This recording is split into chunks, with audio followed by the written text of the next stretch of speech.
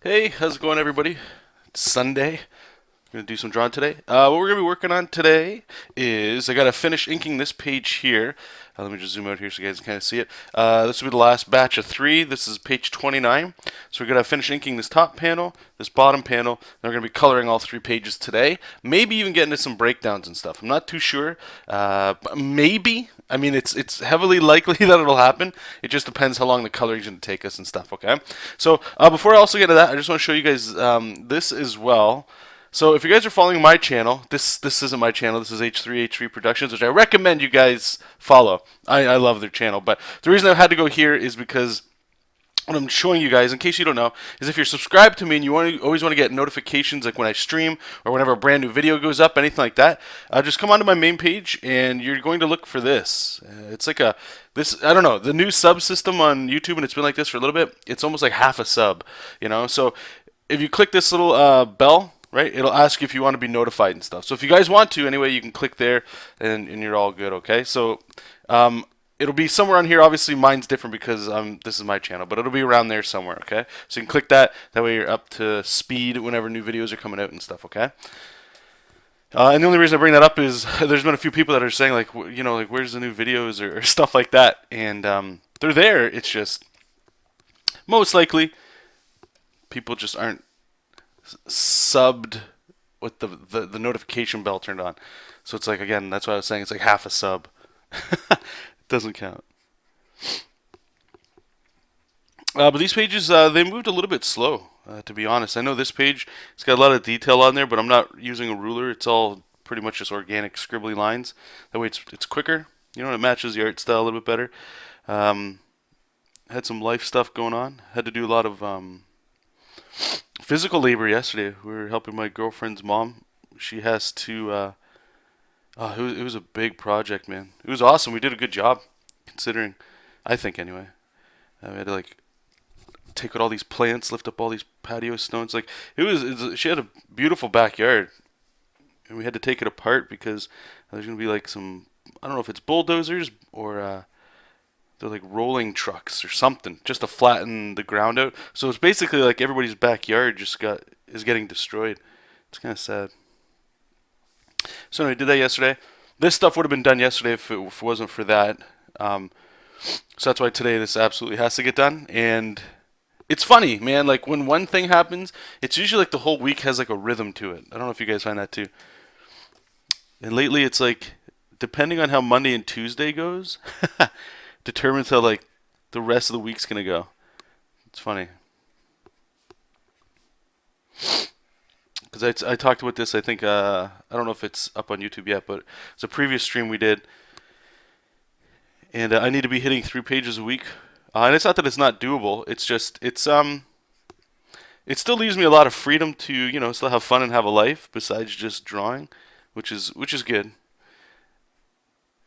But if there's like a couple hiccups with things that require like a whole day, especially on a weekend, I've noticed that it gets pretty. It's tough. It's tough to get back that time because after work I can come home and I can work.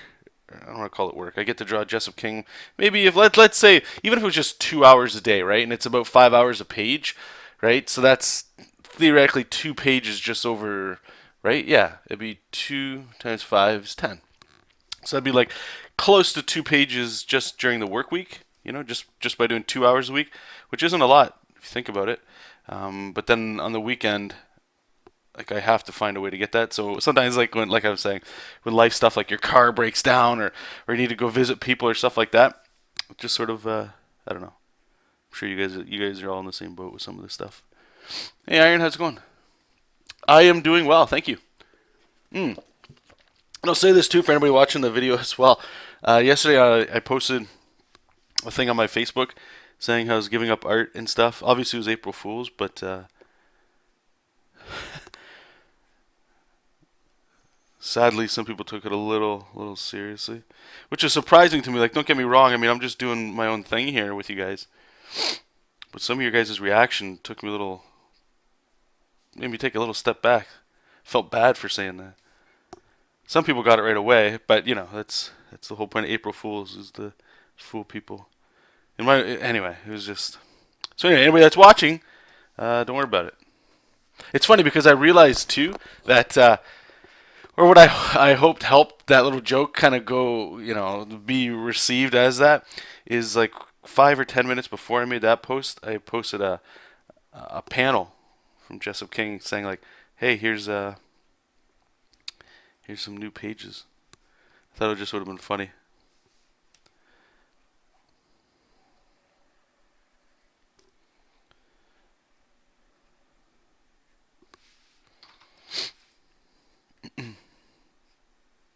And how are you, Iron? By the way, sorry, I forgot to ask you.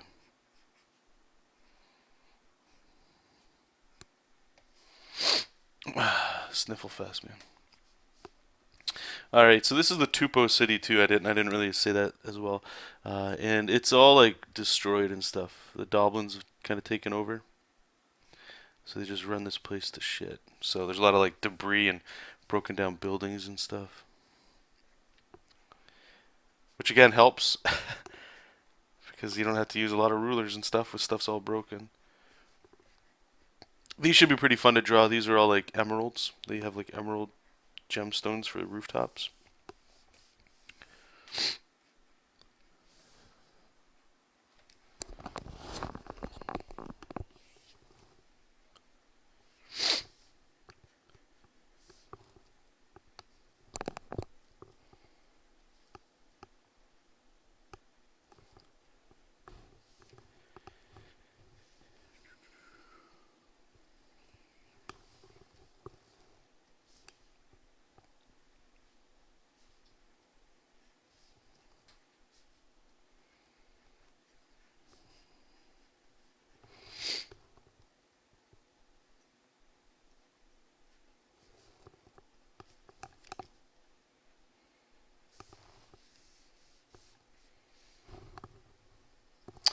How's it going? Are you streaming today at all, April?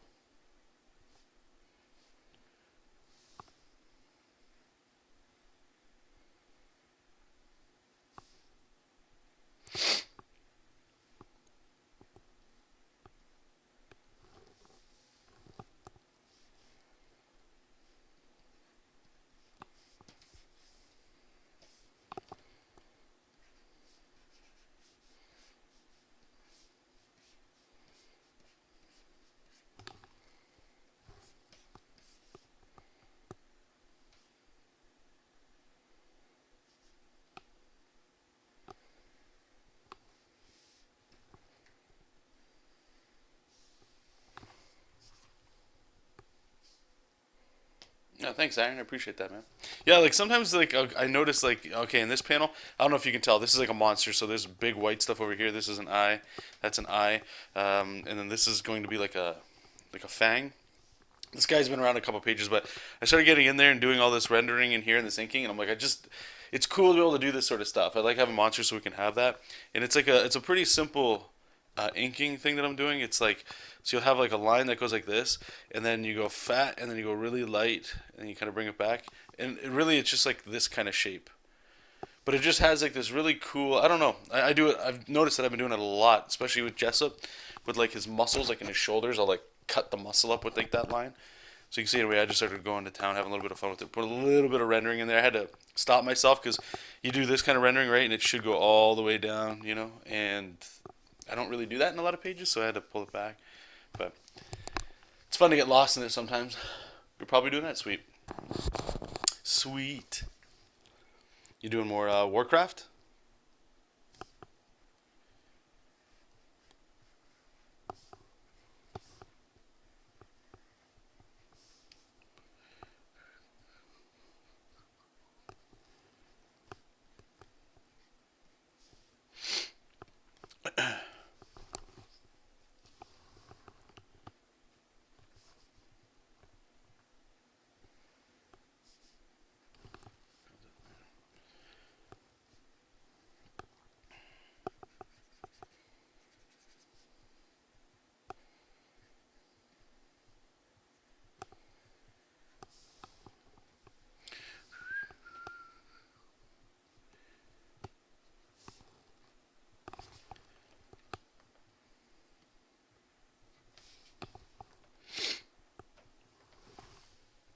You are? Cool. Hey, James, how's it going, buddy?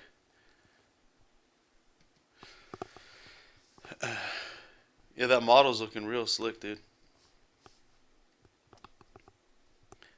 How many more hours do you think you got left into that?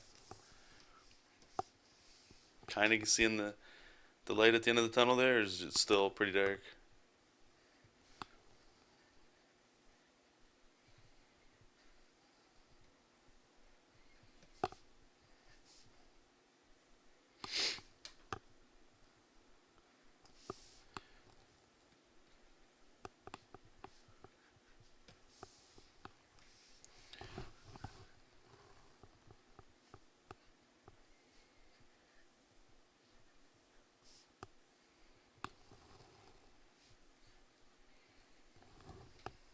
Zelda.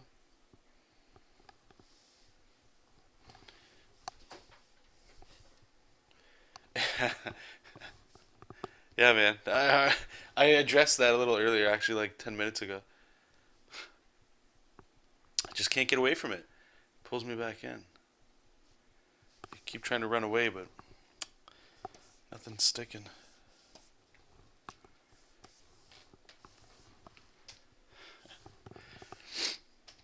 That's good. Hey, Momo Cap. Yeah. Right?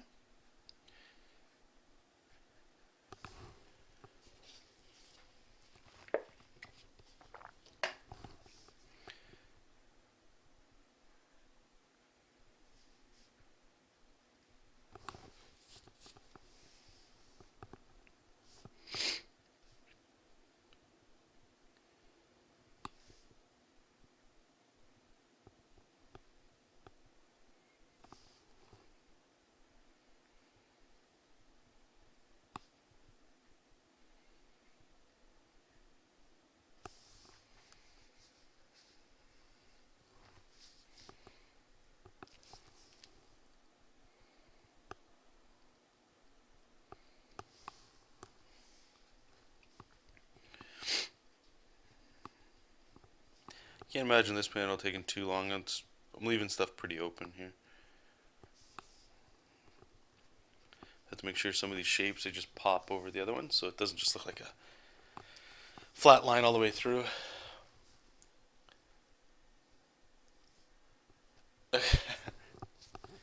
Yeah, no, like I was saying too, man. I felt bad. Like it was just a innocent joke. And the best part is, I do the same joke every year. It's not really. It's April Fool's, right? So who cares?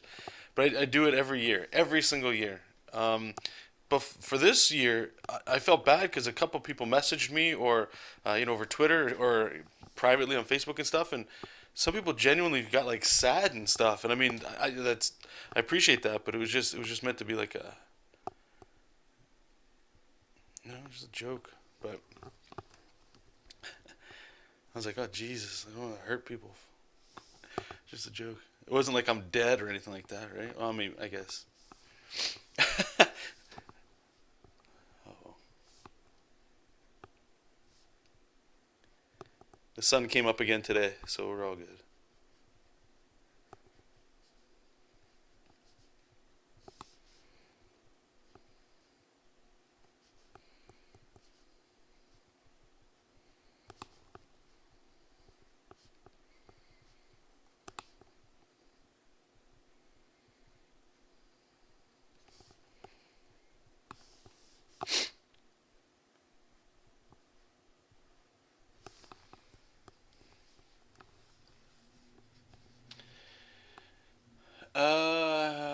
Oh, April for Wednesday. Are you having your birthday thing on Wednesday, or is it on the weekend? I was gonna ask your dad later today. Uh, I'm working obviously, but I get done at like 4:30. So, if why are you guys doing something? Or are you waiting until like the weekend?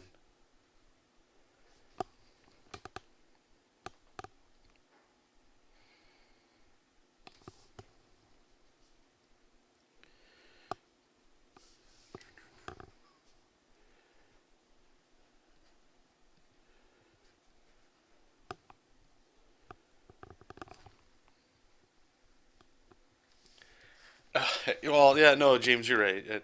That's what I was saying. Like, I appreciate that, and sometimes you know, just meant a good fun. And I know most people took it that way, but there's like a small few of people that went a little deep with it. And I mean, that's what I'm saying. That's where I felt bad because, like you're saying, sometimes you know you never know when you have effect on people, you know. And I just felt bad. Maybe I'll have to be a little coy with it. I'll have to at the end of like a giant thing of text like that, I'll put like a smiley face or something. Like I was saying earlier, what I did is I posted like new Jesop like a like process shot like 5 or 10 minutes before I made that post. So I was hoping that like that stuff would still show up in people's feed, so you'd scroll through and you'd see it. But I mean, at the same time, that's asking people to like dig a bit, right? Like, okay, well, go look at the timestamp and figure that out on your own. And most people, rightfully so, just you know, why would they want to do that?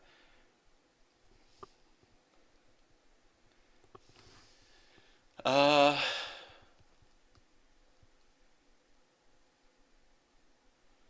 okay. So what's on Wednesday then?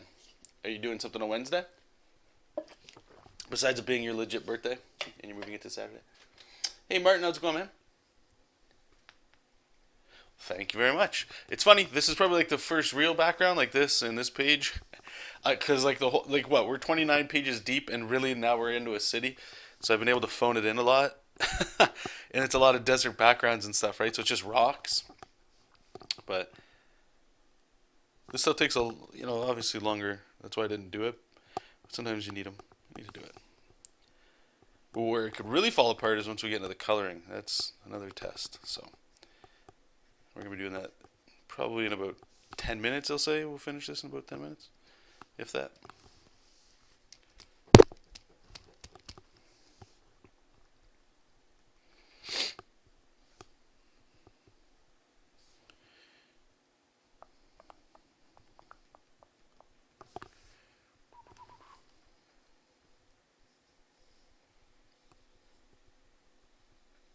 Okay, yeah, sure. Are you asking me if you want me to go? Is that what you're asking about Wednesday? Because I can go, yeah, no problem. Go have some snacks, some snacky poos.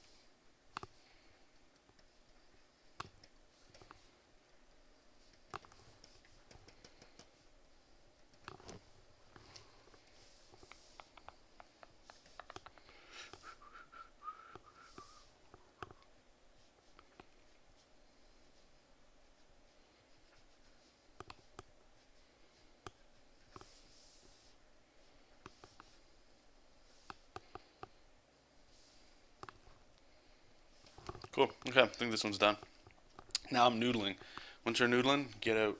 All right, so let me save this up here. So let me get it ready for color. Oh my! I burnt my bald head yesterday too. We were out in the sun all day, like I was saying. It really wasn't even that sunny, I don't think. Either way, it doesn't take much when you got no hair in the way and you just burnt the hell. I don't know if you guys can see it. Just my head's so hot. Okay. Alright, so we got our inks here. Let's click our liner. We're going to merge them together. And then we're going to go edit, convert brightness to opacity. Just so you guys know too, when I'm doing that convert brightness to opacity, it basically, if you turn the paper off, it gets rid of all the white. So that works apparently well, even if you scan your artwork in. That way, if you just want to be able to color your line art, right? So by doing that, let's say I wanted red, and I wanted this guy to be red, I could color him red, you know? And like that, you don't always have to do that with your art at all, but if you did, this is how you would do that. Yeah, sure, no problem, April. That works for me. Actually, here, let me punch that in.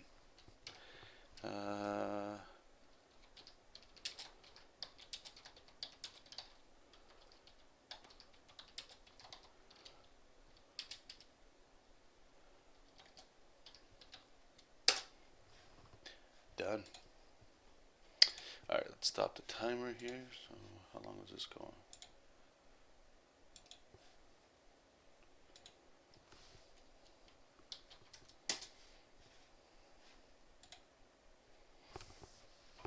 Okay, so we got that. We got our text. Now for color, I have to change the size. So, the resolution, I should say. We draw in 600, and then we got to color in 300, so we don't kill our computer. Old Betsy. Okay, so file, save as, put in color.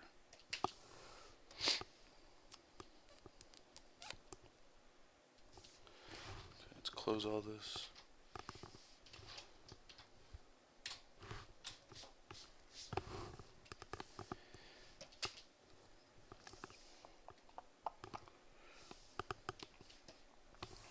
Alright, this should be pretty easy to color. Let me grab. So they're in two spots here, that's why. I'm going to have a couple of these. So we're going to have to open this one. You'll see why in a second.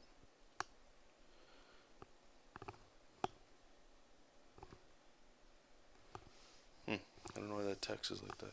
Okay, so we'll have this. Let's turn off all these effects. And let's go with that one.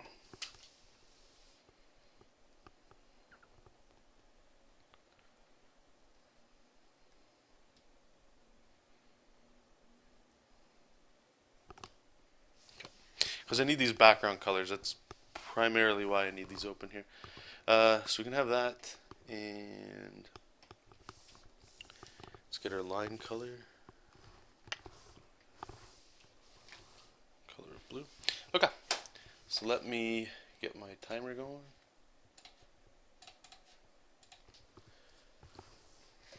We're just going to be doing the flats, and then we go on to do the shadow and stuff. It goes pretty quick.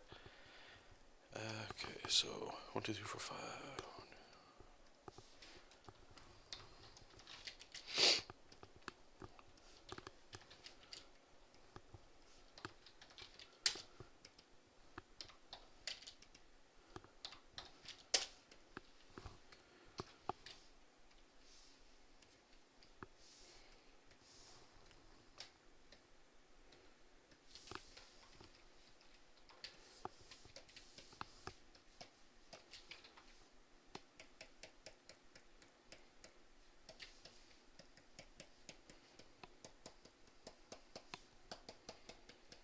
Tap, tap, tap, tap, tap.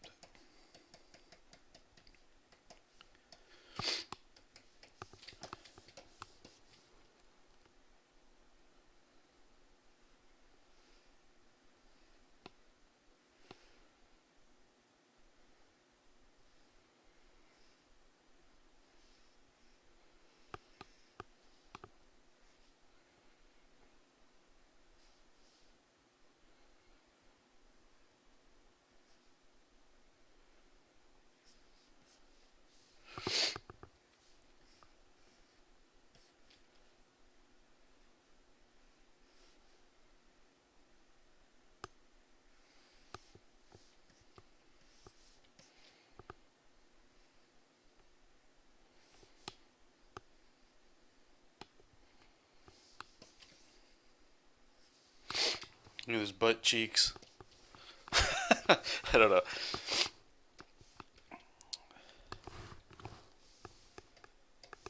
Color Is he in panel 2? No, right? Alright, he's in here. I love when they're like an entire panel. Just makes coloring so freaking quick. Done. Move on. Extreme brutal close up. I may as well just go with the skin color here.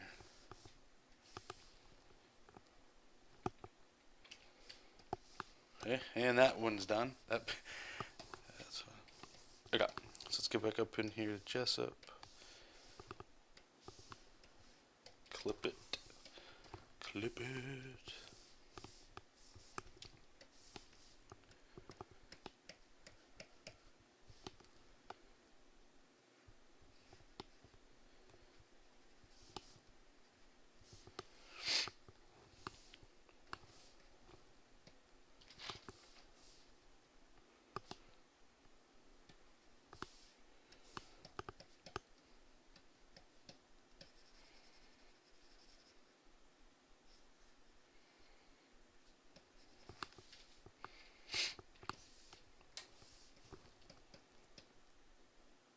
Is it 3? Yeah, it is.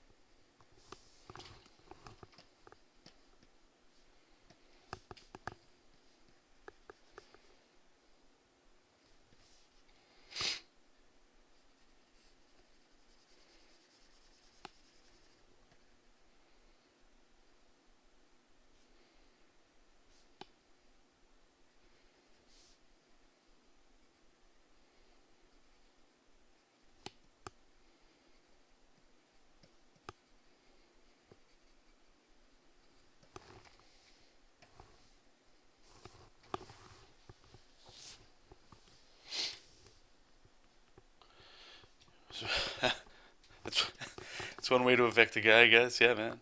Hey, V, how's it going, buddy? I guess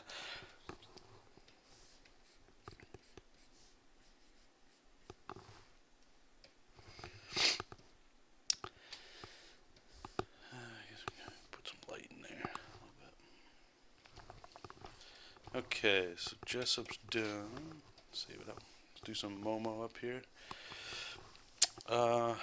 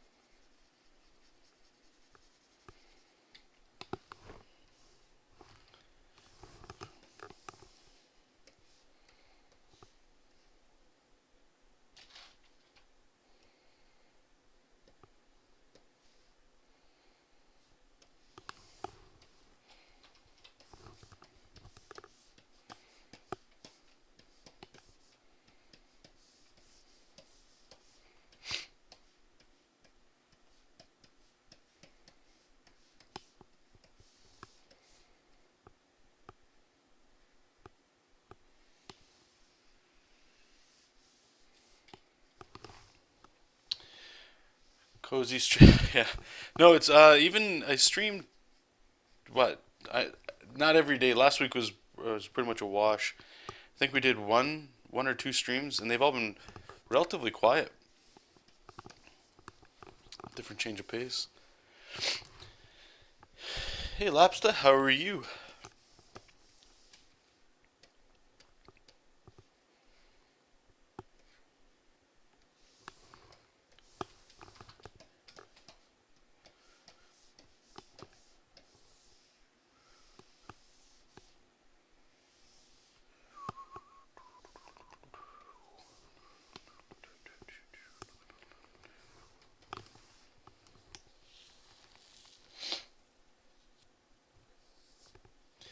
Jessup looks like he has a boulder. Was it a boulder for an upper body?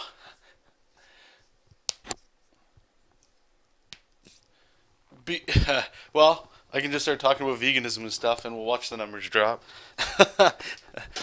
That's been a proven fact. Or if I get on a soapbox too high, it goes there too.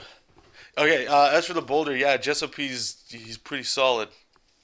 I like to go over the top with them. I don't. There's a couple panels when he's not really flexing. I think page 3 or something where you're just kind of like standing like this, or page 4. It's really toned down, but like I don't know. I just have a lot of fun drawing them, like going over the top. Sometimes, well, most of the time, it probably just looks like shit, but it's fun to do.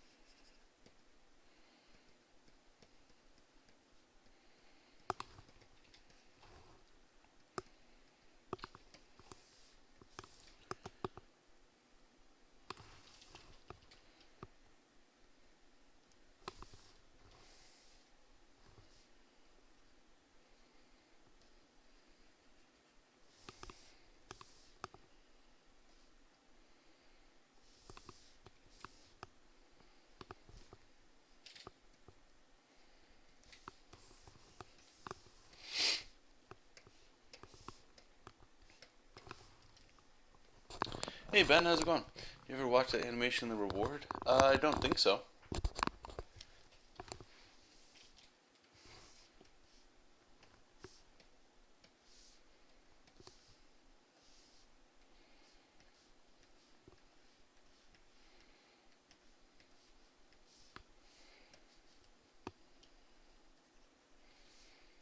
It's not ringing a bell. I may have seen it. I don't know.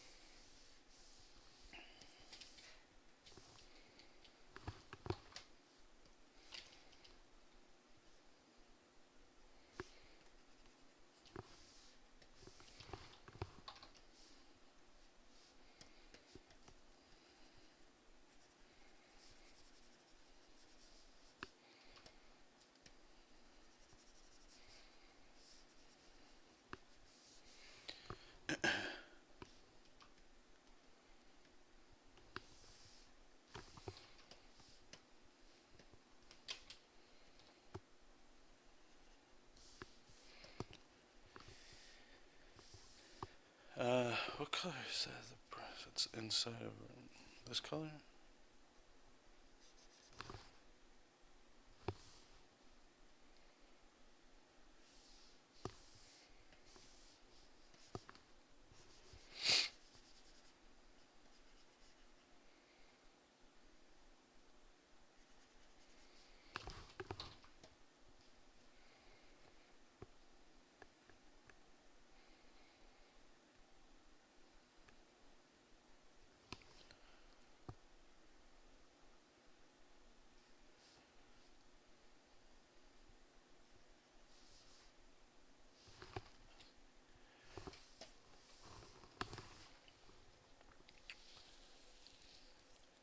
Okay, see you later, April.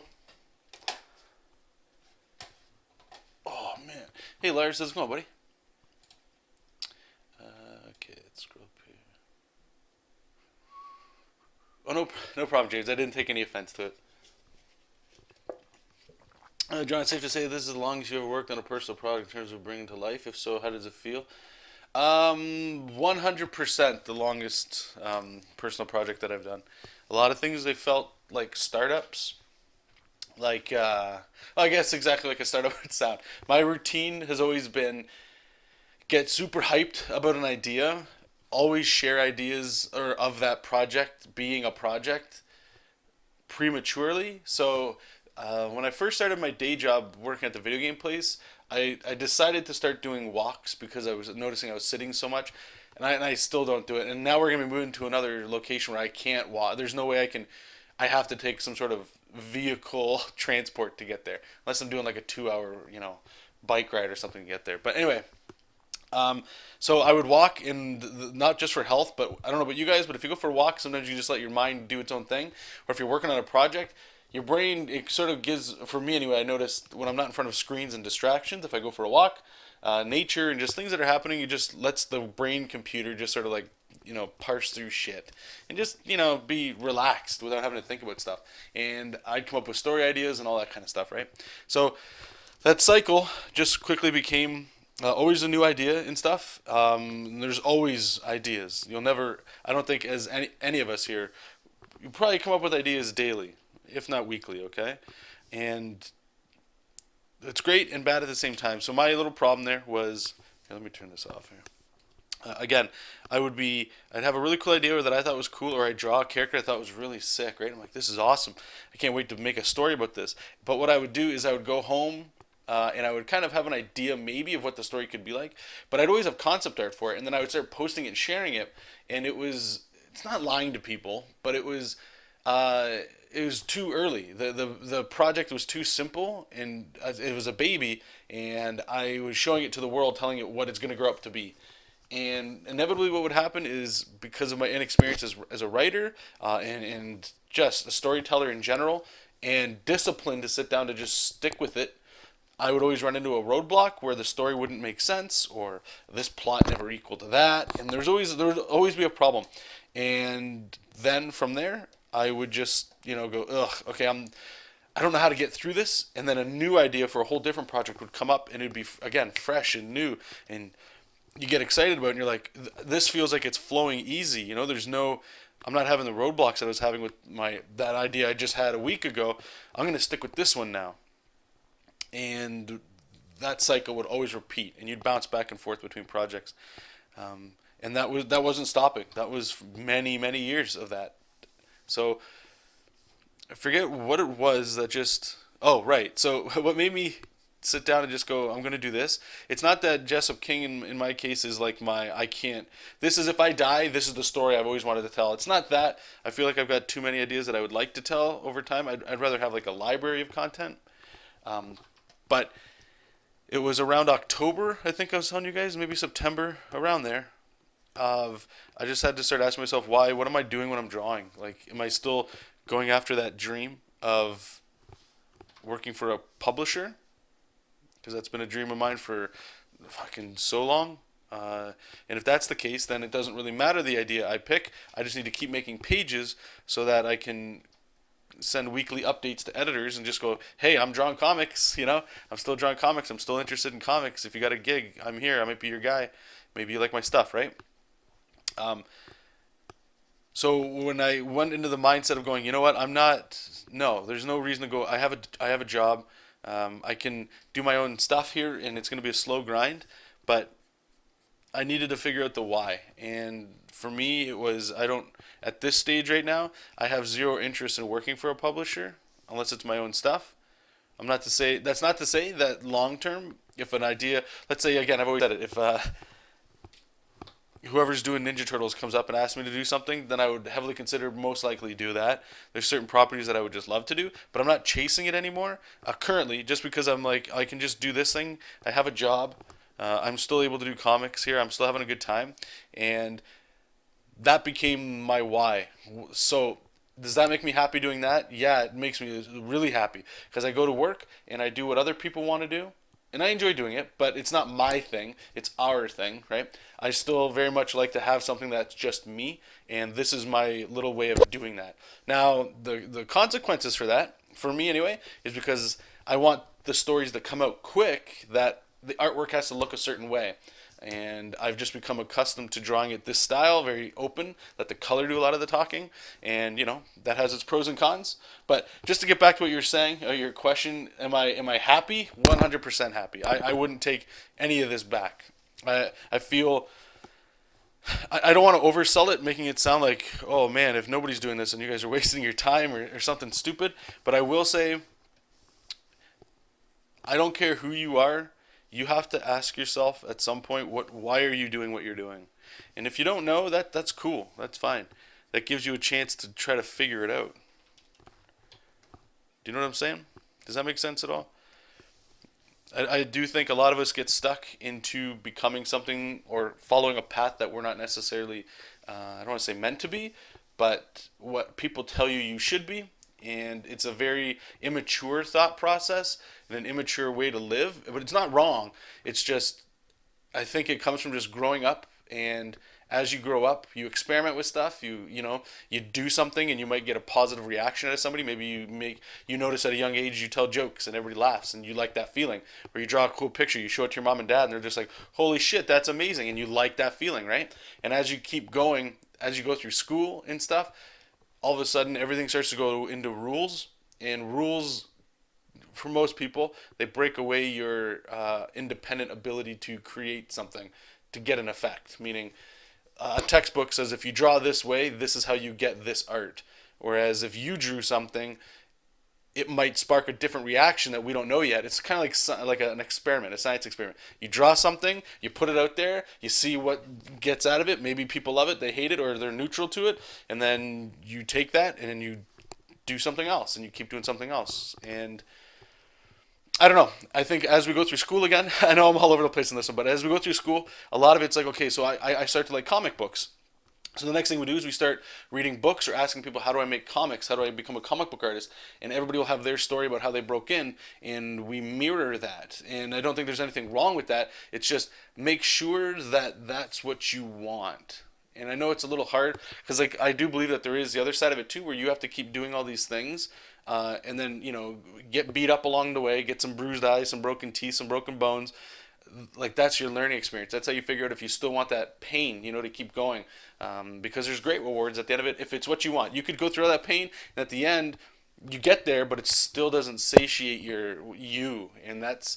It could be. I know some people they get into like the publishing stuff, so they could use that as a launching point to do their own stuff. But again, there's nothing wrong with that. You just have to ask yourself because I've continually said this for like the last 4 months is why. Keep asking why. And I hope it gets annoying to some of you guys and you girls out there because a few of you actually do it. Some of you guys are just autopilot. And the reason why I keep trying to hammer it in is because it took me, I'll be 35 in December. It took me, I'd say 10 years to finally start figuring out like what is my genuine why. A lot of times it was like, I'm just making comic books because that's the path I've been on and blah, blah, blah. But it's not the comic books wasn't the problem. It's like, who am I making the comics for? Because I was getting paid doing independent stuff and I still felt the same. If I was doing Spider-Man, the only difference is now I'd go to a convention or something and I'd have a fan base of people that are like, holy shit, I love your art. Only because I'm drawing Spider-Man, like they weren't looking at my stuff when I was doing independent stuff, right? So it gets weird and it's different for everybody. Just Be you. Be yourself. Try to figure out what turns you on, with what gets you excited about creating art, right? And just, I'm telling you, just do that. It can be comics, and just know, no matter what you're doing, it's just getting, it's a grind. No matter where you are, you could be working at Marvel. It's still gonna be a grind, right? Soapbox time. Anyway, let me catch up with what you're saying. I hope that made any kind of sense to you at all. And again, that's just one bald man's experience and opinion on that. Uh, okay, you guys have been just lighting this chap up. Chap up? Chat up. Let me just turn the timer off as I catch up here. I'm going to have to get some water in a second. This coffee just...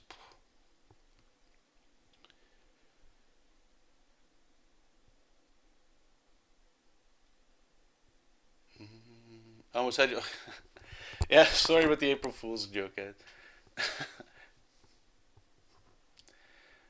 Endless ideas. That's why I always, sorry, have Bert stare at people, blank stare at people when they say you want to do something but don't have any ideas.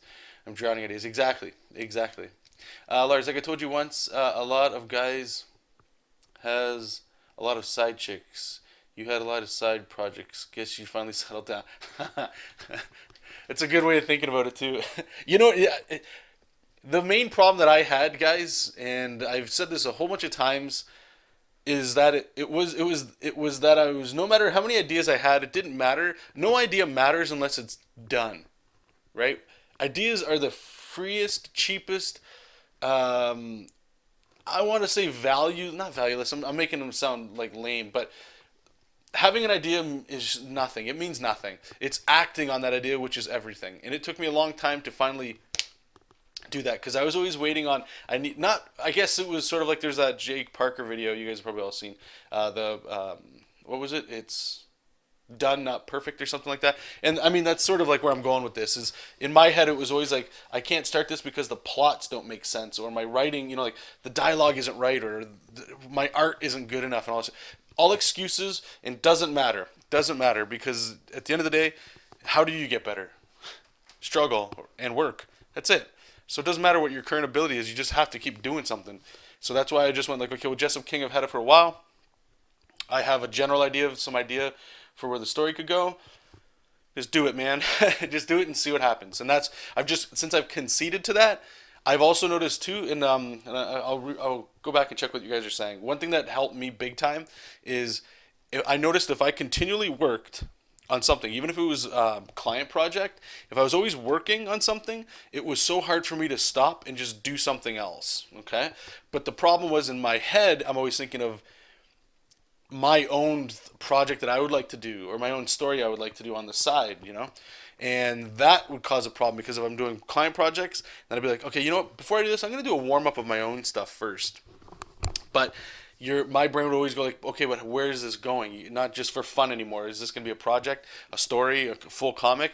And then I would always get in conflicts with myself. So once I decided to go like start saying no to client work, some client work. I'll do like covers and stuff from time to time, but I'm not doing comic books anymore. There's no point. I can just do my own. They're too much. It's too much time invested for too little monetary return, in my opinion. Because down, like, if you think 10 years from now, all the work you're doing right now, like, I'm getting better at drawing every single day because I'm drawing. It doesn't matter what the fuck I'm drawing. So I may as well be drawing something I really am excited to do, right? I could read somebody's script and just be blown away and go like, holy shit, this is going to be amazing to draw.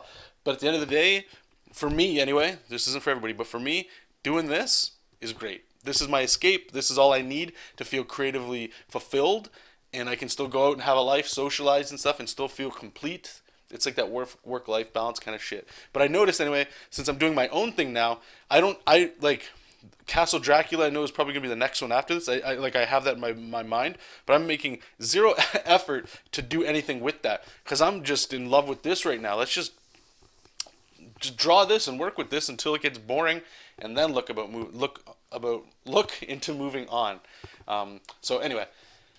Uh,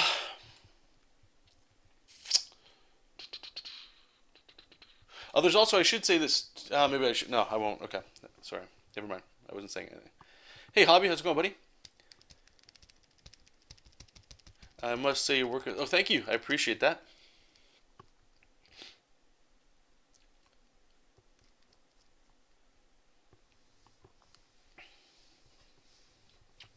By the way, John, I just wanted to ask you: have you seen Enrique Lorenzana? Is that his name? Working the book Nancy in Hell, a Dragon in Hell. Dude, he does the Freddy method, but he stops at wireframe. No, I haven't. Is there like a link or something you could hit me up with?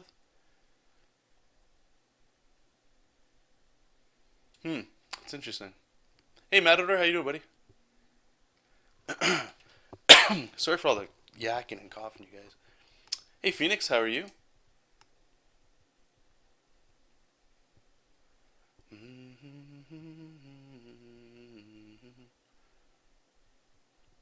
Hobby's saying, yeah, I have been down recently, John. Tried to work on my own comic. I'm not good enough yet, and I'll come at you like super blunt with that. It's you got, and this is for everybody. This isn't directed right at you, Hobby, but like that's the number one thing I've always heard people. There's always like, how do you start? I get that. To me, that just means people are just insecure. They haven't actually made a comic book yet, so they don't know, and that's why I highly encourage people to just fucking make a mini comic. If you don't know how to make one, I know I have a video on how to make one, like page wise or whatever, right? But honestly, guys, I'm going to be vulgar here for a second, right? Even if you feel like you can't draw, just fucking do it. Stop. It's an excuse. You'll never be ready unless you do it. Just expect everything you do to be shit in a learning experience, and it'll be better. Don't worry about it. Don't worry. Everybody's crap. Everybody's shit. Everybody starts shit. Like, and that's the best part. Like, you might be like, well, I'm older now and I wish I wasn't shit anymore because, blah, blah, blah. Get out of it. Man, there's so many other people out there that are working to make you not succeed. For you not to have at least a backbone, grow a set. I don't care if we're, whatever. Grow some sort of self-esteem to just act. And you will be pleasantly surprised. I'll tell you, and it doesn't even take a lot. The fact, once you get your first comic page done and you look at it and you're like, this actually looks like crap. Cool. Guess what though? All right, but it's done. Move over. Page 2. By the time you're done like an 8-page mini comic and it's an actual just done story, you look back at it like this whole thing sucks. But it's still a thing, right? And regardless, it's still 8 pages of comics. And if you want to be into comics, how else you, and I've said this before, the only way you're going to get better at comics is this. Stop looking at anatomy books, stop drawing figures, stop drawing life drawing for like 80% of your time. Make comic books 80% of the time, and then that 20% or whatever, that's when you're doing your figure work and stuff. Keep just draw comics, not just noodling heads, noodling bodies, just standing there, or a design of a character. If comics is what you would like to do, make comic pages. Stop dicking around with like anatomy and stuff.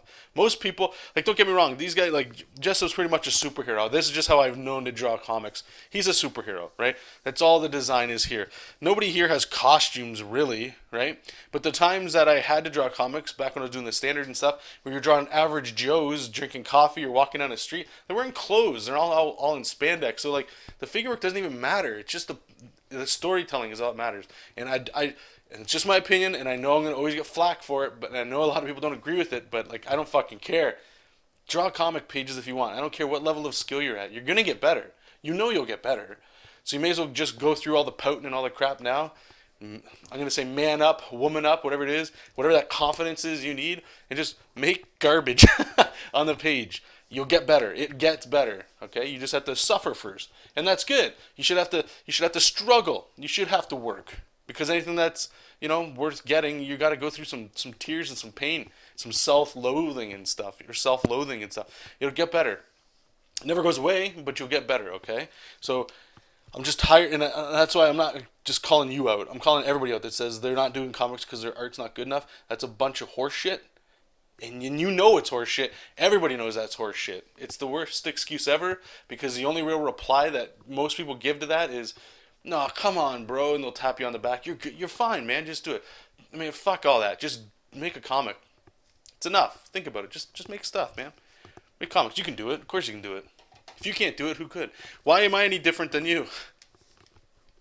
I'm just drawing. That's it. Right? Add some years to that, and that's you. That's all. Come on, guys. You guys can do it. I believe in you guys. Okay. Let me catch up here. Matador, I don't know if I'm good enough to do a complete comic. I think I can swing the pencils and inks, but color, yeah, studying some techniques.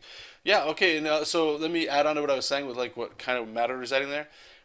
You don't have to do the entire process. If you just, you gotta start with your building blocks, right?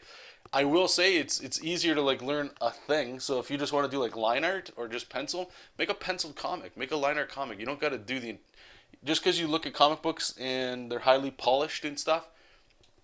Just remember, especially in published comics, right, guys? There's usually an artist that's doing the artwork, somebody doing the coloring. Sometimes it's the penciler and the inker. There's coloring, letterer, writer. There's a whole bunch of steps, and it's very hard to just be that. That takes time. That takes time. Okay, so just start. Pick something you like. Most likely, you're probably going to start with artwork, right? Just start with that. If you just want to do an ink black and white comic, but you wish it was in color, if you had to, you could always pay somebody if you wanted to. But I'm assuming that's long term, man. Just get better incrementally, but stay focused on what it is you want to do. If it's comics, just make artwork with some stupid word balloons. They'll get better. You'll learn to get better. Come on. Come on, guys. I know you can. Come on. Lars, yeah, we can do some stream. Okay, sorry. Jonathan, do you publish your own comics on Webtoon? Yes, I have. Jesop King here is on Webtoons. I think page 8 went out on Monday. It updates every Monday and Friday, so we'll get another page tomorrow. So it's on Webtoons as Jesop King. Actually, I think in the description, let me see, it should be there. Yeah, if you look in the description under the video, I got a whole bunch of links. So if you guys are on Webtoons, Tapastic, on the Facebook, he's got his own page there, so you guys can get your updates there. Instagram as well, and then, of course, there's the main site, which is a Tumblr site. The square ass, yeah, should probably move it, eh? So good. Hey, don't be a blunt. That's fine. I've had a mini comic for a small indie company, but that's just me. It's all good, my man. Google needs it. Okay, I'm gonna check that out.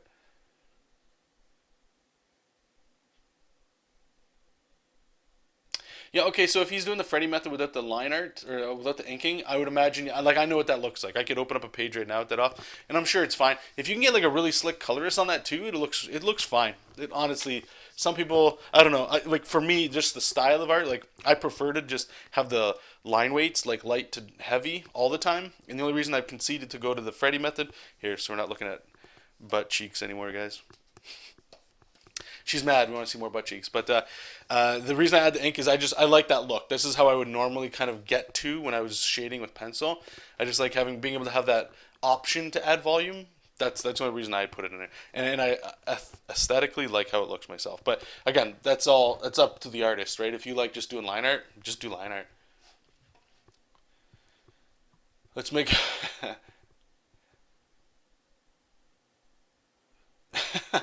Oh, you guys are funny. Hey Curtis, how's it going? How do you feel on doing critique? Do you think it's this? I do think it's good to show your work to other artists that you value their response. And there's definitely good critiques and there's definitely bad critiques. A bad critique is somebody just tells you, yeah, it's good. Well, you can't really. What does that do for you? That doesn't really get you anywhere, right? For me, what I noticed is like, okay, I think a lot of us, maybe not everybody, okay, because I just want to preface that because I know not everybody has the best backbone, especially through family when it comes to art. Some of us, we get lucky, and your parents support what you do, right? And that's amazing. But there's a ton of people out there that art is not something that's valued, okay? So getting that kind of recognition always feels good. Oh, you made that? Wow. You're very good. You're talented. All great stuff. Very uplifting, right? But in my opinion, if you're going to another artist, the only time you would ever get, like, if you're going to show me your stuff, I like to do the compliment sandwich where I'll say what I said. Hey, you drew something. Good for you. And then I'll try to get gritty with it, what I would do to change it. To improve it in my eyes anyway, right? And then the other side of it is, but keep going, keep doing, keep drawing, right? And that's really the best you can get out of it. Make sure that whenever you get a critique, not that they're going to destroy it and rip it apart and not change your vision too much, but explain why you might want to do something different. Like your perspective could be out of whack and you don't see that, and I show you, and you're like, okay, like that's a critique you should take because that's going to grow as an artist. Not necessarily like, So his butt cheek is way too square. What you want to do is you want to bring it in like a butterfly, right? Like it's little things. It's like they say, take everything with a grain of salt, right? Everybody's going to give you critiques and they're going to have a little angle on it. I do say it's important to get critiques, but when you do, again, just make sure that what you're getting out of it is more stuff that you can work on instead of praise. Like I would 100% stop. This goes for everybody. Stop trying to, and I did this for a long while. Stop trying to have like your artwork, show it to an artist, and just have them like your goal be for them to just go, "Holy shit, this is amazing! You should be working right now." That gets you nowhere.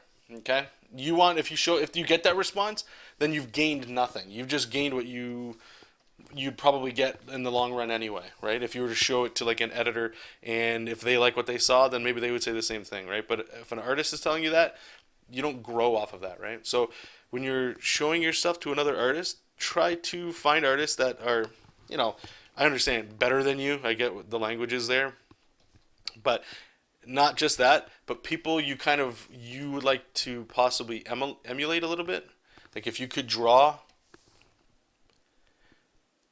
a little bit like them. Like if I could show my stuff to Joe Mad, it's not the same style, but in my mind, like there's energy that I love in his stuff. I would like to see there, and just for him to go like, yeah, man, like this sucks or whatever. I would probably just change it like this, and you can kind of see how they break apart your drawing a little bit, because art's so like, it's just you in a room or something, or on a computer just drawing all day, right? So I don't say it's intimate, but you're spending a lot of time with the drawing, and at the end of it, the average viewer, like our moms, our dads, non-artists, I'll say, they'll probably either like it, and they'll not really know why. They might just go, "Oh, it looks really cool," and you're gonna get that no matter what you do. But when you're showing an artist, of, I'll say a more skilled artist, then I would be looking myself anyway for just. I always said rip it apart. That was my thing. Like I have to take my feelings out of it and just if it's shit, tell me it's shit. Tell me and show me why it's shit. You don't have to prove it to me that it's shit. I'm not debating you that my art's not shit, but you have to humble yourself. I recommend this. Just humble yourself to the point where you're just like, here's my stuff, and you get it back. It's almost like another person gave it to them, and you want them to just fucking. If the art sucks, I need to know, because how are you gonna grow, right? And that's where I was saying a little earlier. You got to learn to take punches of the face and stuff, because it's not about you. It's about what you're. Like this is I don't know. I always feel like romanticizing art is a bad thing, because then you kind of like you don't want to hurt something that you that you love. But at the same time, if you want to make money at this stuff long term, there's value in somebody saying what you're doing is like a bunch of horse shit. Sometimes you're lying to yourself. But I've been drawing for years and years. And how come my stuff still sucks? They don't know what they're talking about. That might be you guys, I don't know. It's like an old attitude I used to have. A horrible attitude. Wait, is this guy's color? No. What color is this gray? What is this gray color? Sorry guys, I don't even know what color I'm coloring this dude. Weird. Anyway, okay, sorry, I'm rambling.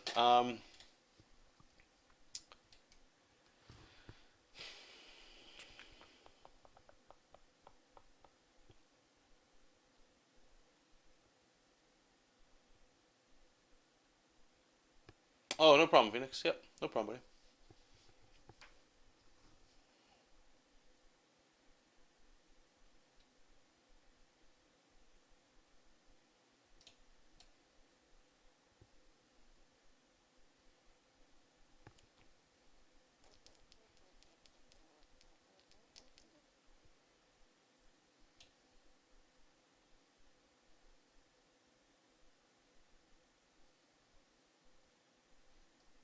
Hmm. Yeah, I hear you, Lars. So Lars is saying here it's related but not related. He's just having a private discussion with people. I really need to go back to the basics. I do the same one third pose. every effing time, and it looks so boring. And I think with the fundamentals will help me improve. I just need the strength to go down that road. So you're right, and that's the real talk, man. That's again, that's what I say. You guys, please just take yourself out for a weekend, man. Go on a picnic, do something, or stay home and not stop playing video games, watching movies and shit. If you haven't done this yet, please don't wait till like me. Don't don't wait until you're like 30 something years old, or maybe you already are. I don't know. Put it in perspective. Just at some point you got to ask yourself, like, what the fuck are you doing? Like, why are you drawing? And that's why I said a little earlier, I do believe a lot of us, we just do this because that's what we've been doing. And eventually it'll work out and you'll get a job at the biggest places, and that's it, right? And then the next question you ask yourself, and this is what I asked myself, is okay, if that was true, and I mean, I was working a lot, I was drawing a lot. I don't draw as much as I used to, but I still draw a lot. But back then I was drawing, like, that's all I did. I didn't have like I wasn't. I go to a friend's house maybe once in a friggin' blue moon or something, man. Like I was just very driven to like get a job in comics for no other reason than like it's a drawing job and I could make a living at it and I don't have to go work a 9 to 5. I can stay home. I have fun drawing, you know. But I wasn't drawing comics, man. Like I was drawing. Oh man, I was drawing like pinups and butt cheeks, chiseled butt cheeks like this, right? um, and I know those were all like leading into the problem of me not getting a job. Like I could get freelance jobs because freelance jobs aren't the same. And I'm not saying this in um, a derogatory way. I'm just saying like a freelance art or comic book gig is not the same as trying to work for a publisher. Okay, it's just not. There's a different quality there. I do find that freelance stuff they kind of take whatever they can find. They look for people they like for sure, but it's not the same, right? Like it's not like you don't have to hit a certain level of quality in order to get a sustained paycheck. Maybe even at these big companies, it's not guaranteed that you'll stay there and make money, right? But anyway, so if you keep getting in that loop of not even asking yourself, like if all you're doing is drawing, and this is just my opinion, if all you're doing is drawing for the sole reason of well, it's better than a 9 to 5 job, I'm going to go ahead and say you're not going to be very successful long term. You might have some temporary stuff, and I hope you do. But until you ask the question like why am I actually doing this besides a paycheck? Because let's be honest, that's every job, man. You can go get a paycheck. You can get a job anywhere, lifting skids and stuff at a factory, or serving food, or washing dishes, washing cars, pumping gas at a gas station. Like, you know what I'm saying? Like, you can get mundane jobs, and there's no shame in that. If you need money, you need money. I'm not coming down on people that are doing that. Sorry, I'm trying to find. Everything's in shadow here. Let me just turn this off here. 1 second. There we go. Just need these flat colors. What the hell was I saying? I got distracted. Sounds right.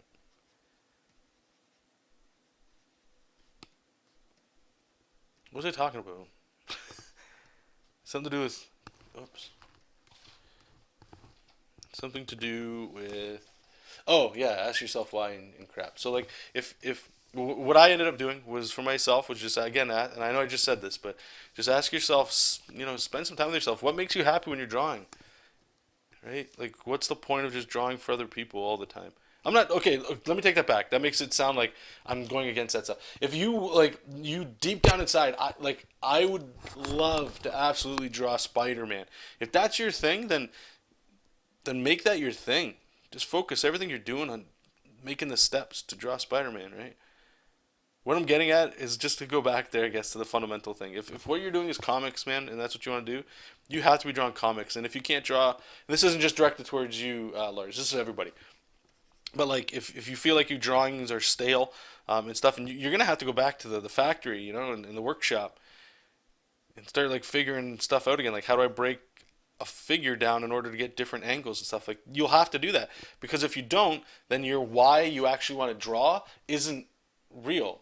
So what I'm relating that to is, for me, I kept drawing comics with the intent that I'll work at a company one day to make comic books. But I never got there. And the reason for that, besides like, okay, well, like maybe editors didn't like my stuff, like for like to take responsibility, the reason why that never worked is because I was never making comic pages to show editors.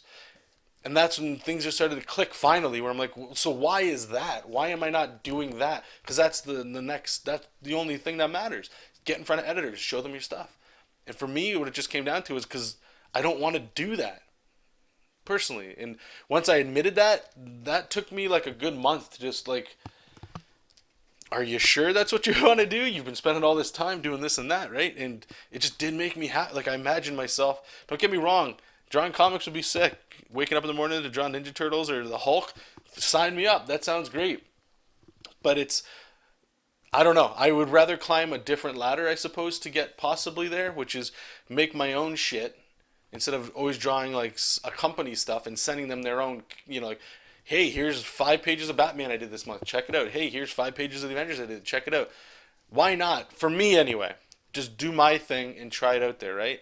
So what does that mean? Well, like, so when I'm doing this, like, I still have a sketchbook that I'll throw in there maybe once every other day or something because I don't have too much. I'm not making too much time to draw, but I'll do that just to like practice angles and stuff, like draw like a different head or figure out forms a little different, and then that stuff carries into this. Because I'll tell you right now, like even this shot right here, this panel, over the last 3 pages, it's very similar because I know where they're at and they're just talking, right?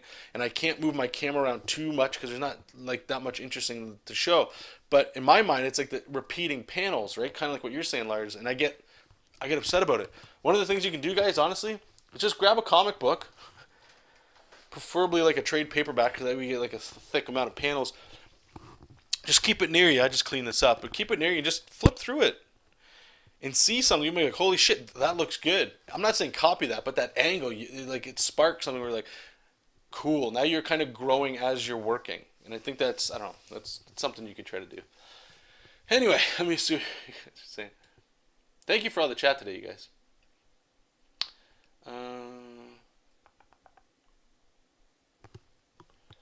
James got his 2 books by Loomis finally. Hoping that will help out me.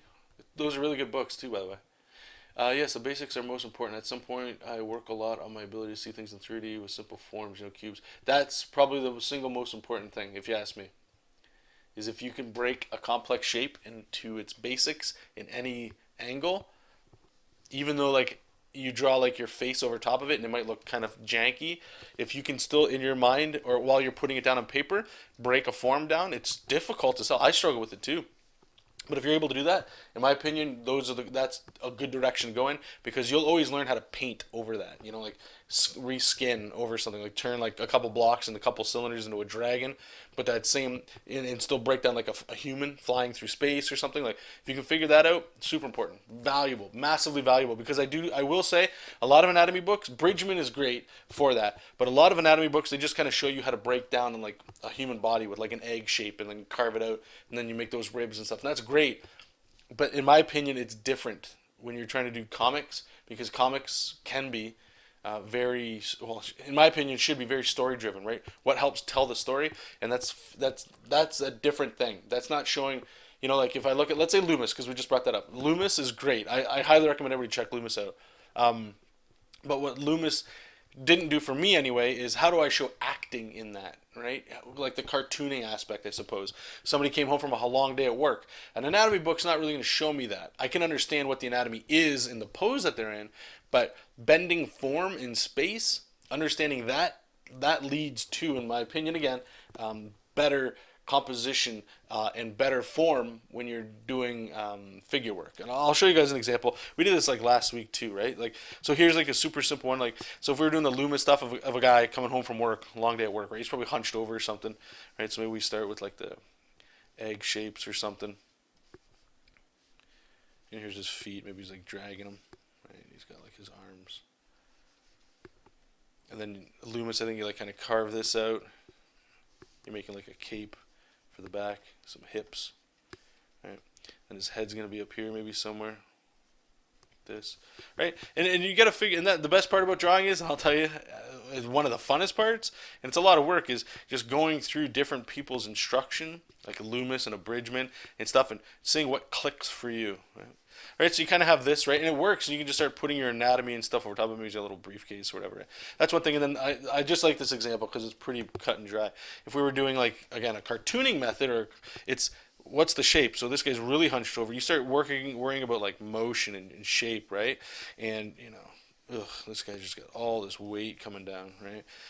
Now you can see right away they're both going to lead to the same thing, but what you do from here is what's different, right? It's like, well, how do I turn these lines into volume and shape, right? And that's where we're kind of talking about what we just did, like if you can figure out putting cubes and stuff in space, and how do you keep that energy in there? In my opinion, at least this is where I'm going with stuff lately, is this, to me, tells a better story than that. This still tells me what I need to, but this one over here tells me more along the lines of like, I want you to feel what's going on, ideally, right? And that's why, just undo all this crap. I don't know how far back we can go back. Oh, we hit it? Okay. That's why I draw butt cheeks like that. I want you to feel the chisel. The amount of squats this man had to do to achieve this. Beautiful. Matador, would you say freelance is a good way to get your feet wet? Why you're not using your reference program instead of jumping from file to file? Okay, so we got a lot of good stuff. Okay, I'm going to get some water here. I'm going to leave the butt cheeks on the screen for you guys. I'll be right back.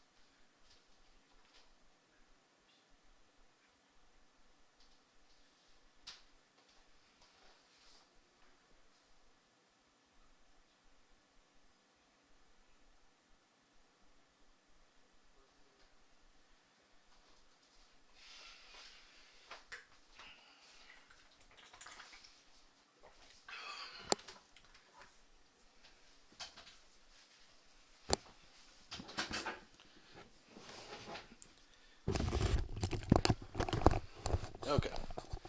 You guys ever drink so much coffee that you just get like dry mouth? Like, like you're not even drinking anything? Okay, so real quick, Lars, I'm not using the pure ref file you're talking about. We'll probably get into it if we finish up the coloring and get into the breakdowns, because I need to color sample stuff, and at least in my opinion, you might be able to, you let me know. I can't eyedrop tool from there. So there's certain characters like this guy. I need his color sample, not what his design looks like. So just so you guys are, so we're all on the same page here. I'll show you what he's talking about. So there's this program. I made a video on it. I think it's amazing. It's been working out like killer for me. You can just like make a whole bunch of reference images in like a file, right? So here, I'll zoom out. So this is pretty much all the working file I need for this project, right?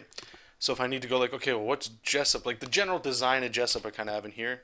Cool. You know, I can always see him. Maybe some, he doesn't have a lot of facial reactions. It's usually all just in the mustache is his emotion that he'll show, right? But like his design, how everybody stacks up next to each other.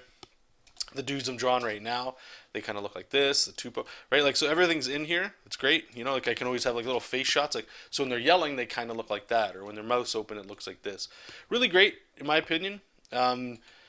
Again, the main reason I wanted this is so that I'm not opening up a bunch of files like I kind of currently am, right? That's it. And I think this is great. And you can always move this. I've got a second monitor, obviously, so I can just, you know, click and move it off screen or whatever. But for the coloring aspect, anyway, let me just close it. It's a little different. I just need to see. I have to color sample with an eyedropper tool, so it's a little different. But when drawing, it's awesome. Highly recommend it. Wake up in the morning, in the gym, coming home to work on art now. This is a dream job. Oh, awesome, editor. So, Bill is also saying check out Wally Wood's 22 panels. That's a great resource. A little old school, but it's got a lot of really cool stuff in there too. Okay, just to answer Matador about like getting your feet wet with freelance. Yeah, I mean anything that's going to get you drawing is good. So if that's what you think you might need to do stuff, that's great. On the other hand, you can get some money, and money helps people too. But you know, uh, I think is no matter what you're doing, as long as the majority of your time is making comics, you're going to see the most gain. I don't care how old you are. I'll tell you guys this right now. If I spent the time that I had with freelance projects, like when I was getting paid to do comic books, independent comic books, if my focus was just like again, the 80-20 rule, 80% of it just doing client work, which you think you would mostly do because you're getting paid, but me, I always wanted to get better with anatomy and stuff, right? So if 80% of my time was literally just doing comic books, that would have been sick. Do you know how many comic pages I would have hammered through in a year? I'd probably be in a totally different area right now. My art would be even better, I would imagine. And then when you're done that, you kind of do some studies and stuff. Study is important. It's harder to do it when you have a gig, but it's important to find time to eventually get to it.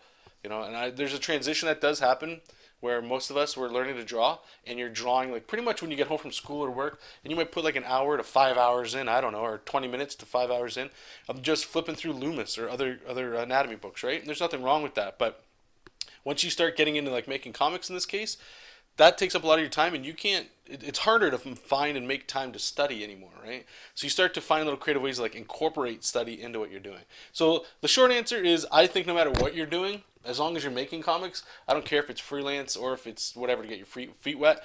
No matter what, they're both the exact same thing. They're both making you make comic pages. They're both making you break past your comfort zones. The only major difference is what do you want out of it? Meaning the one side is either you can get money for doing that, right? Might be a small amount of money, but you can get some cash doing that. The second one is, what's it called?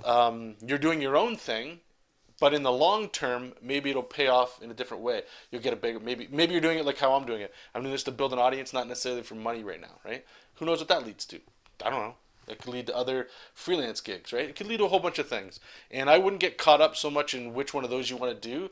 I think the easiest way, while you're thinking if that's what you want to do, is freelance is great. You'll learn a lot about the business just doing freelance. I know I'm rambling on this one, but freelance, you'll work with a team, kind of understand how that works, if it's a really quiet team or whatever.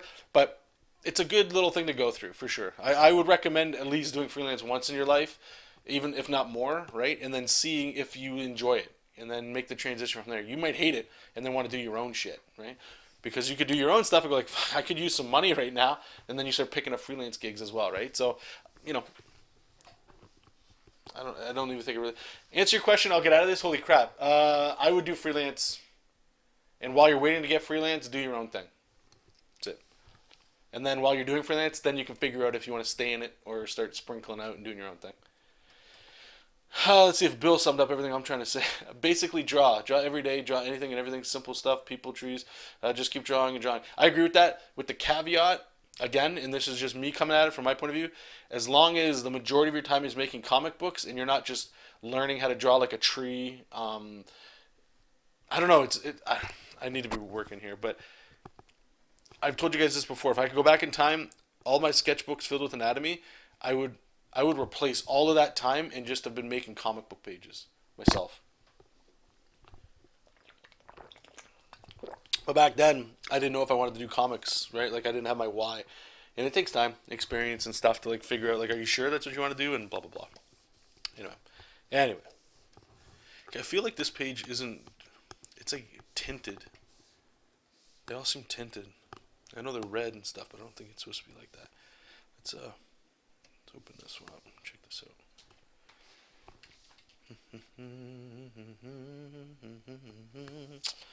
Turn all the text off. Turn that off. Turn the texture off. Wow, I don't remember the ground being like that.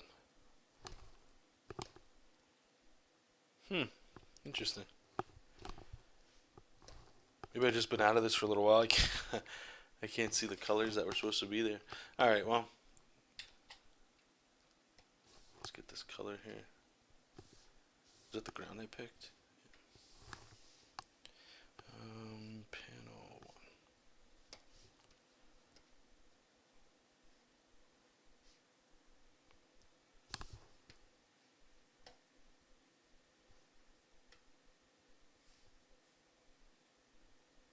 What the hell did I click? Man, I'm on tilt right now. I don't even know. Okay, there we go. Wow. I've been rambling too much. And I went too deep. I couldn't get back out. Crazy is that?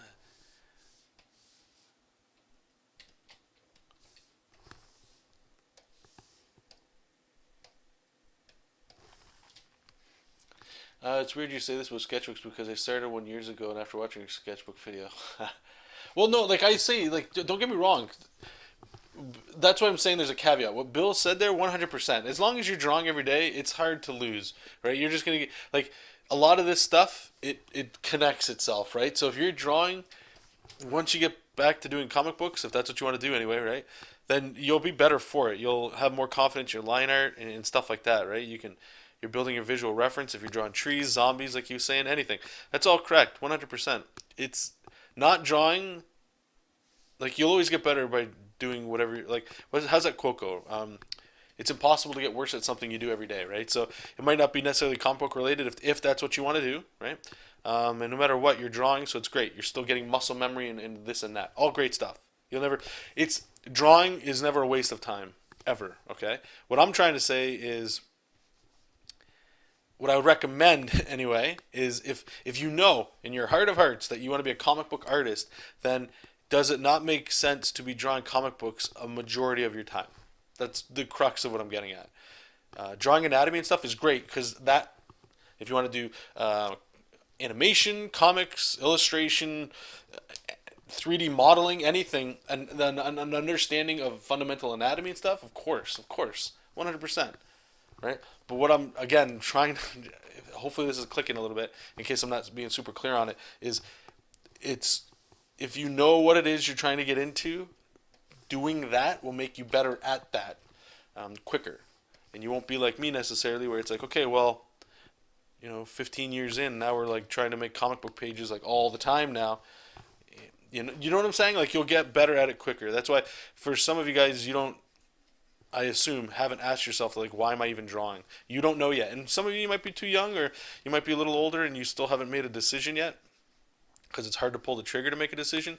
And that's a whole different battle, right? But if you know where you want to go with your art, you can start to tailor your learning experience to that, so you can maximize your gains. You can maximize your time input on something, and your expectation to get something out of it makes a little bit more sense. Does that make sense? Am I being clear on that?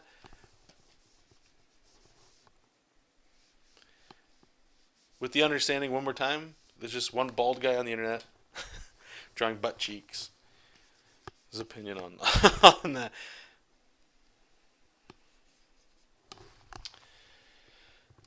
I'll be streaming. Good question. Oh, I spilled water all over myself. A long time.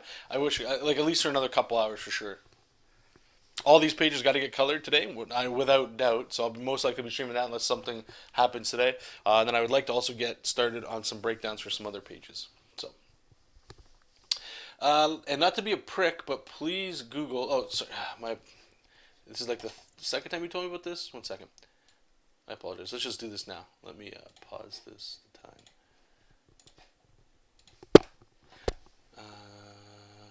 Not to be a prick. Okay. Yeah, no problem. Thank you again for being militant for me to check this out. I'll put it on screen too, guys, or maybe I can't. It's a little racy. Yeah, just to be safe, I'm not gonna put this on. I can't. No, there's freaking tits hanging out and stuff. Okay, I can't do that. All right, anybody wants to check it out? Nancy in Hell, a dragon in hell, art is what we're looking at. So the reason for this is he's saying it's like the Freddy method, without line weight. It kind of, you know what it reminds me of a little bit of Jeff Darrow. I think he's a better artist than this person. That's not a bad thing, but it's similar to that. You guys can check out Jeff Darrow. You know, like I don't, whatever. I mean, it's not my style. I don't connect with it. But you know, that's just me. Other people can. It's very violent. It's all good. Whatever, man. No, whatever. This is okay. So this is the best part about it. If you connect with it, awesome. I think I know your question you were asking before about it, where it was like, well, what the hell? You could just do that and get paid for it without having to spend all this extra time making like detailing it up and all that. Which is 100% true. I've heard so many artists say this. I said it at a time, which is you have your style of drawing and then you have your deadline style. Comics is pure deadline driven. Very rarely do you hear people saying like they get, well, take your time. Whenever it's done, it's done. Rare, right? Unless it's your own personal thing. So you just do you, man. If you want to just like make shitloads of cash, theoretically, by making a lot of comic pages, or you enjoy the way it looks, then do it. The time once you guys get out of the clicks of, and I do feel like this is just artist driven. Like if we were all artists right now in a room and we're drawing, when somebody would be like, "What do you think of this?" and I could say like, "I wish it had more line art," and then it's kind of like, yeah, like, let's put line art in there. Artists, I find they just start to click with each other, whereas like the general public, the people that are most likely buying and consuming that stuff, they're on a different level, not a higher level or a lower level. They're not looking at it the same. They're looking at it as a comic book, right? And there are those guys that'll read comics for the art, 100% for sure. But on the whole, I would say like the question you're asking is like you're saying, you want my opinion on it, and my opinion on it is just do whatever is right for you. I don't know if that's an age thing or not, but I don't care anymore about like this artist sucks and all that. Like you don't get anything from that, you know.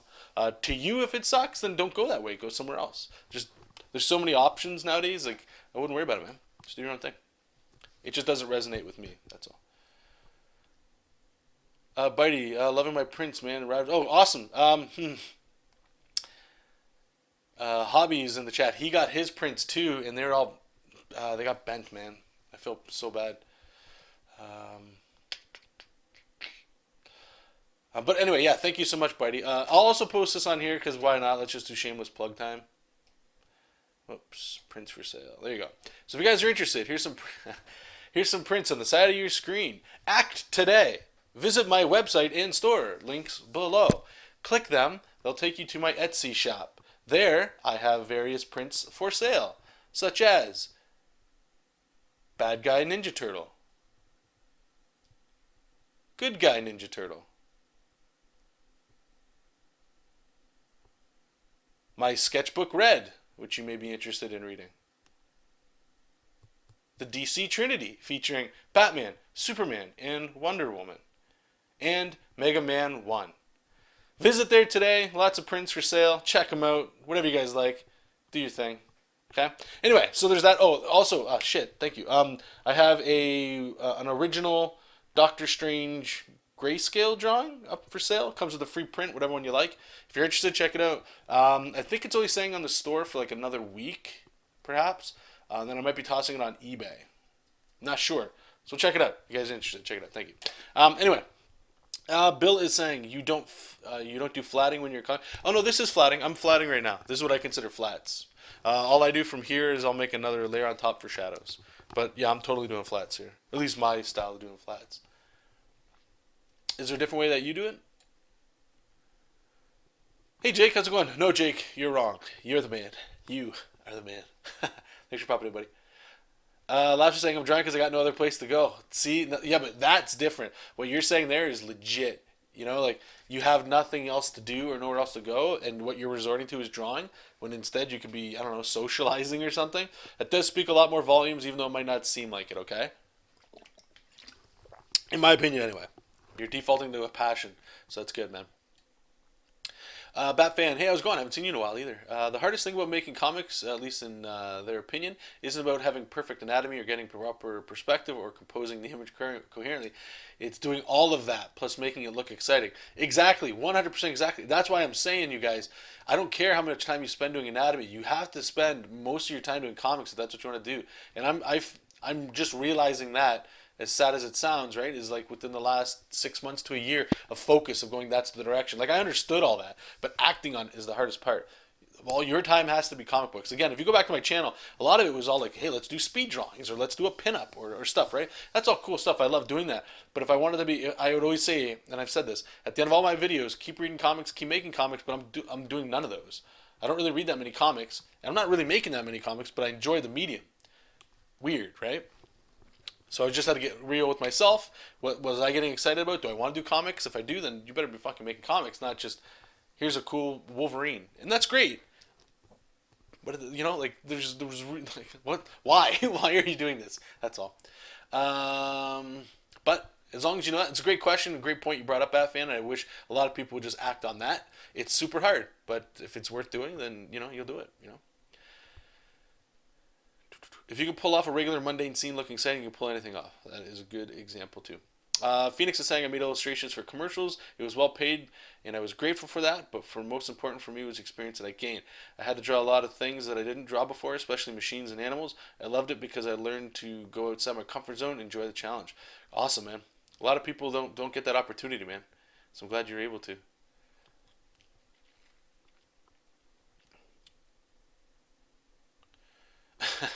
No, lapse. It's just real talk, right? Like everybody needs to survive, right?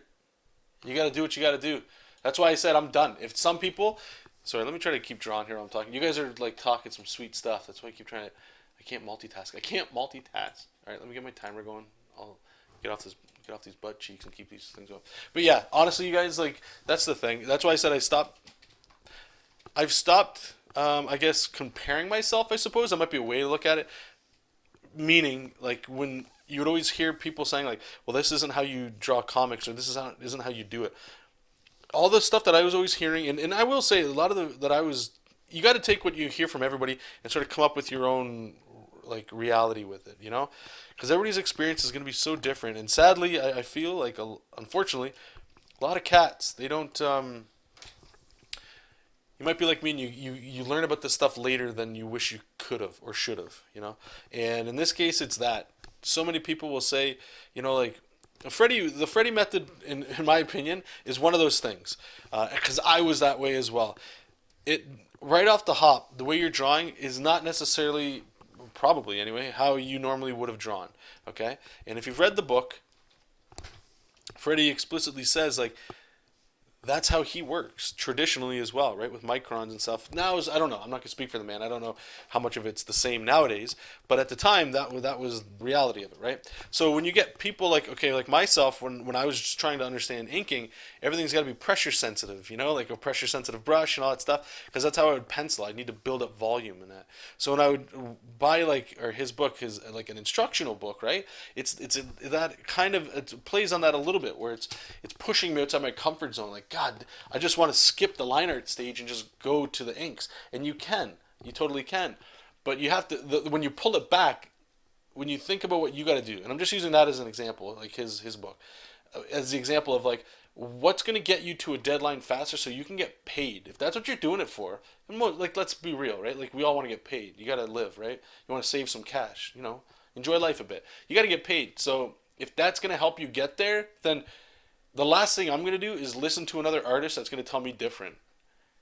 Like we're all supposed to be brothers in arms and stuff, sisters in arms and all that, artists, and I'll always stand up for every artist for sure.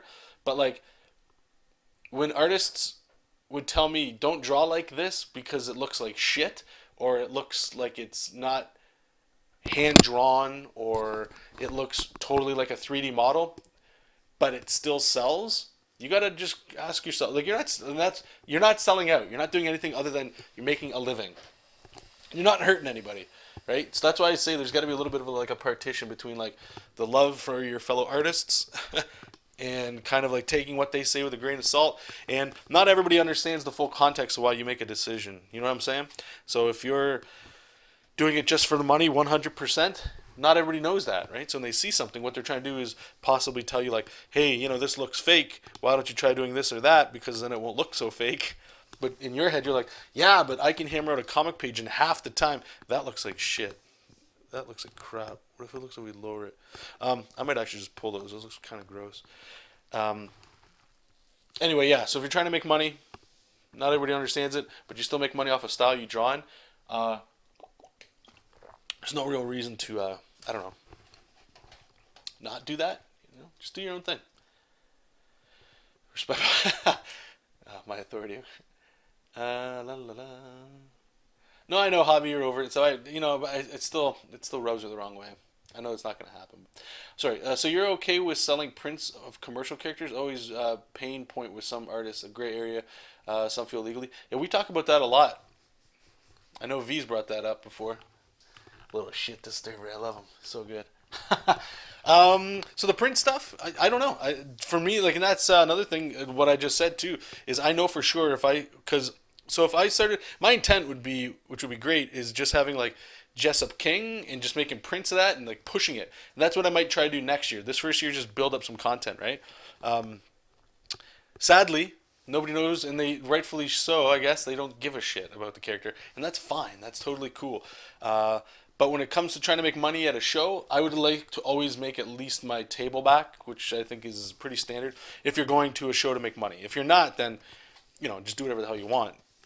Because next year when I go to a couple shows, I'm looking to go in at a deficit, meaning I'm just going there for promotion. So the table cost, if I make it back, great. If I don't, that's not the point why I'm there, right? So the print stuff anyway, I don't do it as much. I'm not trying to like defend a point or anything.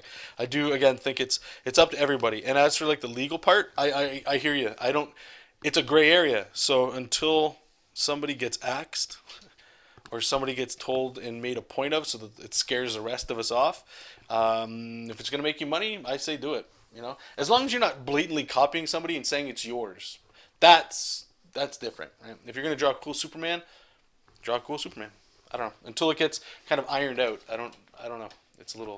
It's a gray area for sure, but I don't know.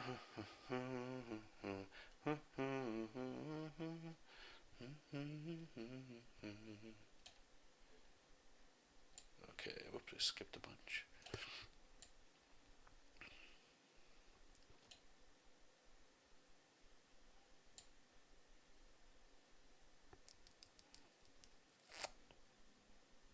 Oh yeah, no problem. See you, Bill. Hey, Jonathan, how's it going, buddy? All right, let's get this shameless shameless plug out of here. There we go. Back to back to this. Good. All right. What were you saying there? Just got in here mid comment. I think Jesop would fit in the TCAF. I know. That's what I'm saying. Maybe I don't know. My battle plan for where I'm going with this stuff is kind of stupid because I should, in my mind, have something already. Okay, so what's the next steps? But right now, like I just haven't had time to do that. Just trying to make sure I hit these deadlines is the goal so far. But TCAF I think would be amazing, 100%. But that's the other side of it too. This is what I got to work out. I have to figure out what I would be bringing to these shows because this isn't a print comic. I'm not getting this printed when I go to conventions at all. It's a web comic, right? With maybe one day it will be something other than that. So for me anyway, what I was thinking is of just doing like the mini comic stuff, just printing out like a bunch. I don't know how much it would be, like one or double sided color. If I was to do color, it'd probably make more sense. Sheet, see how much that costs. Fold it up, whatever, and then just hand them out for free. That's what I'm saying. It'd be losing money, but it's the direct kind of marketing kind of thing. But that's what I'm saying in a year from now because then there'll be like what 90 something pages out, which is crazy. It's gonna be exciting to see that. But there's like an actual amount of content there for people to check out. So I don't know. It's gonna be a really fun learning experience. But yes, you're right. TCAF I think would be a legit place to go because it makes a lot of sense. The other side is I know there's a lot of local. I think we get 3 local shows here, so I would probably hit up maybe 2 because there's a lot of overlap and it's like I don't know. They're all the same. They get a samey kind of feel and you get the samey kind of people. Sorry guys, I'm looking at special ruler. Go here and let's grab. But actual travel like going to like Toronto or something, where TCAF is. That's the big boys.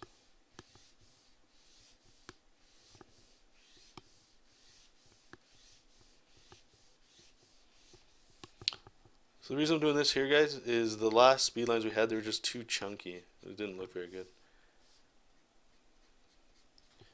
So I have to change the color of this orange as well when it's in the lighter stuff.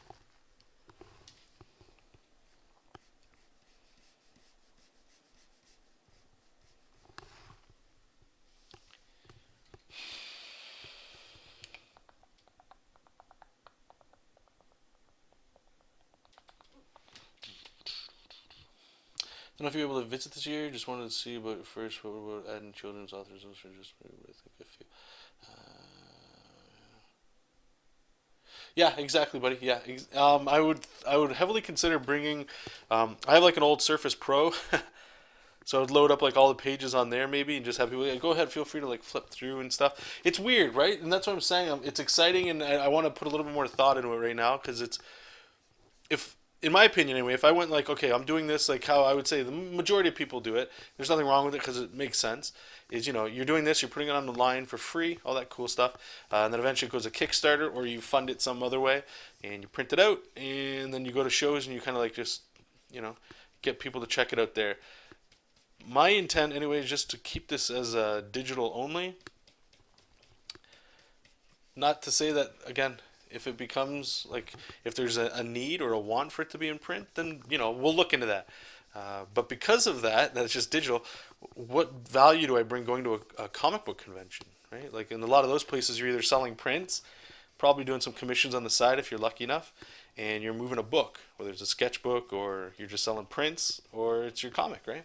So if I know I'm going into it without a comic book, it's like I've already done those shows for prints and stuff, and they haven't gone very well for me. So I just have to figure out so it'd be all for this, right? Like I've said, the first year for this is just keep making content, keep doing this kind of thing, and doing very very subtle.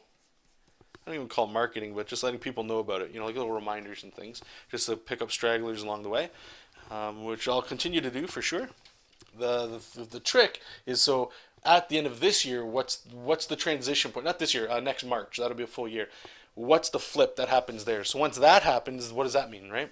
Are we like what now? How do we monetize? How do I put money? Is it worth putting money into to let people know about it? Was a year enough for it? There's a lot of questions, right? So if I go to shows and it's just a web comic, how do I get people there's a transaction that has to happen there. I have to get people to come and check it out, maybe enjoy it, and then see if they can add it right away to go check it out now, or can I get an email? Can I or something? I know a lot of people don't even really use email anymore, but there's got to be something that can happen there, or else it's just like a dead little transaction. A great example would be locally. What I tried doing was Snapchat. I don't really use it that much, but I don't think I have it here. But I bought this little sign, and I made like the little ghost of your symbol, and I just had it on the corner of my booth. And people would come up, and I'd ask them like, "Hey, you got Snapchat?" And some people would be like, "Yeah," or they'd be kind of weird. And I just tell them, like, "Yeah, feel free to add me on Snapchat. I send like little process stuff if you guys like seeing art being made and all that kind of stuff." And I got a few, like a handful of people that subbed and stuff, right? But that introduced a new problem. So you get people take their phone out, take a picture, and it's like, damn, the Wi-Fi's down, or their 4G wasn't working, or something, right? So the technology is there, but like it's not. I don't know. It wasn't working all the way. So that's why I'm saying if I can get people to check it out, if I can print something, at least they can take that with them. That's why I want to do the print thing, possibly, so they can get like 8 pages, check it out if they like it, just go online. I don't know how they'll follow it, whatever they want to do. But if there's another thing I could do while I'm there to have them like follow it easy or something, that's kind of like where I'm I guess sort of looking. I don't know. It's a whole thing, man. Okay, so we got this. Let's lock the transparency, and I'm gonna pick like this yellow. Let's grab like an airbrush. I just want to like lighten up these speed lines over here, so it's not so garish. I'll just push it in a little bit. Yeah, that looks good. Straight fire. All right, we can go like that. Let me just quickly put some text. Looking good. All right, save it up. Okay, so this one's done. Like I said, we're going to go through all the flats, and then we're going to do all the shading and the coloring at the same time. Let me go to there and plug that in. Bang. Actually, give me a second. I'm going to open my window here. It's getting hot.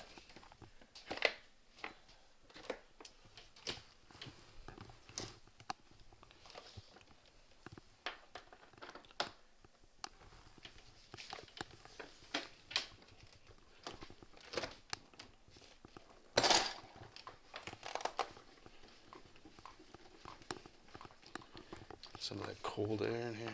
Yeah. I've got no screens on my windows, so it's literally just like a whole old school window just like opens up. Okay, so we get this here.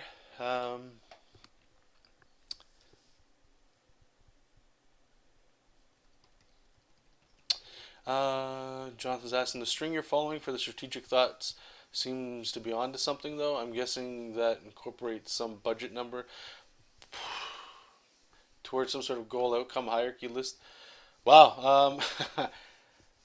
No, you're right. You're in my mind. I like to have an idea of how much is going into getting how much ideally I'd like to get out of it. That way, I have a gauge to have an idea of what the hell, like if it was a success. Because like once you start adding feelings, like what I mean by feelings is like you go into it and you're like, okay, I'm gonna put like $500. I'm just throwing a number out there. $500.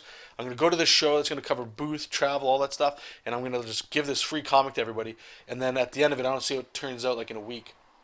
If you let feelings determine there, I could be there and I could be talking the entire time, and I'm like, yeah, here, check it out, check it. And it felt like I had an amazing show, but in reality, I only talked to like let's say 20 people. They were just longer conversations. That might not be statistically a great thing. I maybe needed to shut up and figured a way to like maybe leave the booth and go right up at the entrance door and just start feeding people comics, you know. So there's different sides to that. But you're right. I haven't again. It's on my mind. It's there for sure to look into. And probably like 6 months from now is when I'll start to I'll always share it with you guys what's going on because that's the whole point. I want a lot of this to document the process for you guys as well. So we'll see. We'll see how it goes. And it's all a learning experience. Take what we can from it and just keep building on it from there, like for the next comic that comes out, I kind of have like this as a base to understand pain points and stuff. Hobby, I have decided to do a comic by the end of the stream. I love it. Good luck, my man. You don't need luck. Sorry, I take that back. You got it. Alright, so we're going to get this. Let's turn our text layer off. So you can see I have like this big old scribble stuff. Did I actually put that on? Okay, cool. Now this cloud effect, I don't know if you guys remember last week, I was trying to figure out how to do the clouds, or maybe this was yesterday. I think it was maybe the day before. I don't know. So I've just kind of put like a super simple grid in there. Okay, see you, Lars. And I figured I'm just going to do the clouds with color as opposed to line art. See how that looks. Alright, so we got this. Let's get our, how many panels here? We got 3. 1, 2, 3.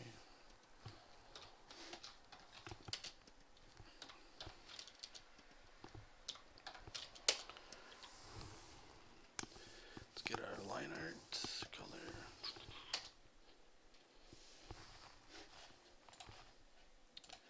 Get our timer. Cool.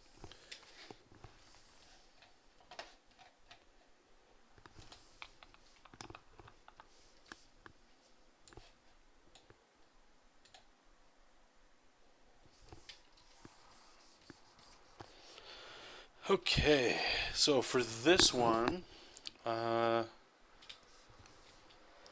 don't know if I have colors for this guy open. You guys let me know if the traffic sounds too brutal. Let's turn it down. Turn it down, close the... I'll turn outside sound off.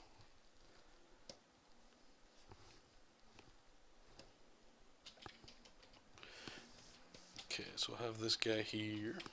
Cool. Alright, I got a whole bunch of windows open here. Let's close some of this. Okay, I definitely need this one for the background. Let me just get the backgrounds done so I can close this so I'm not using so much computer powers. Background. Alright, let's copy that. Panel 1.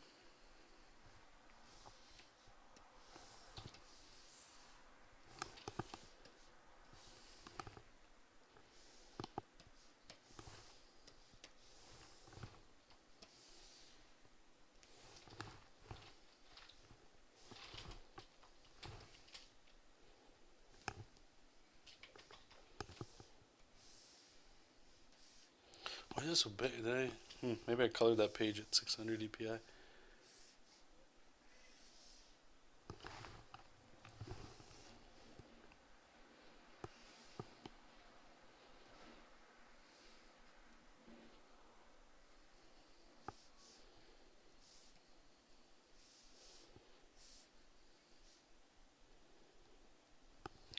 Ground.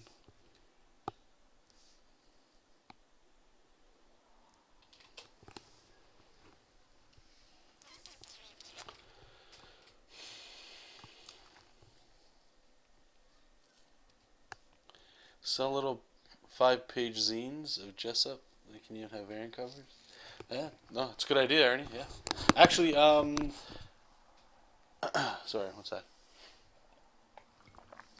Nimrod, if you guys remember him, he pops in from time to time. He had a good idea too. And what I might try as well is he was talking about, I think they're called ground teams, where I would have something either you could print out or you could order from me. I guess I don't know how the hell that's gonna work, but black and white makes sense. But I would ship you guys like I don't know, like a fist full of like mini comics, I guess. So if you go to a comic book show, if you felt so inclined, you could hand them out to people. I thought that was an amazing idea. It never would have crossed my mind because I do know, and I'm not trying to sell to you guys right now, but like there are people out there that would genuinely enjoy helping me out. Like there's decent human beings out there, plenty of which I've met in this chat, in this stream. That would be, that wouldn't even be a big deal. Just here, if you're going to a show, like let's say you're going to like New York or places in the world I just can't get to, and if you feel like taking a stack, and they usually have like a little table where you can just put shit, and if you just want to put a stack there, great. If you want to hand them out, whatever you want, that's like super cool. And maybe I could do something to say a thank you somehow to you guys. I thought that was a great idea, and like what you're saying is good stuff. It's all. I do think that there's a way to market a webcomic without having to put too much, I don't want to say money into it, but without having to try to spend the kind of cash that it would be to just make a comic book. Does that make sense? So anyway, no, you guys all have really awesome ideas, man. I'll be pulling your guys' ear too within like, once that stuff starts rolling, I'll always be pulling out to you guys like, what do you guys think would be a sick idea to like help me out, you know? And thank you again, by the way, you guys. Phoenix, I wonder how you learn to draw texture just by observing other artists' drawings. Texture is one of my biggest problems.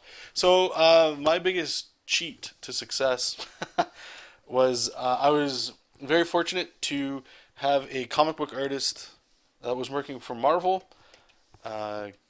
come to the gas station I was working at when I was a teenager. And I've told this story a bunch of times, but he asked me what I was doing or what I wanted to do, and I said I wanted to do comic books, which was a lie and the truth at the same time.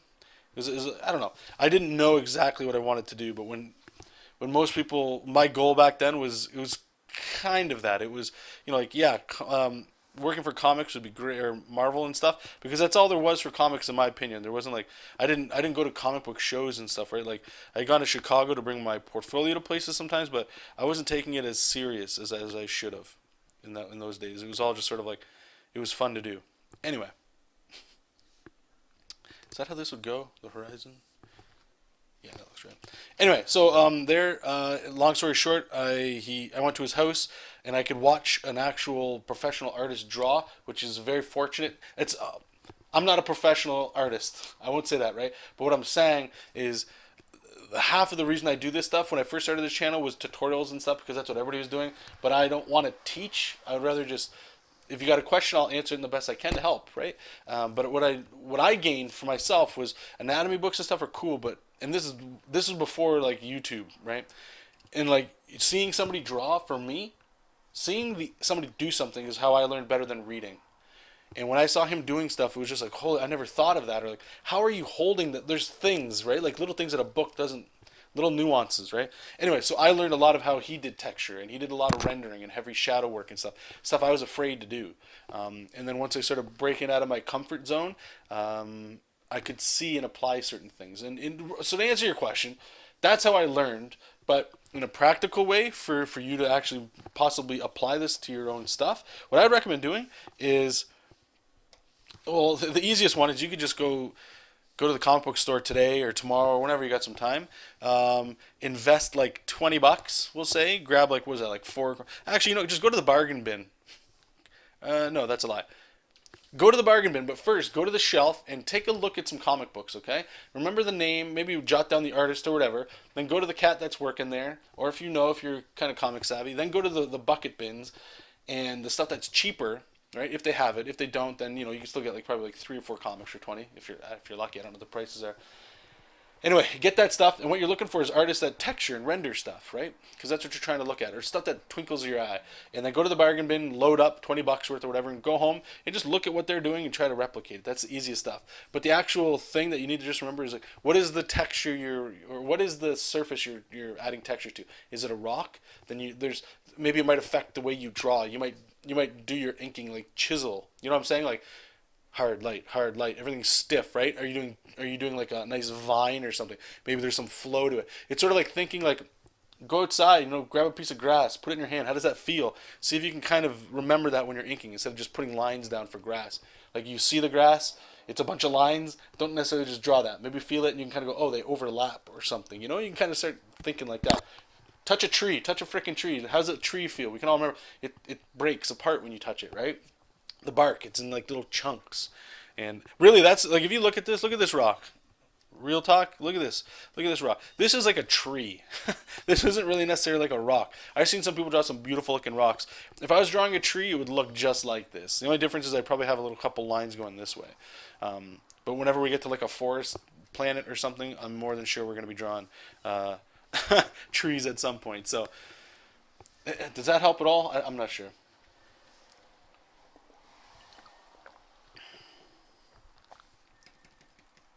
Hire an inker, that would do too. John, if you want to be a pro comic artist, put a Jesop King page on your site and I will buy it. Oh, here. Well, I'm a digital artist, so I can't. I was thinking of doing like a sample page on Bristol, on like a manga size Bristol. I've got a whole bunch of that. Just to get off of the computer from time to time. I haven't found a page to do that yet. Maybe I'll look into it. I'm not sure yet. It's a good idea. You're right. It's a potential chance, right, to make some cash. Actually, you know what? Maybe we can. Let's see if we can flip this. That looks weird. Okay, what's the tilt we're doing here?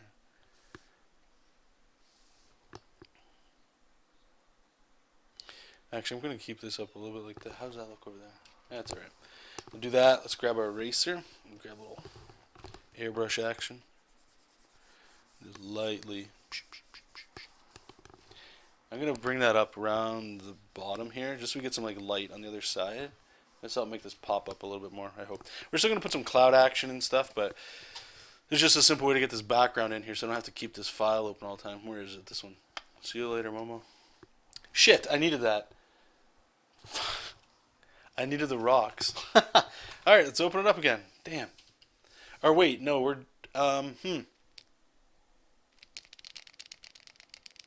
Yeah, Should keep the same rocks? Yeah, let's do it. Damn, I thought it was home free. Hey, Momo Zelda. What you doing, kitty cat? Alright, let's grab this. Alright, let's see what we're doing here.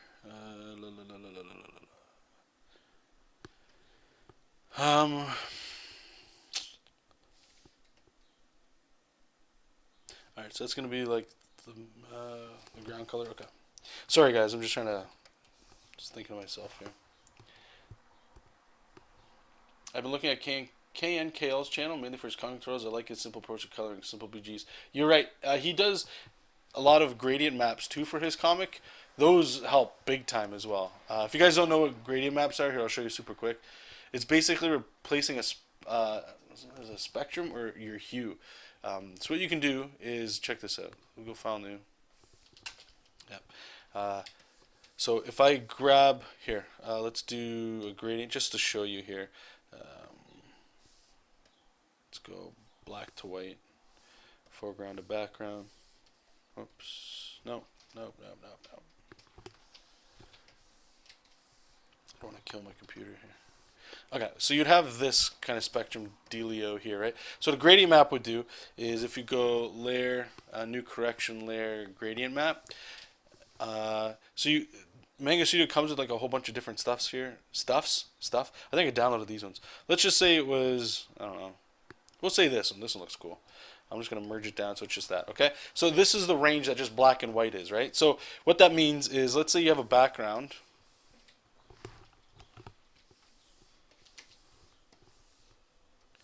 I'm going to keep everything in there. So here's our background. I'm just going to go super quick with this, right? So like, let's say this is kind of like painting, right? Just think of it like painting. If you don't know how to paint, I get it. Just I don't know. It's not too hard, but let's just say okay, we're gonna have some sky up here, something cool. We'll get some ground down here. All right, now I'm just gonna go into some hard shapes here, just so you guys can see. So we'll go large. So let's just say it's rocks or something, right? So let's put some rocks in here. Actually, let's go with that.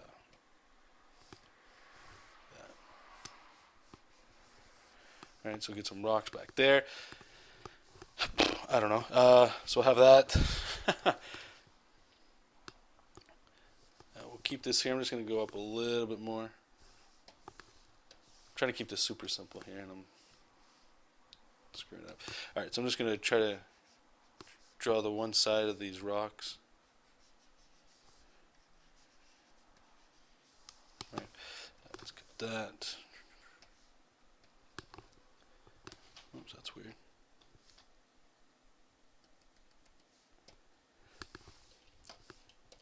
Let's grab our airbrush again. You'll see what I'm talking about in a second if you have no idea what. Maybe I'll just put a little bit of light down here just so to make these like rocks pop off a little bit. Right, something like that. So it's super simple, right? But what you can do is it's easier to paint like this with like a simple gradient map, right? So when we do this gradient, let me just put it over top of all this. Do you see what it just did there? It made it this tone stuff. So obviously you can paint around with a lot of this, right? Like if we go and, I don't know, we'll use like our watercolor. You can kind of like, whoop, wrong brush. Let me just merge all this together. So if I turn this off, I'm going to pick this black, right? I'm just going to soften up some of these corners. Like you can paint like you would normally paint. Just use like airbrushes and stuff like that, and hard edge brushes and stuff. Maybe we can pick a little bit in here and do like some reflective light on this side. I don't know. I'm not trying to do like a painting tutorial here, but let's just say, you know what I'm saying? Like you can play around with it a little bit more, right? And then that gradient map just quickly just adds color to it, so you don't have to worry about like what colors do I use to get that. This is a great way to just do a lot of like backgrounds without drawing them. You can just paint them, which is what what's called James is saying, James and Matador were saying, and it works big time. I highly recommend it. It's great. It's an efficient way to move along stuff. Totally check it out. It could work for what you're doing. I'm just doing a little. I'm not defending myself. I'm just doing a lot of line art, so it's not impossible. I can still do it in gray. It's just easier for me to see it currently this way. But I would love to be able to get to that angle where it's like even this background. I could save this as a gradient map. Just put like a grayscale background. Boom! I get the green that I want, and we're good to go. You know. Jonathan, what about a print of process work maybe, like in the same page and layout, pencil, flats, and color stage? Oh, I mean, if I have when I do eventually go to the trying to make me route here, I am 100% going to like whatever the digital PDF is or whatever the hell.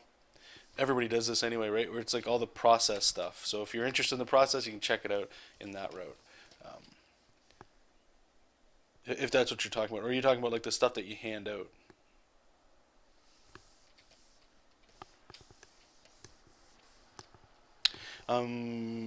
As for the handout thing you're kind of talking about, I don't know. It's surprising. Some people they just actually don't care about that stuff. A lot of artists they care, and I find like that's usually where you're selling most of your stuff to. What the hell is this? This is oh, I see what's going on there.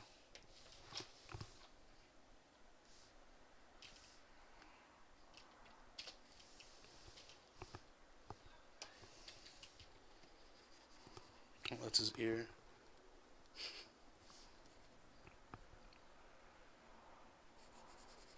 But the best part is like there's lots of options, which is great. Doesn't pigeonhole you into having to do something. So we'll see.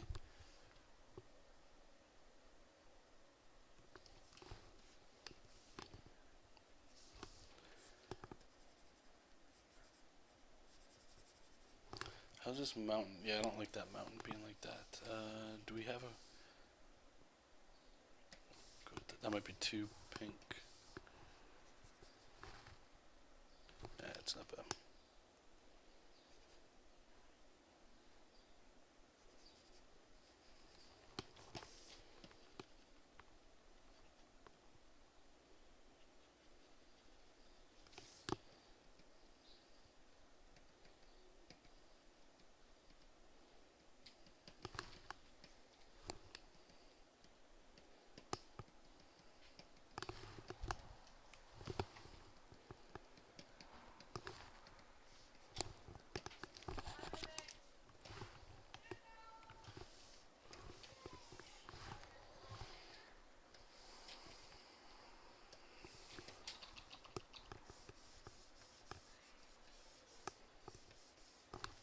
Let's get a little gradient in there.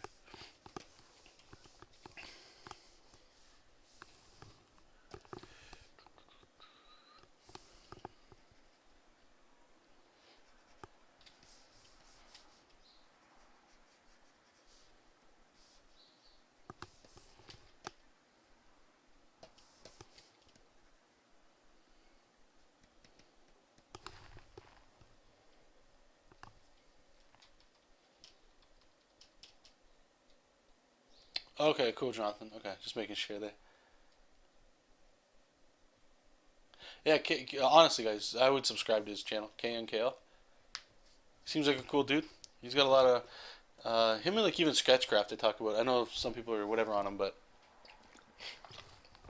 regardless, you can dig around those people's channels, and there's always something neat in there that you might be able to pull into your own stuff. And for that reason alone, it's worth it just to check them out. If you're not already checking those cats out,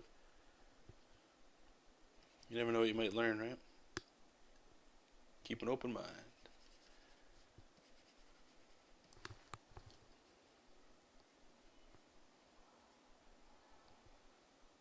How does that look over? Yeah, that's fine.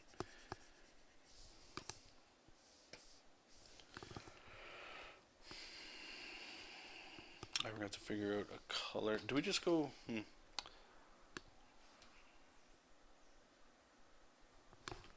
that? Yeah, I guess we're kind of stuck here.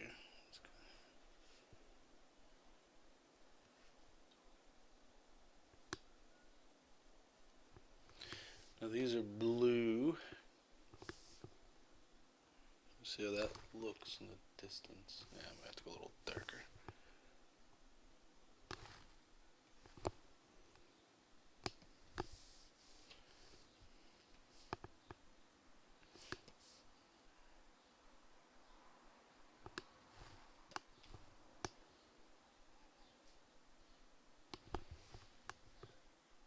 Yeah, it looks alright.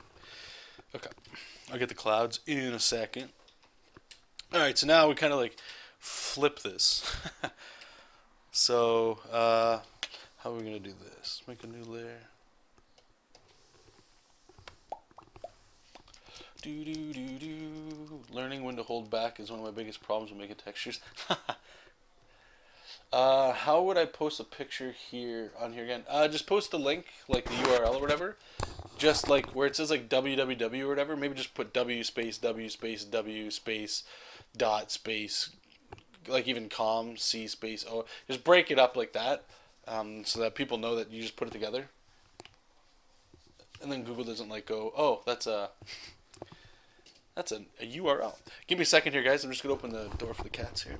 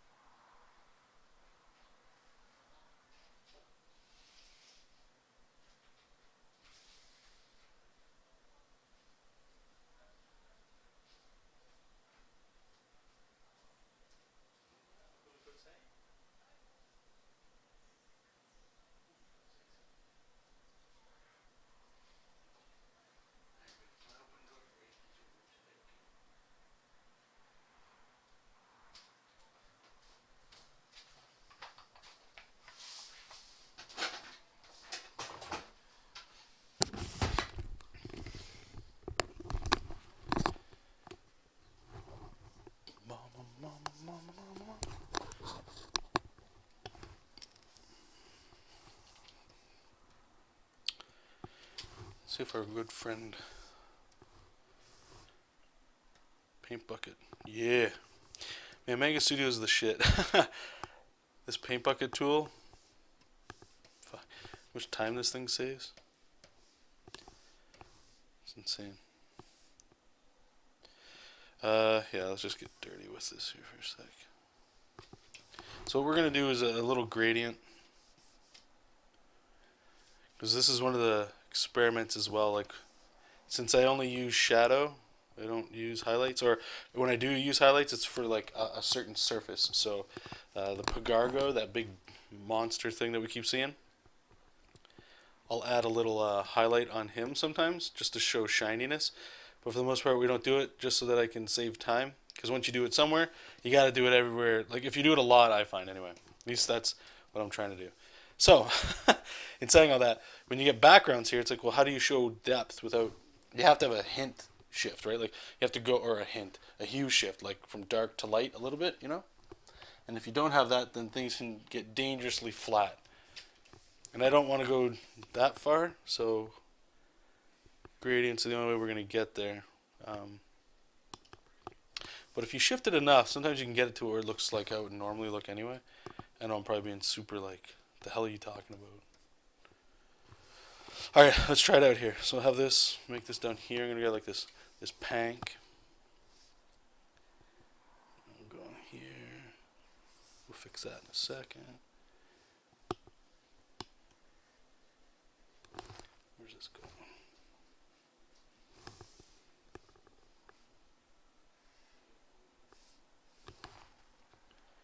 Is that looking? Yeah, that's fine. See, so it kind of looks like that. But what we'll do is I can just grab this, subtract that, and we'll grab our airbrush. Just lightly. Let's do some Bob Ross. Just lightly kiss it. Just a little bit. See, so it's still there, but it's got a little bit of, hopefully a little bit of depth. Maybe. I don't know. All right, let's just keep drawing. Probably put the background back in here. See how that looks. Yeah.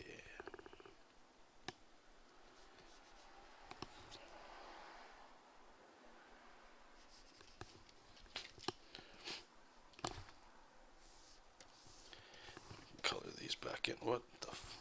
Oh.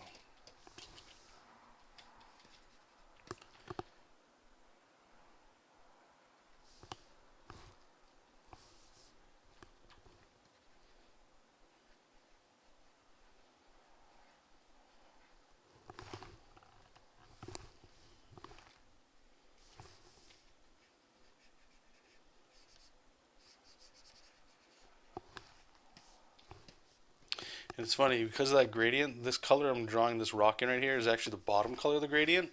So when you start going up higher, like this rock really pops. It almost looks like I'm using a different color, but it's just this gradient color down here.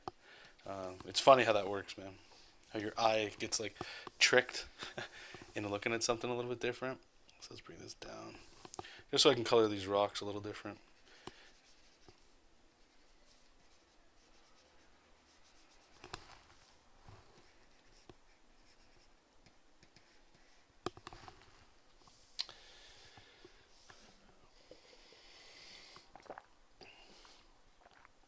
A good trick to learn, I used to learn to draw different textures and render them is by looking up a pick online or whatever. Say a rock, take it to Photoshop, convert it to line art, then adjust the threshold. That's actually really smart. That's a really smart idea. Makes sense too. Good job. I might have to steal that. Try it for something.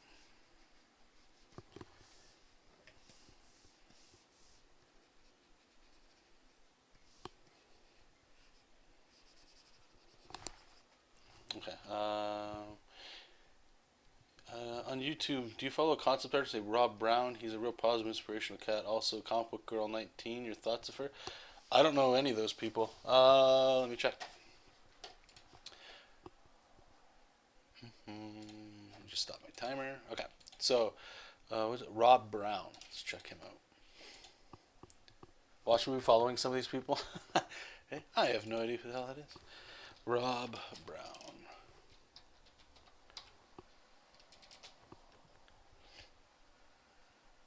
Concept art.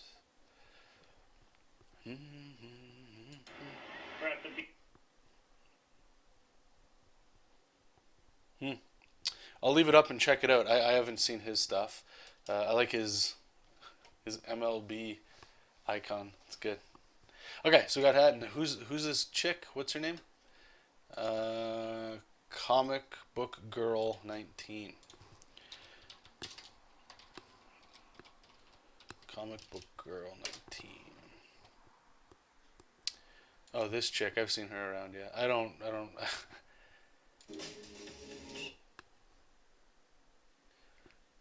I'll say this, and this isn't in a mean way, right?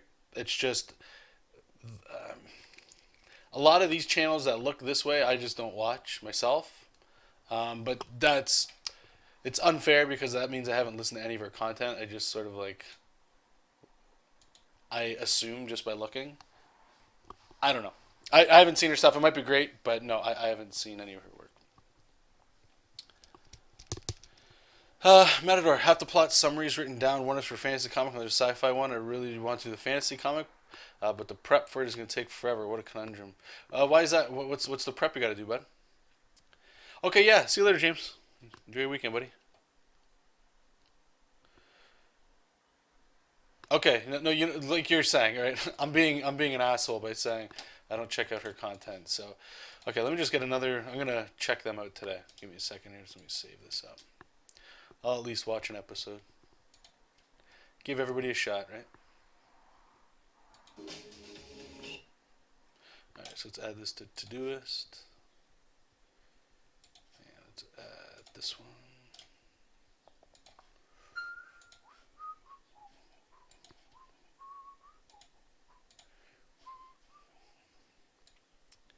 Alright, hobby, let's check this out. Hey, no problem, Phoenix. Yeah, thanks for popping in.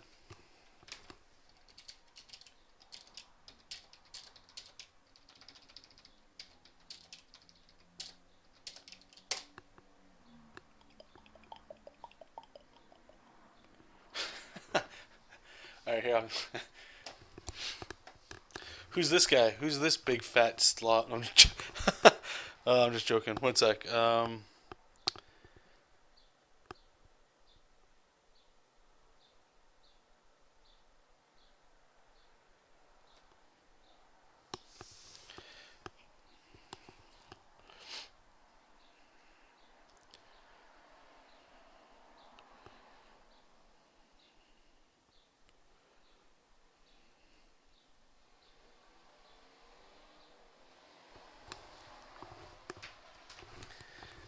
It's hilarious. Like,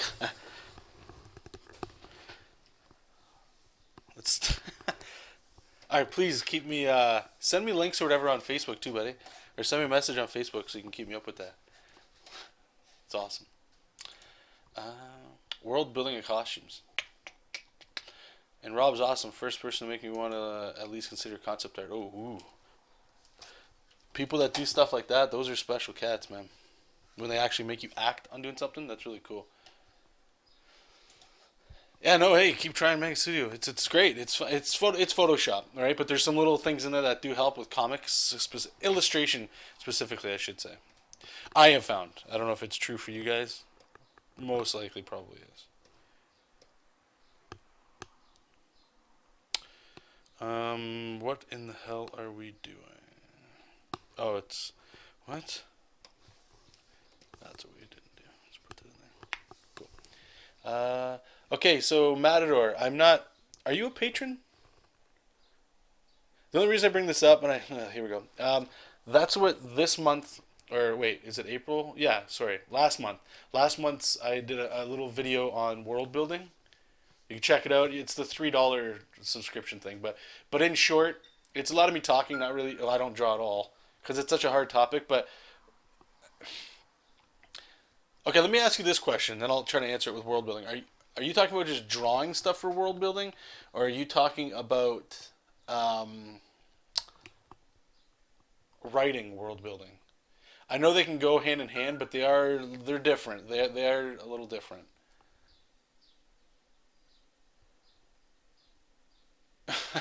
Everybody drew me. So just make a link to the post, post it in the chat, just like where it says www. Just put like w space w space w space dot space, and then the URL. It should work. Yeah, and that's exactly right, Jonathan. Manga Studio is like a fraction of the price of Photoshop. I will say too, Photoshop is it can do stuff that Manga Studio still can't do. So I don't want to write it off as like if you're making comics you don't need that. Like I say, for me, I haven't farted around too much with it, but like with photo editing and stuff, like I need to adjust this or that. I have found Photoshop to be superior, but I'm making comic books like legit just artwork.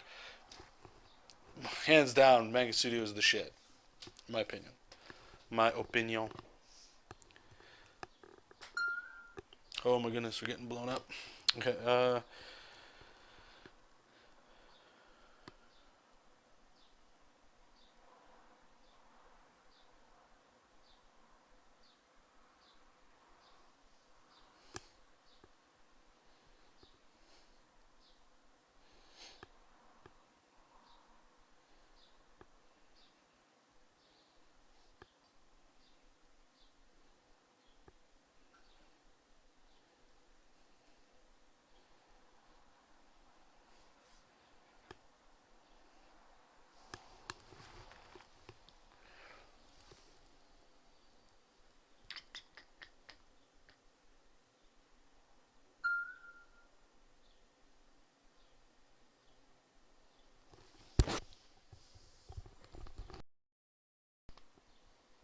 Oh, can you guys hear me now? Maybe I accidentally hit the.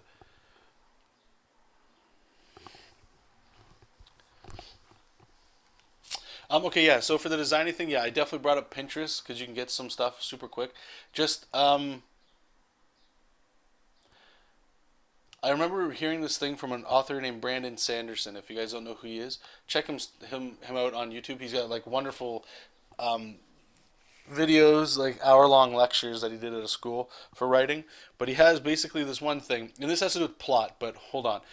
So there's three things to writing plots or for a story: characters, setting, which would be like your world building, and plot. Now the plot is a little loose because that is the context what we're talking about. But what you want to do, like the plot could be like, okay, there's an assassination, let's say, right? That's the plot of the whole story. But the thing is, like, how do you find pain and pressure points between them? So like characters with that plot. So like maybe one of the main characters, or whatever, is a policeman. So obviously there's gonna be a pain point with an assassination. Maybe the world, the setting, right? Like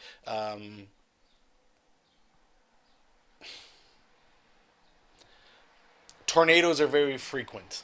Hear me? I don't know. Right? So tornadoes are very frequent. Well, what's the pain point?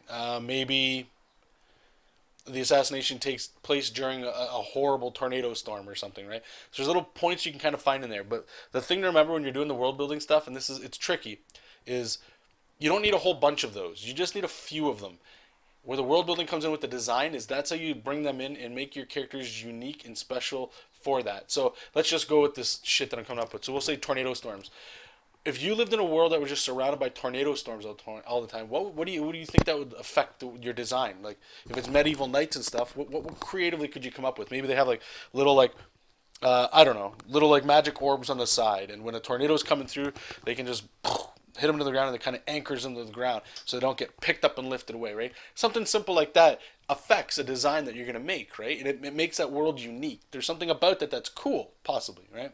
Now, extrapolate that, right? That's just one. That's an environmental thing, right? Like, what are the politics like? And you don't have to go all the way with all this stuff, but just super simple things like maybe it's illegal to eat vegetables in this world. It's magic is everywhere, but magic is used to make weapons. They don't use steel for weapons. They use magic. Just start having fun and making that sound a little more interesting, right? And then whatever you're coming up with those, bring it back to the visual. So what does a design look like based on that? I don't know if this is being clear or not, but I know it's a little hard. But it's really just like I just said, thinking of that. So like, let's just say on this world, eating vegetables again is illegal. You're not allowed to do that, right? So what do you think a thug or somebody would look in that world that says, "Eff it, I'm gonna eat as many vegetables as I want"? Are they hidden? Do they have little veggie sacks? Do they have like I don't like what do their face look like? Do they look healthier? And then everybody that's like eating meat or something, they're you know what I'm saying? Like it just gives you a thought process to experiment on. And I do understand what you're saying. Like if you were to stretch that out over a period of time, it could take. There's multiple teams, especially in concept art, that have to fill those roles of designing all that to make it believable. Just tone it down if you're doing your own comic book, I would say, because like you can only go so far with stuff. But it's still worthwhile to go into it a little bit. Because, like I said, even just that one example, this world is run by tornadoes, and just a stupid, simple idea of like they drop something from their sides that bolts them to the ground, waiting for the storm to pass, right? Like just that one thing. In this case, that could come up with so many cool designs. Maybe like places, right? Like maybe this whole place is floating islands, we'll say, and it's all tornadoes. But sometimes the tornadoes get high enough that it actually affects it. So they drop these giant anchors that come down and they hit. You know what I'm saying? Like it's just that and that alone will help you come up with some pretty slick world building stuff. Does that make sense? I don't know if this is all if I'm like going all weird on you or not. Just let me know. I hope that was pretty clear. Okay, so let's just pick this color here. I'm gonna bring it into the yellers a little bit. I'm gonna desaturate her just a little bit. All right, so we're trying to color. Let's make that color. Is that the color, really? That works. Okay, so I need to carve out. This is what I would consider like I'm making a flat here of this crap. It's like the place they travel on. I'm going to put a gradient in here because this just looks too flat. Um, oh shit! Let me just get all these little.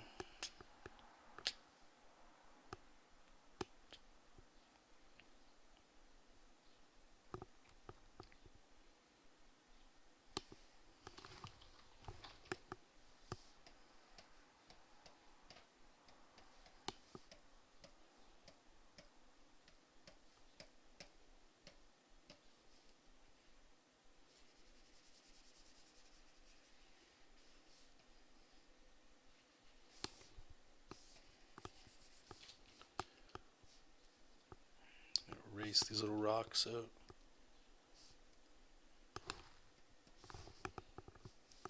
Alright, so I have this. Still looks a little light, so we're going to darken it up a bit.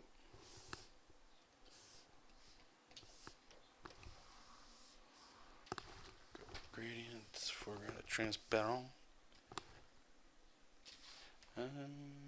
Yeah, that works. That's fine. Right. Yeah. The character. Okay, here we go. I'm scared. I'm scared looking at this stuff. www.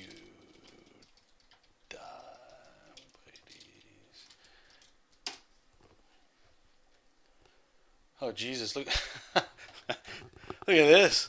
Look how swole I am on that. That looks really cool, man.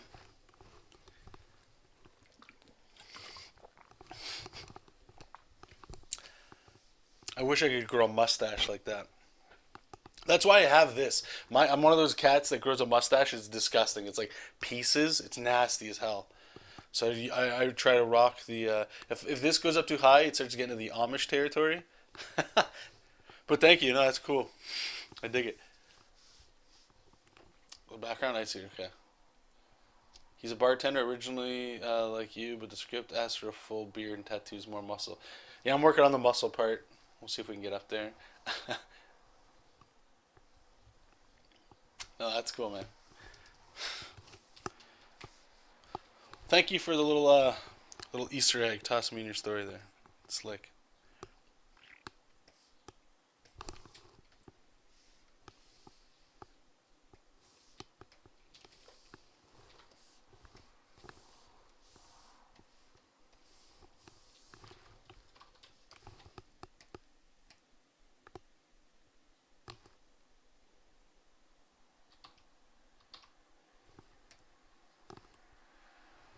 Why can't I?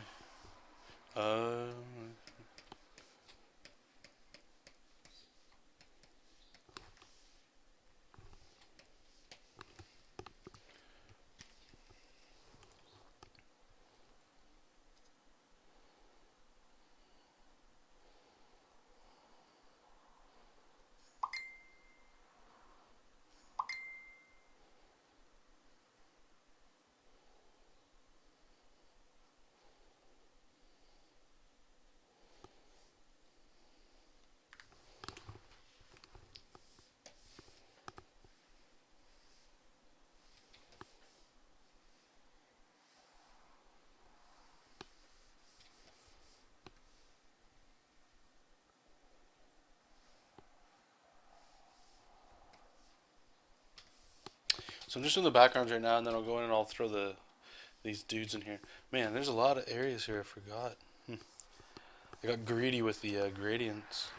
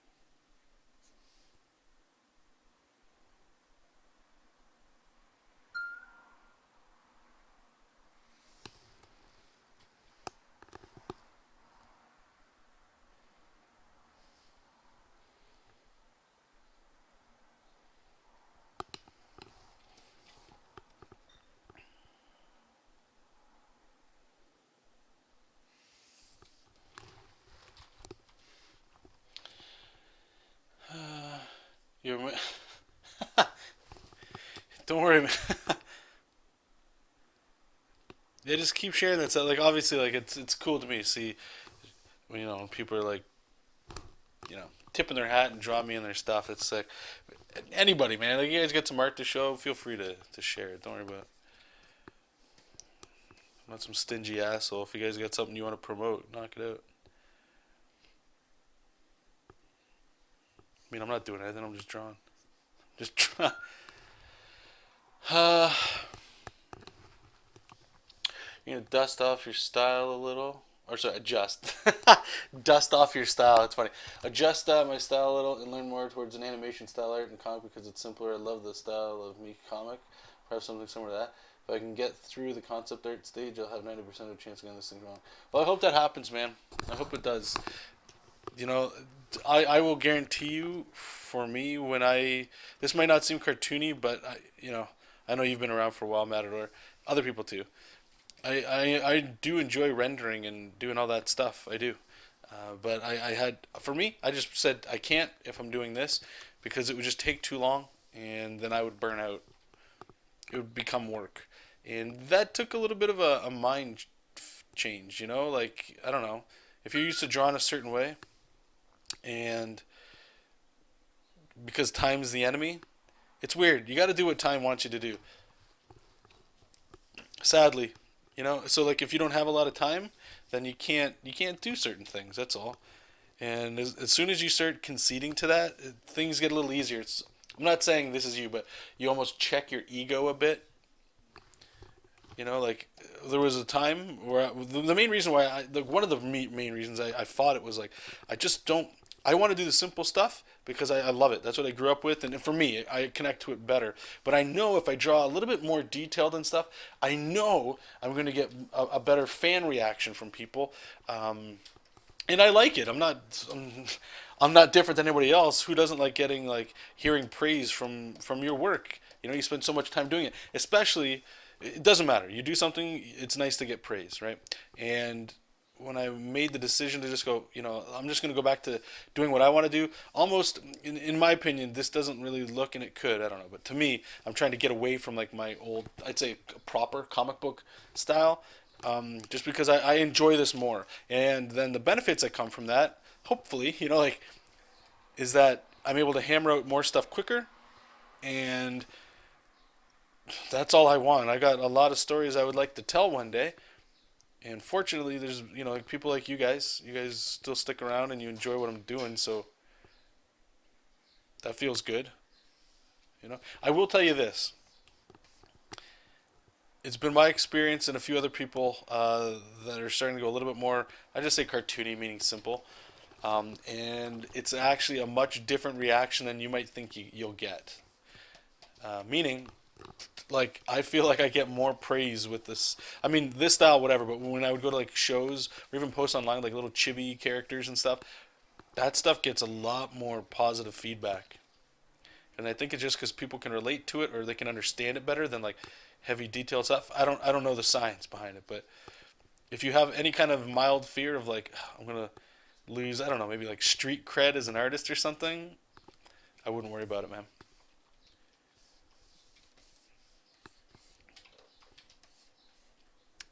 I don't know. Just do your thing, man. Have fun doing it. For the story of the art seems perfect. Feels more fun. Black's way pages down. That's better for heavier stories. Yeah, and there's that as well. I mean, like there's some serious stuff. Like I talk. Well, I don't want to say too much, but like the story does go into some deeper kind of stuff, and it might feel a little weird because everything looks so cute. I guess. Let me just check this out here. Pictures.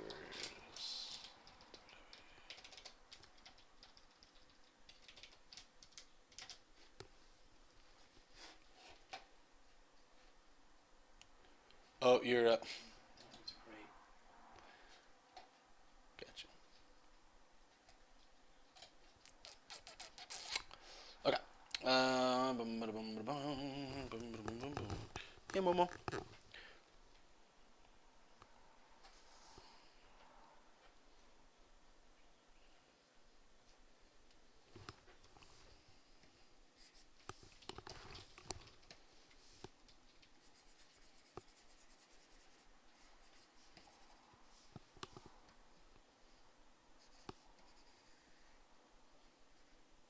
You know what I think it is here, and I'm rambling all over the freaking place on this, but so going back to that style stuff we were just talking about,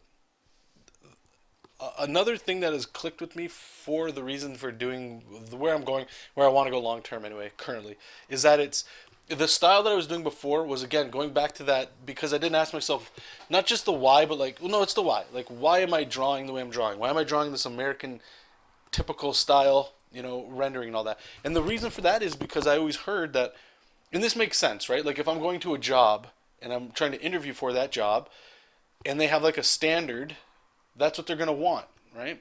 And unless you're like something spectacular, where it's like, holy hell, you hear who we have coming today? Oh, gee, it's so and so. Oh, wow, I love the way they do it. But there's a house style with a lot of these places, right? So that was one of the big fights I was always having was like I could do this stuff. It's enjoyable. I enjoy a lot of it, but it's a lot of time and work, and that stuff I don't like. I like to be able to just, if I wanted to, I'm not working today. I'm gonna go play some Street Fighter. That's just what makes me happy. And there's prices that come with that. Okay, so let's just move on.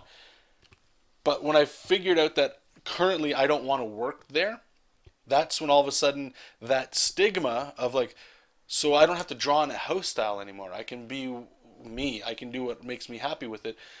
That helps a lot. Okay, so like, I don't know if that's the boat you're facing or whatever, or the problem you might be coming up with is that feeling of that. I'm not sure, but if it is, I guess the only thing I keep adding to that is just keep doing what you're doing, and I wouldn't worry about it because like I've said, it's been my experience with it anyway that once you're changing the reason why you're doing stuff, right?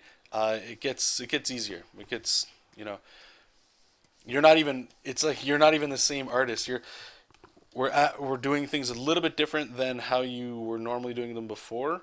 But the reasons are a little bit more clear, right? And that's one of the sick things I love about a lot of independent art is not all of it. You know, like it's just like big like Marvel, DC kind of stuff. Some of it's good, some of it's crap. Same with indie art. You'll see a lot of it. Some of it's good, some of it's crap. But there's so much of it out there that there's options, right? And that's cool. And it just shows you that you can really do whatever. If there's one thing I will say for doing your own stuff, is it rewards yourself for being you.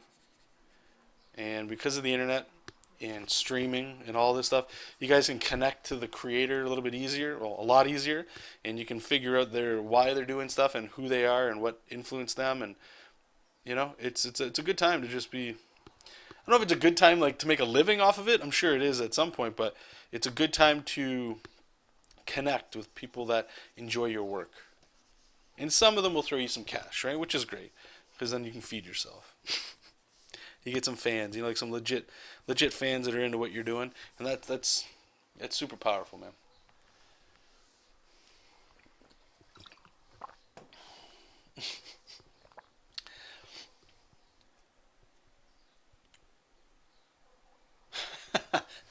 Well, no, yeah, laps. I agree, and I enjoy doing a lot of that stuff. It's fun, but you know, maybe if like Castle Dracula, like now that I do the coloring stuff, it's just I enjoy the range you can get out of color, obviously, right? But at the same time, um, you know, there's some monsters that I can't wait to get into drawing, and I love rendering the hell. And this has always been something I wanted to do. Is like a lot of the stuff is simple, so when you see like a big gnarly monster that's rendered all to hell, they stand out and it might look odd or it might look really slick because it's different, right? Like I was saying, a lot of these pages is just talking, showing environments and stuff, but the moment action happens, it's a different. It feels like holy shit, something's changing because it's different, right?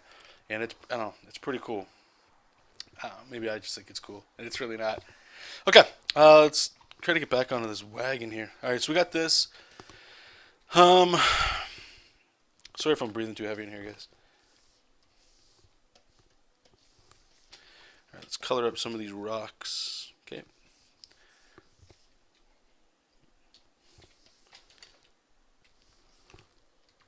Oh, that's why.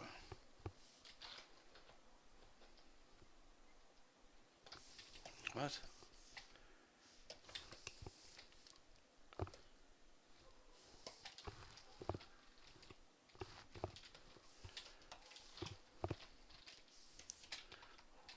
What is this layer? Why can't I see it? There it is.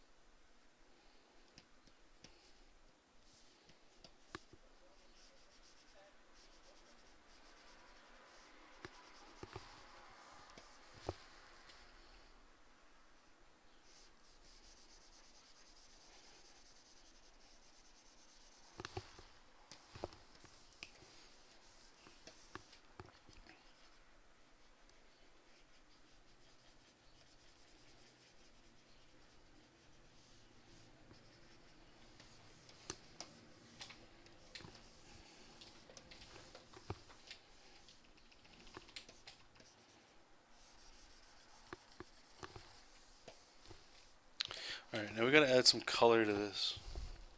Well, maybe not color, but Some.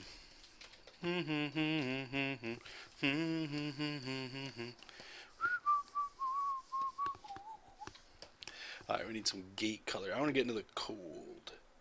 Bring it down a bit. Yeah. So what can we do? Let's select all that. See how this looks.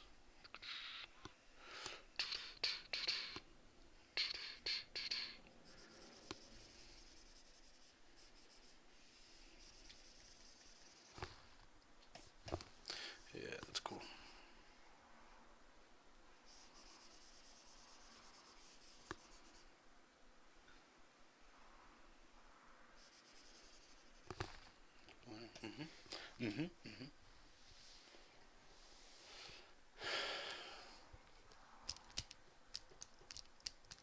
Well, there's a film teacher named Dov Siemens, is that it? He does a seminar called 2-Day Film School. Teaches how to approach it as a business. Translates a lot to comics as well. Interesting. Interesting.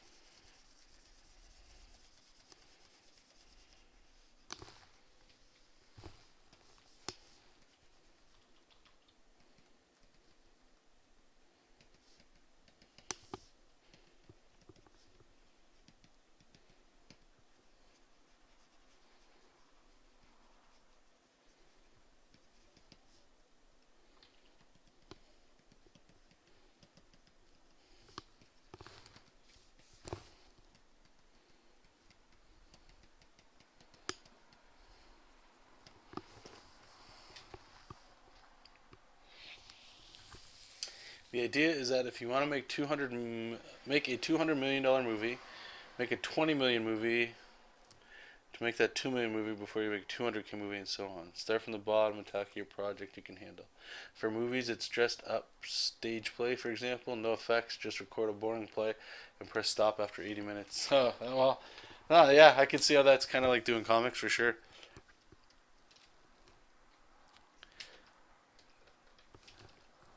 I continually say the mini comic stuff, 8 pages, as much as you want to do, right? Like production wise, but having like a lower.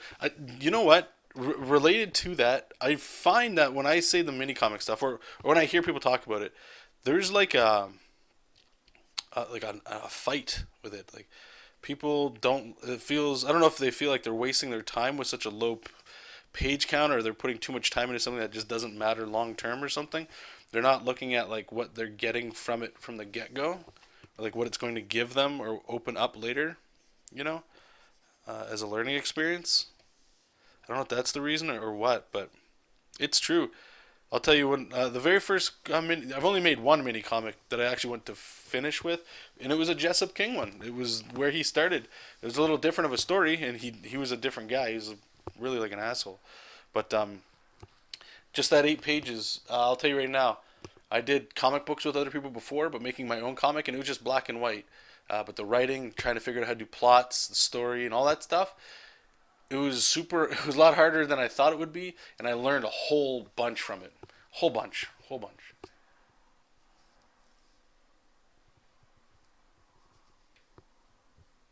But what will I do with all this plot and character development with no explosions? That's a good point. Good question. Good question. All right, let's get these going. These oddly named Capricorner crystals. And I'll come up with some. I'm trying to be like lame with the names for a lot of these things. Just massive beacons. We're gonna do some cool. Well, I'm gonna try some cool effects anyway. Basically, all you gotta do with this stuff is you pick like a shade. So we're going blue, but each cut almost has like a different hue to it. So you'll see. And then we're gonna put like an outline around it. I hope. It'll be like a special effect kind of thing because I want these things to glow. So even in this panel back here, if I can get them, where are we? Right here. If I can get like a little overlay glow on there, that'll be slick. But that's later. You don't gotta worry about that now. So let's make a new layer and we're gonna merge it down. All right, so we get this blue.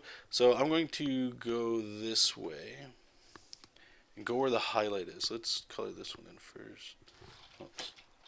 Let's do this smart. Just fill it. Right, and maybe on this side as well. There. Just like that. Maybe we'll just go a little bit lighter where the actual light is hitting.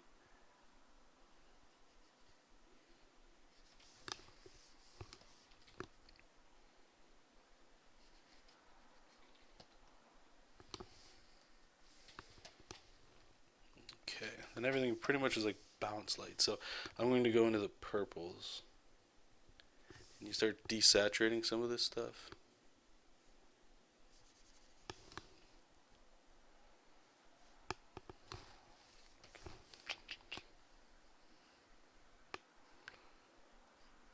This usually looks really good when you do this and then you add little gradients to each of them. But we're just playing around. Let's see what we get here. Go here. Do we want one? Yeah, it's just a little sliver. Keep going over. Get a little darker down here.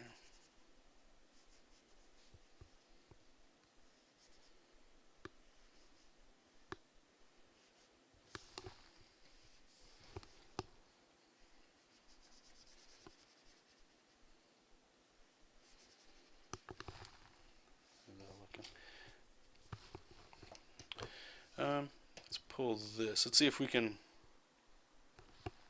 Actually, hold on. Let's try one last thing here. Let's get my airbrush here. I'm just gonna try to hit just a little bit of bounce light back there.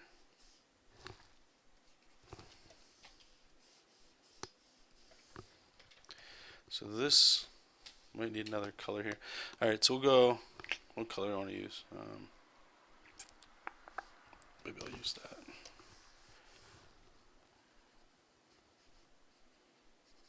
It's almost like each cut kind of can't have the same color as the one next to it. It just gives it like a really cool.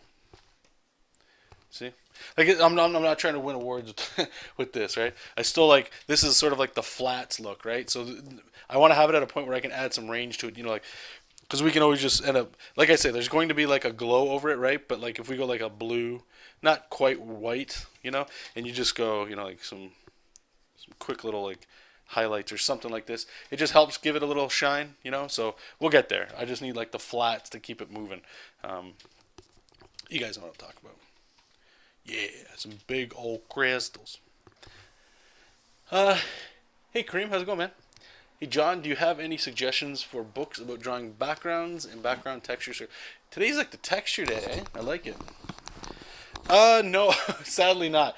I forget who it was. Somebody's posted something in here. Check this out, okay? I'm going to show you guys something here. I'm going to try it out with you. Okay, so we'll say a tree.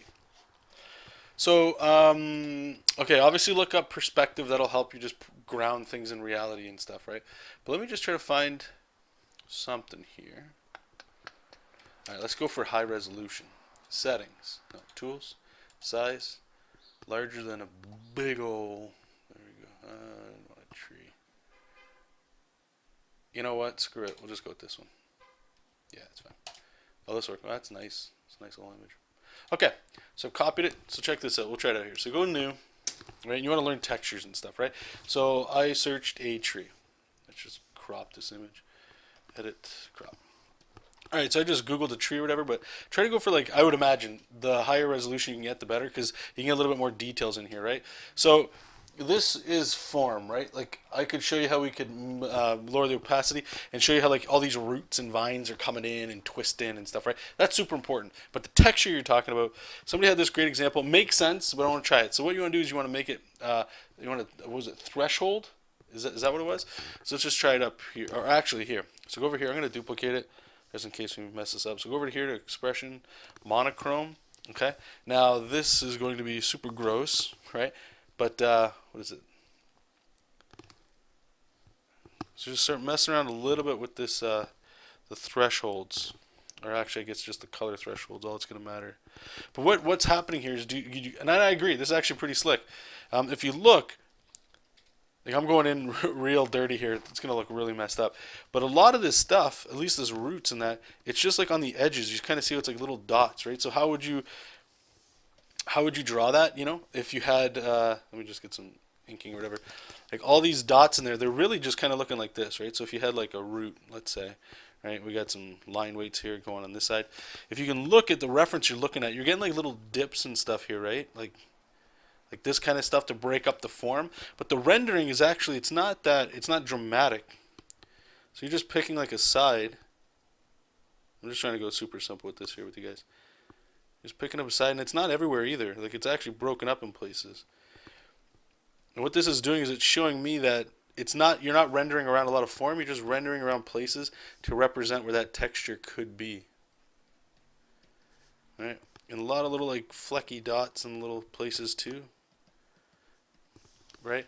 And if we zoom out, it starts to look a little bit kind of what's there. You know, like it's good. I think it's good enough. But this is just an example. Then you can also look like, how are the leaves looking? You know, like you'll always see artists, they'll do like this kind of stuff, especially when you're doing heavy black and white, because it's quick. You know, you can have little trees, but look at this. Like this is interesting stuff. This isn't even connected, but it still looks right. You know, so this is a great little example. Who said this? I want to give credit to where credit's due if you're still in the chat. But this is a great little thing, right? You could just do this, I don't know, for like an hour if you really wanted to put some time into it. You could do that with metal, anything, besides just looking at art or whatever. The other side of it, too, is obviously, yeah, gravitate to like comic book artists, primarily comic book artists, because we have to do everything in black and white, period, before the color gets in there. That might be able to help you out as well. You know, give you some of that range. Okay, where's did I draw anything over that? Okay, let's try this.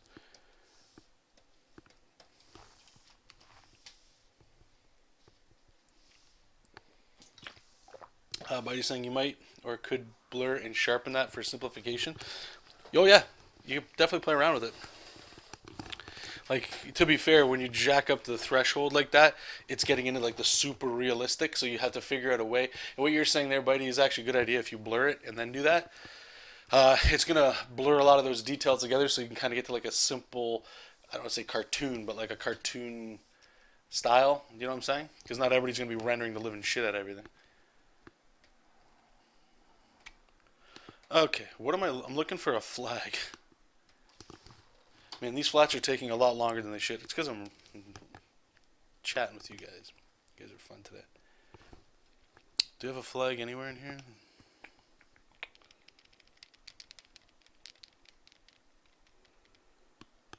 It's on that page.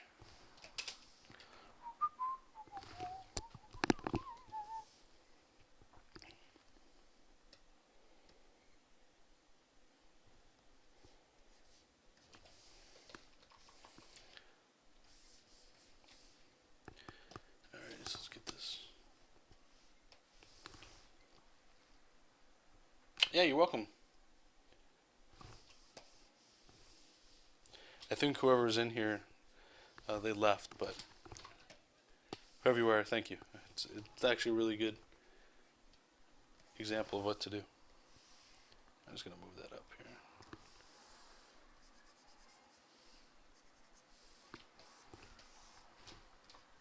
So you have to have banners, right? That shows that it's occupied by somebody else. Under enemy occupation. I can't even speak. It's just, whoops.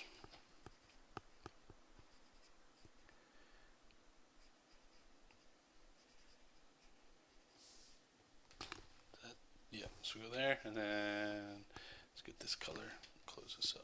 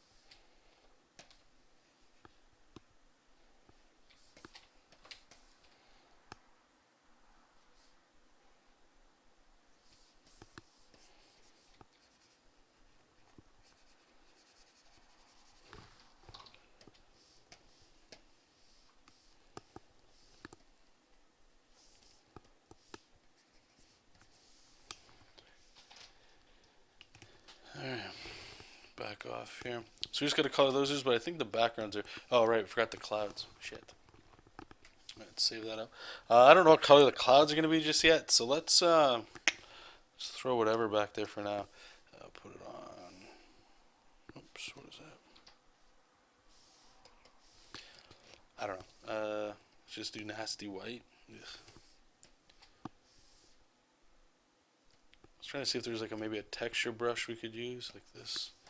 I don't know how well this will look.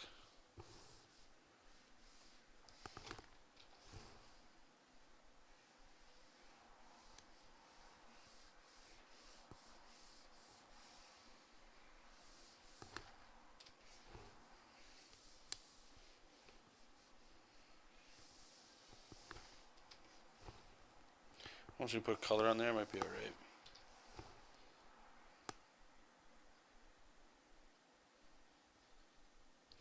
Maybe able to blur some of this too, possibly. I don't know. I don't like trying to get too into the effects with this stuff because I treat it kind of like rendering. Once you start putting too many effects on things, everything's kind of has to have an effect on it. Meaning, I don't mean just like how it relates to one another, but I mean like effect, like a blur, changing the blending modes and stuff. Because once you stop doing that, things can look a little like kind of weird. It's almost like you didn't do them, as opposed to just kind of being something that you're doing for it to make sense right there, you know? I don't know. Maybe I'm rambling. Just put some of these clouds back here. We can lower the opacity on these guys. There's a loud truck. Yeah, so these won't stay white, but this looks a lot better than drawing these in my opinion. We'll figure out the color, not a problem. Little dots here, little flecks.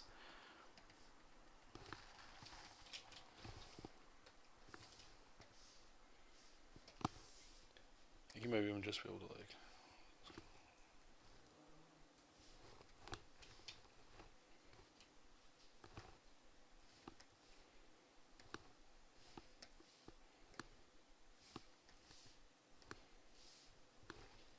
Some dark evil clouds.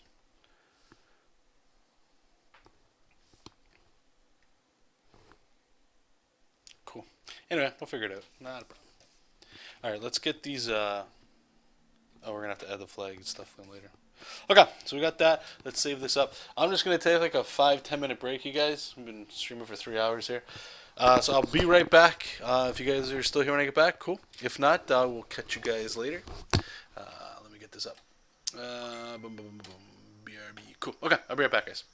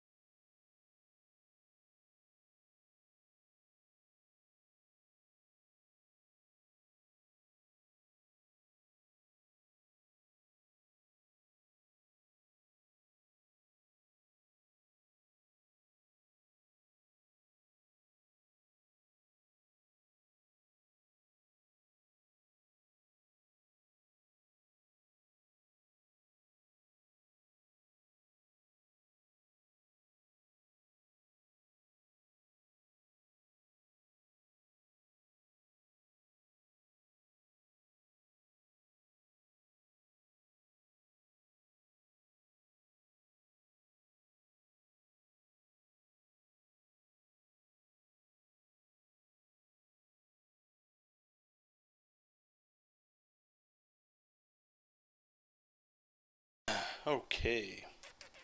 I totally forgot that there's still another page to do after this one.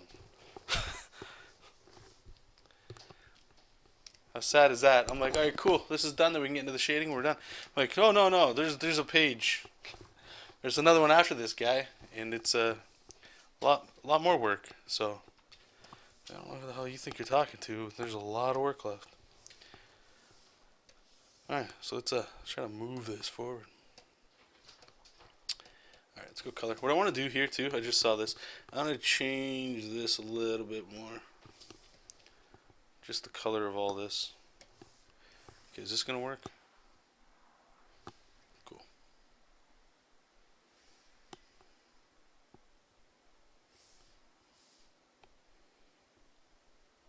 So it's not all totally the same. How's that? Yeah, it's alright. That works. Cool. Alright, so this is done. I think, what else are we missing? No, that's everything. Yeah. Yeah. Alright, let's color these dudes up.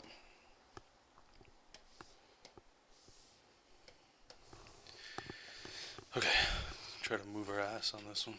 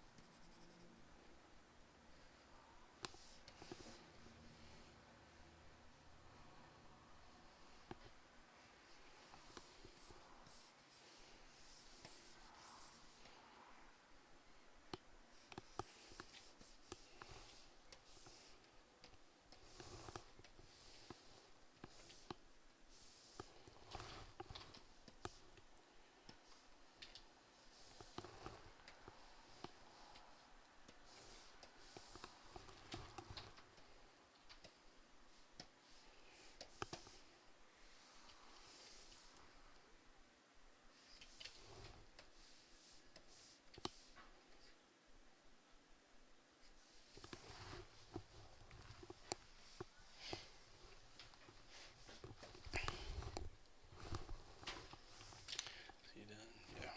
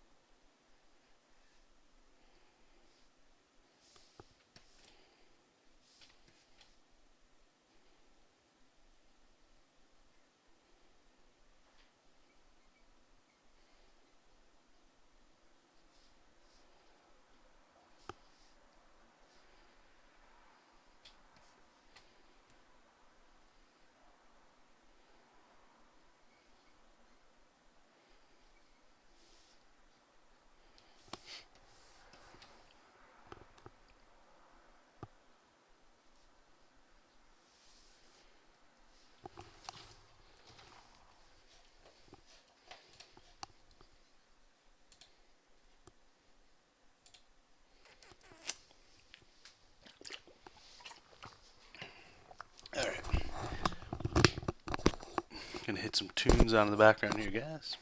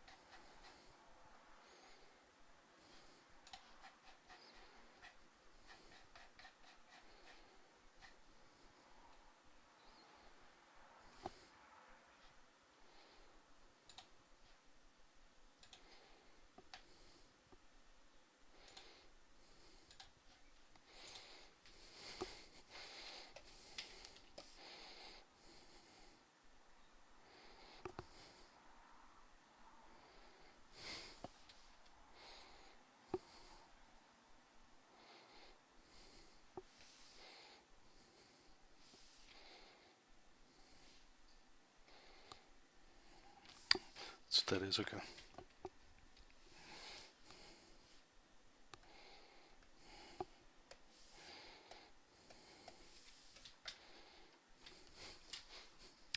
Why do you say that? Why do you regret your life choices? It's a pretty bold statement.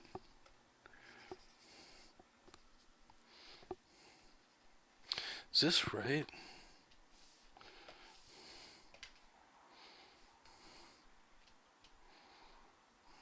Yeah, I guess so.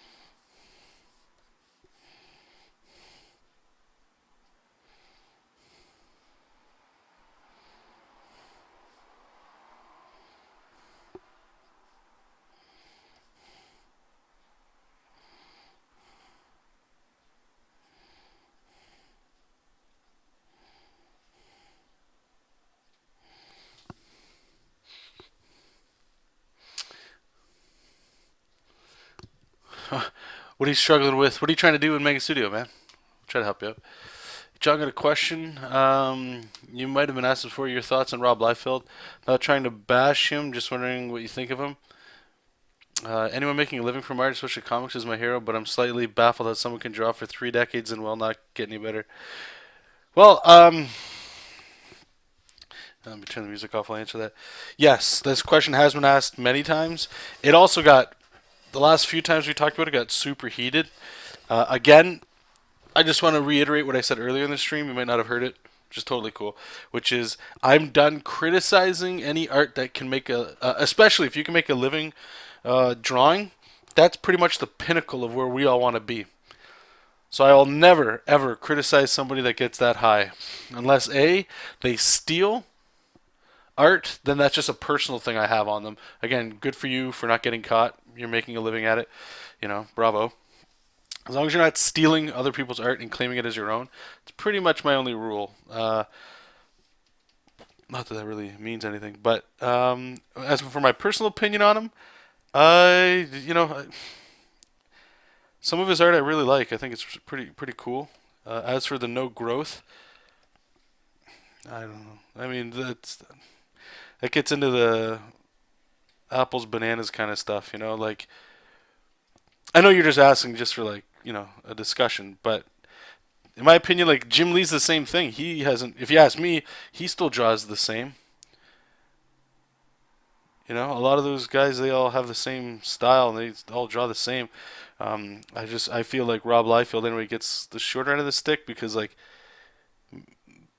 I don't know. I know the Captain America picture that gets pushed around and stuff like that from time to time and all that stuff, and I get it. But like we all draw shit, and I don't. The thing is, I wonder, and I'm not trying to defend him, but I do wonder, like, if we were to back it up a little bit, like, what's the defense to this? Like, was he strapped? Did he have like 2 comic books he was working on that month, and they told him he had to do some covers? Like, I don't know what his deadlines and stuff look like. You know what I mean? I don't know all. I don't have all the answers, and I'm not really looking for them. But in context, yeah, okay. So some of his art is pretty spotty, but I don't know. The best part about art is that there's so many people drawn. So if you don't like one person's thing, you can just sort of go on to somebody else's. I know that answer is really like I'm deflecting the hell out of it, but personally, I don't seek his art out. But I don't see anything wrong with his art. Everybody's allowed to draw the way they want to draw. It's kind of like free speech. Everybody's allowed to say what they want to say.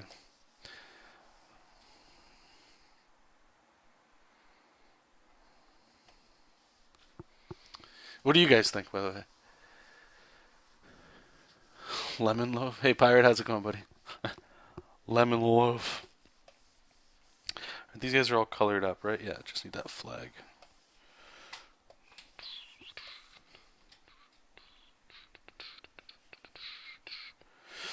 Oh, it's... Oh, I didn't know that. It's the same gray color. Is this the eye color? It is. Interesting.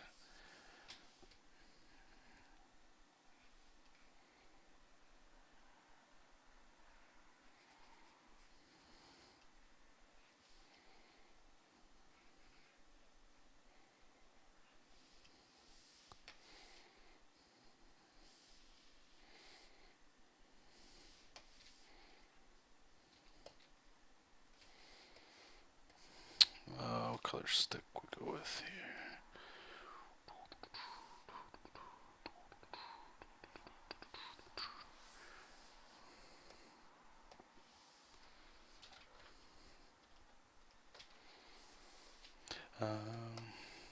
Just gonna put the clouds as white, like these ones right here. We'll figure it out later. No need to worry about it right now.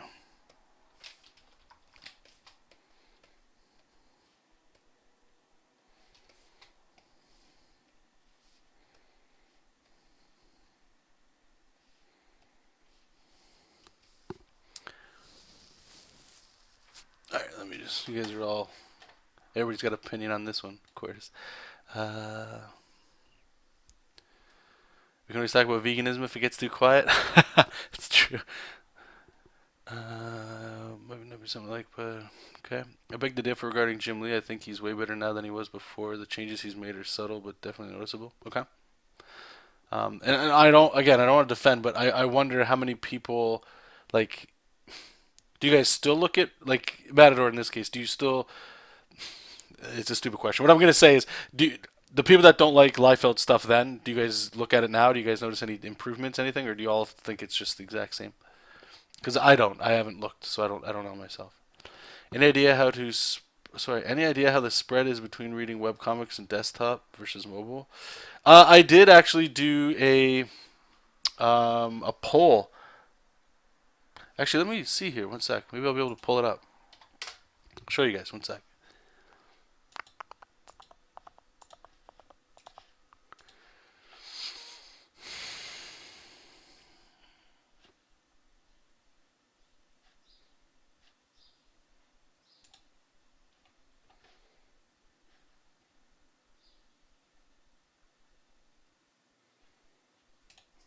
I think I took a picture of it. Let's see.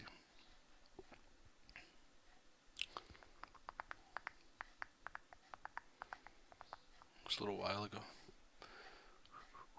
There it is.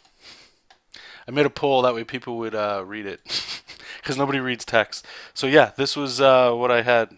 Hold on. Yeah. So right here. So it was how many people did I have on here? What? 16. I don't know. We'll say what? 30? No, that's 24. I don't know. There's a few people here. So the poll asks, how do you consume your comic reading? And this was a combined result from Facebook fan page and Twitter. I will say, when I was at the local conventions I was at, it was about the same here, but like more. Like it was less and less paper, like a lot less than paper. Usually, I kept hearing people that were buying paper were buying it for trade paperbacks or a collection thing. Anyway, so 16 people consume it from paper. 19 consume it from a phone or a tablet, and 8 from a computer. So between a computer and a phone, it's more than consuming paper. Now, in my opinion, it's just going to keep getting that way, and then eventually it might swing back when people want to get back into paper or something. But the reason I asked this was, again, going back, I didn't know for Jesop where I wanted to go with it. I assumed that the audience was the digital stuff, right? Like reading stuff on the toilet, commuting, and the grocery store line, quick things, right? That's why Instagram was huge for me to pick that, because people just, whatever. In hindsight, the comic still isn't formatted for web. It's still very much traditionally a paper comic. Um, but anyway, yeah, the results that I had personally was swaying digital, more so than paper, for sure. Uh, Laps is saying that's the thing. I don't hate him. I just don't get it. Some of the flaws are just 1 month of studies away from being fixed. And yeah, and at the same time, this is the best part, right? Again, like that's the best part about art. You're allowed to do what you want. There's people making stick figure comics, right? Funny stick figure comics, and I wonder if they get the same criticism of, 10 years ago your stick figures looked the same. You know, I'm not sure where that comes from, where people gravitate to like hating on certain artists or having an opinion. You're allowed to have an opinion for sure. And I mean, in that argument, a stick figure can only look so good, right? I get that, but just a fun little thing to think of. Hey, Pillhead, how's it going, buddy?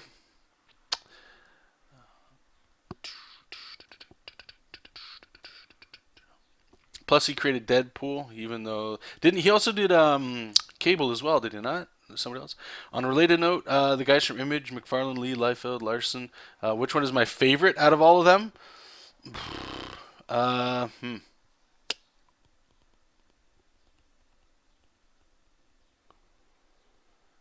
I guess Jim Lee.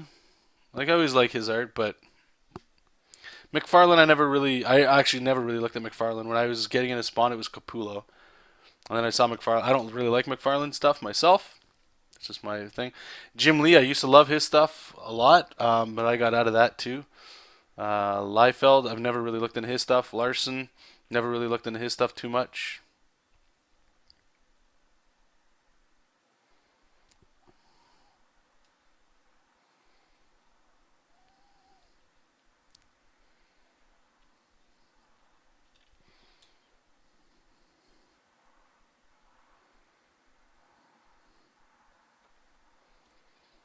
Yeah, no, that's what I'm saying. I don't know. There's just too much out there. It's fun to discuss, absolutely. It's fun to like, shoot the shit about, you know. But I'm not. I won't get into the book. Like I just won't be a part of the discussion of like so and so is shit because I don't know. It's fun to talk about with your buds and stuff when you guys are just hanging out, but I don't know. It doesn't get anywhere. It's just shooting the shit. You know what I mean?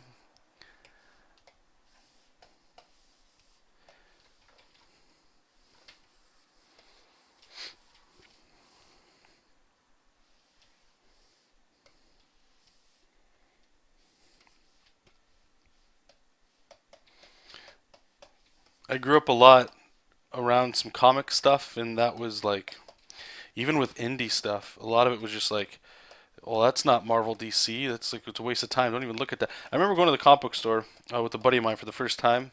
Like me and a buddy went, and what grade were we in?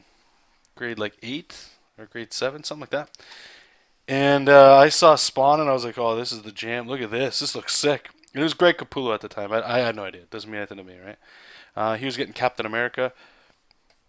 He's a good Christian boy. He wasn't allowed to be caught dead reading anything like that or listening to anything, you know. And I remember we would sit on his porch, and the first thing he wanted to do was read the Spawn comics. So I'm like, yeah, go ahead, man, check them out. I'll read your Captain America. Like, Captain America's cool. There's nothing wrong with any of that stuff. And then I remember multiple times his parents would pull into the driveway, and I had to take those comics and put them right in my backpack, and then we'd each be reading like a Captain America or something. I always wanted to just leave like a Spawn out just to see what would happen. It was just stigma that went with stuff, right? And that stuff, I don't know, like it stuck with me to this day of like just that experience, like immediate hate and disconnect for something you don't understand, or like you think it is a thing, so you just don't even you don't I don't want to say critically think about it, but you just don't you just it's sort of like and I'm not bashing religion on this at all. I think I do anyway. Um, but what I'm trying to say with this is like,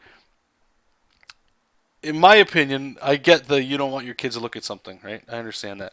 Um, but at the same time, like on my own time, I know for sure I'd be like, okay, I don't want my kids reading devil comics. That's what I assume, right? I don't know where they came across that or whatever, but it doesn't matter. On my time, I guess I would look at it and be like, okay, so if I was very concerned, like, why is my kid reading like Satan's comics? Like, So I would look around, and I mean now we have Google and stuff, but even back then, like go to a friggin' comic book store and go, where's your Spawn Satan books, you know, and just flip through it and just read it and just actually look at it and then come up with my own decision, as opposed to clearly what was happening then. And I knew they didn't do that. I just knew they didn't do that. The way they talked about comics in general and stuff was so fucked. But this was just an example that stuck with me of like that, literally judging a book by its cover, you know, and not going any further than that.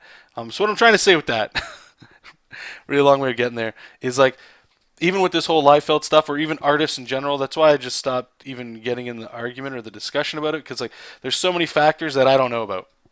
And with art, like we all get like this, the final product, right?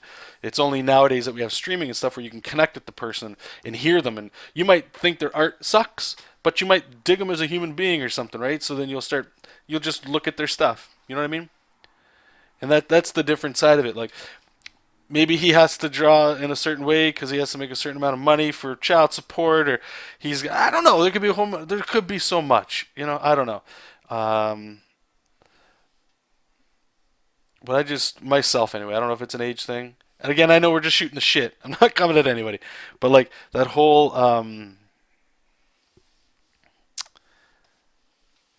don't even really. Is what I'm saying even making sense, or am I just all over the place? I guess just to wrap it up, what I'm trying to say is what I'm more interested in nowadays is just like let's just talk about stuff to learn more, to open your eyes, to be to actually be willing to hear somebody, to see their point of view on stuff, as opposed to just like taking things at face value or what you see with your eyes and like just that's it, that's the way it is, and just being very like anti that. And I know you guys aren't that. I'm just saying anyway.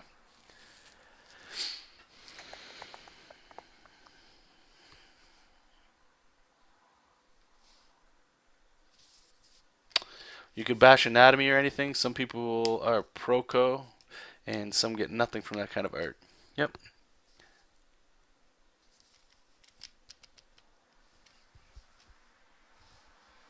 Okay, Laps, to what you're saying there, I just want to address because I will take a stand on this, and I'm not calling you out, but I'm going to say what you're saying is wrong. What he's saying is has Proco. If you guys don't know, Proco's got like an awesome anatomy channel. Check it out. Uh, what he's saying is and it's just in fun here. Has Proco done comics? I think he's only into fine art. If he got into sequential art, he'd murder everyone. Okay, so what I'm just going to step in and say like a big fat no to that, only because what he's doing with fine art, and I've had a lot of fine art friends, and I've had this fucking talk with them. It just doesn't hit. And not all fine artists, but a good chunk of fine artists, it's very nose in the air. Everything has a meaning, and you know you deconstruct shit, right? But the one thing, and I've argued this, and maybe it's just my flaw in this. You guys, let me know what you think. Is that being able to draw being able to draw anatomy, well rendered, Alex Ross style stuff is great. But if you have to be able to tell a story in comic books, and sadly, I do think a lot of people just think it's about the art, and I don't know if that's just artists looking at it, but story is the one thing that resonates with people more than art, in my opinion. If the art can tell a story, you're gonna remember that. The hard part for a lot of artists is to look at that stuff without the art. Talk to your parents, your friends that don't they just play video games or watch movies and they think things are really sick and sweet and stuff. Ask them what they think of certain artists, you know, because they're coming at it not from like how the hell can they draw that. Like there's a magic still in the art, whereas if you're an artist, you're kind of like we're wizards. We kind of we're like the Wizard of Oz. We know how Oz works. We see behind it all the work and structure and time it takes to build something. But the average person doesn't see that, right? And the thing is, when you look at something at face value as just the art, that's not enough, you know. And that's why, like in my opinion, you'll see like lots of artists that maybe they don't have a lot of really good like anatomical study and their anatomy is whack and stuff, but they can tell one fucking hell of a story and actually make you feel something. Like, have you guys ever experienced this yet? I hope you have. Reading a comic book and you turn the page because you're like, oh, like it's action or something, it's moving, or you're going real slow. And have you ever noticed you're doing those actions, but it's not you, it's the story that's making you do that? If you haven't experienced that yet, I hope you do at least once in your life, because like those moments they're very few and far between. But when you get them, that's story. That is story. And I don't, for me anyway. This part of this is just coming 100% from me. Art is, as an artist, I'll always go for comics for art for sure. But there's tons of comics I've stayed with just for the story because they've made me feel something, and because of that, the art gets better. I might look at the book at first and like the art's, whatever, but as I'm reading it and putting it in its context, I get attached to that stuff, and that's what I'm saying. That's just me. I understand that's not going to be for everybody, but art, just because you can draw something really well, it's very hard for you to bring that through to comics. That's why, and I'll just end with this. That's why I find so many people, they don't know how to start, or there'll be some comments or stuff people will say like, "How do you start drawing comics?" or "What do I need to do?" or "Why does everything I do look flat?" But they're really good artists because they did what I did. They spent so much time and years drawing anatomy, but once you have to put that in, everything's stale. Everything's like mannequins posed. They're really well drawn, but there's no acting. Like I don't know. Anyway, look it off this thing. I don't think he'd rock because of anatomy. He'd rock comics because he's a powerhouse. He's got an art engine. If he decided to hunt down his inner comic book artist, it would be glorious. Okay. I'm not saying he'd paint realistic and be done with it. He probably wouldn't look at character skills and everything. He'd crack the code hard and get a comic book inclination. Okay. It's all good. Hey, Felix, how are you, bud? When I was reading the Naruto manga and it came around to the death of one of my favorite characters, it broke me. I didn't want to turn the page because as soon as I did, he would be gone. Hmm. It's actually pretty beautiful, man. That's one of the powers of comic. But that's what I'm saying. Like what you just said there, like that's story.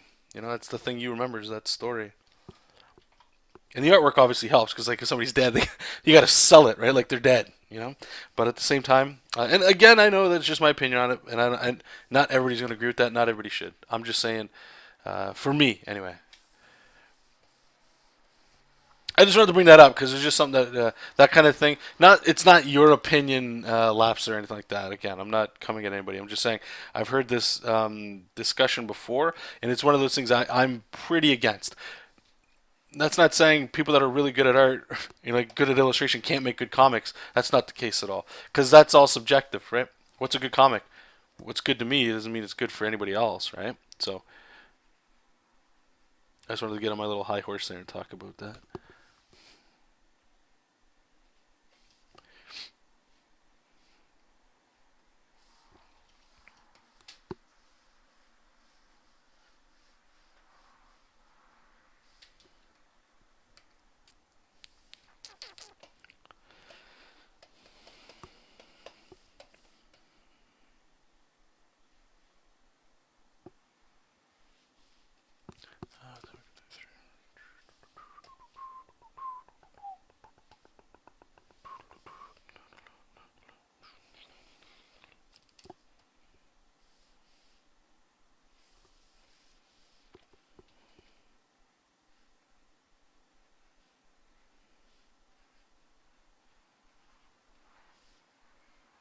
Let's put colored shapes for these dudes.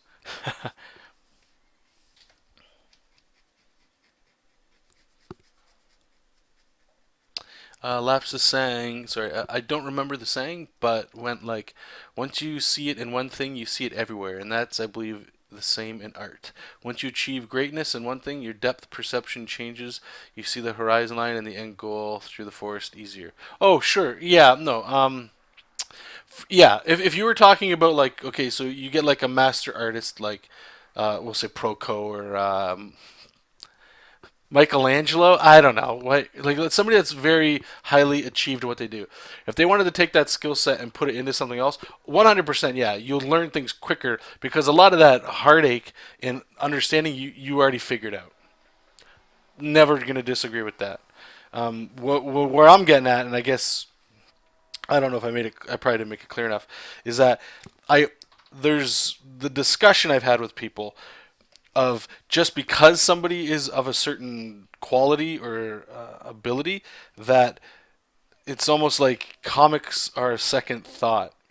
Like one of the things that pisses me off to no end is, oh fuck, I hope you guys, well maybe you guys believe this, I don't know, That's your call too, of like people getting into comics because it's easier to make like a movie out of it.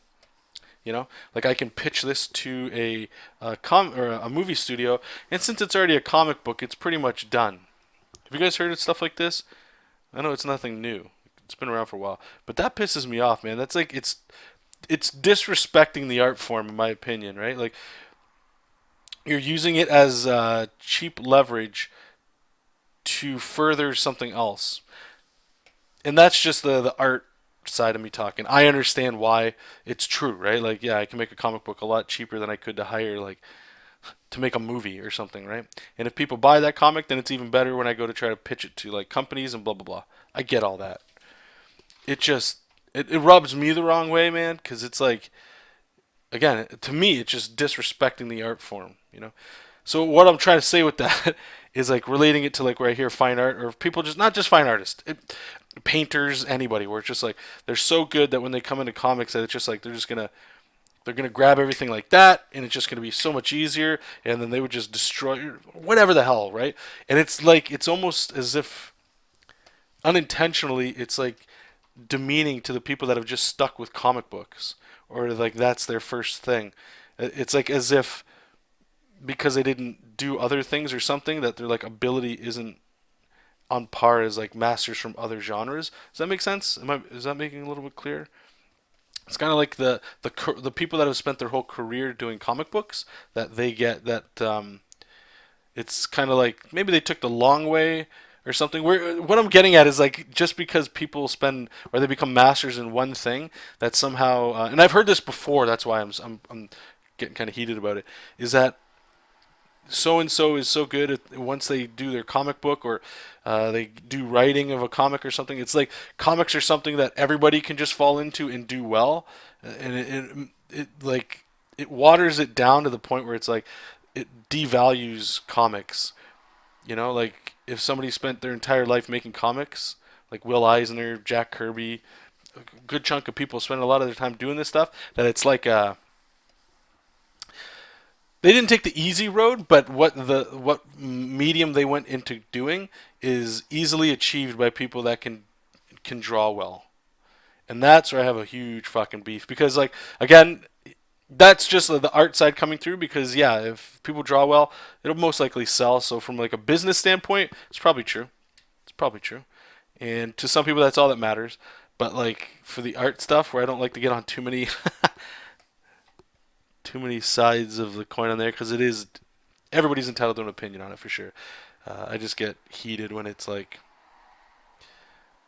I don't know. Let's just do comics because it's like the easy route. That I don't agree with. That to me is like a very it's an ignorant viewpoint. I'm not saying anybody here has that view. I'm just saying to me it's a super ignorant viewpoint, and it's like, well, if all else fails, I can always do comics, or I'm so good at this stuff that if I wanted to do comics, it's a joke, you know. Just phone it in. Doesn't even matter. That shit I get. I don't like that. Again, not saying anybody's saying that. Anyway,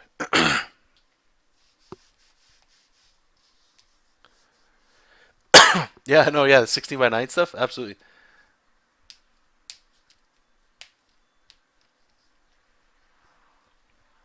Alex Ross is 100% a comic book artist, but if you look at what he's doing, it's founded in comics. It's not.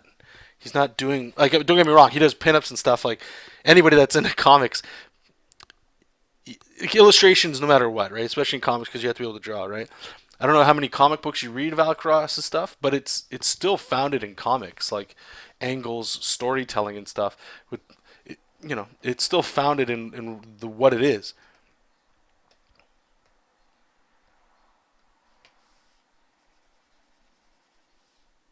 I don't know. Maybe I'm just being whatever on this. And again, it's cool because like everybody can have their point, and everybody should. And I'm the one on the mic, so I get to be the loudest, sadly. So I'll move on.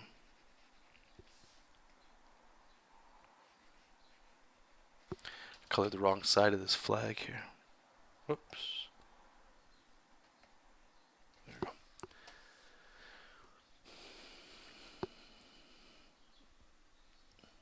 Yeah, no, you're right. Yep.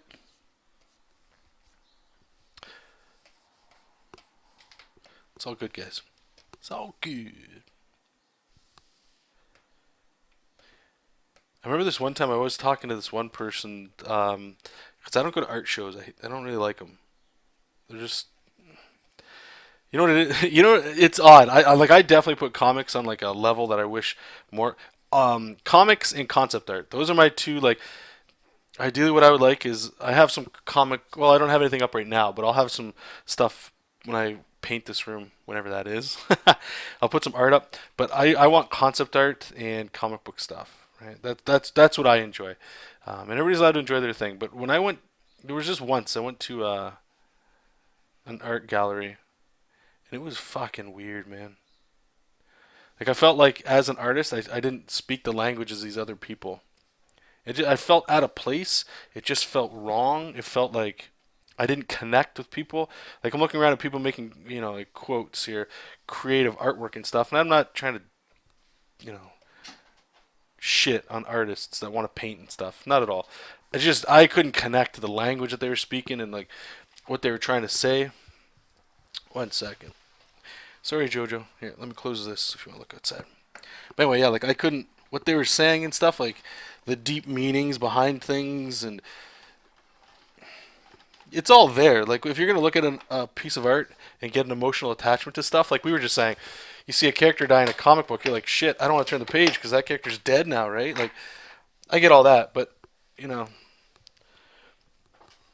it's it's weird because those same people, not all of them. I'm just you know grouping everybody into the same little pot here, but a lot of those cats, it's like, cool, check out this piece of comic art, or these 3 pages of comic art because it's comics and it's trying to tell a story sequentially. So just having like a page of comics doesn't really do it justice. You got to have multiple pages to tell a story, right? And when you look at that stuff, it's like, what am I looking at? Like I'm looking at this beautiful painting of like, I don't know, whatever. Pick a landscape. And it's like, look how beautiful it is, right? And it's like the blues, they really make me feel all that cool. And you're like, sweet, check out this comic book stuff. And it's just immediately like, oh, it's just like comics. I'll smack the shit out of people that talk like that, man. Like I just can't be around that stuff. I get, obviously you can tell, it's like the highest form of disrespect, man. Highest form. How are we talking about this now? How did I pivot into this crap? La la la la la. Hey Ruben, how's it going, man? Haven't seen you in a bit. How many times a week do you work on art? And do you consider working on art the same as practicing and getting better at all? Ooh, good question. I would say I work on art. Jesop, get out of here, buddy. Come on. No, you're rubbing wires, dude. Come on. Move your ass. Move, move, move. I try to work on art every day. Sometimes I'll come home from work, want a nap. After the nap, it's like 2 more hours and it's bedtime, and then I don't feel like napping anymore, so then it just goes to shit. But usually on average days, yeah, I'm working on comics or Patreon stuff or whatever every day of the week, right? So because of that, sometimes I'll take a day off for sure. Sorry guys, I'm all over the place. I just got to open up my reference thing. But to answer your other question there of like study, I don't consider. I said this a little earlier. I would try to in the best way you can. Sometimes all you do, you're just in total work mode and you can't make time to study. Okay. Actually, let's try this. Let's see if this works. I think you can just copy and paste. Oh, it worked. Sick.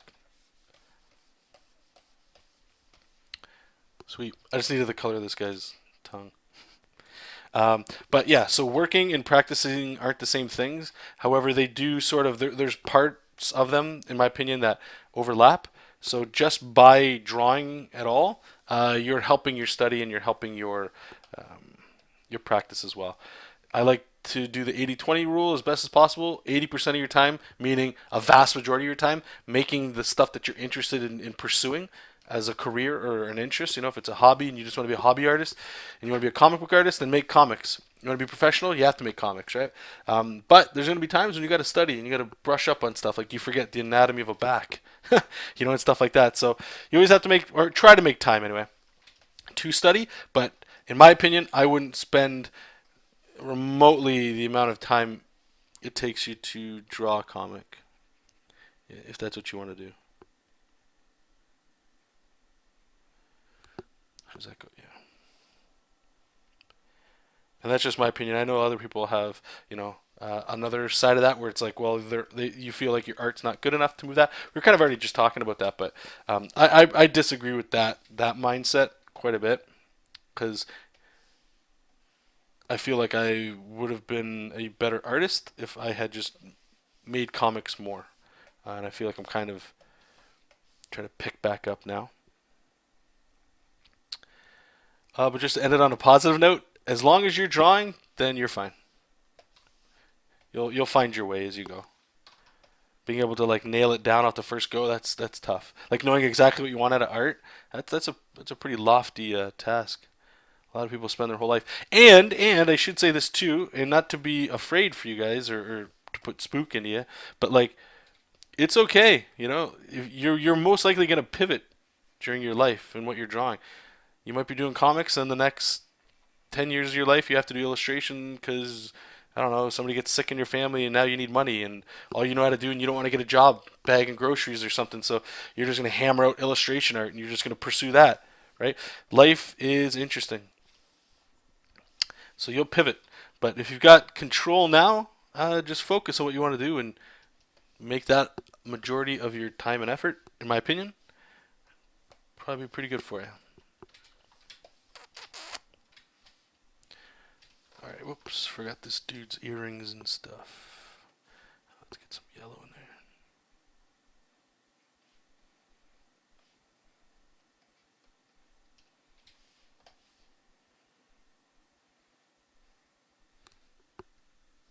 Okay.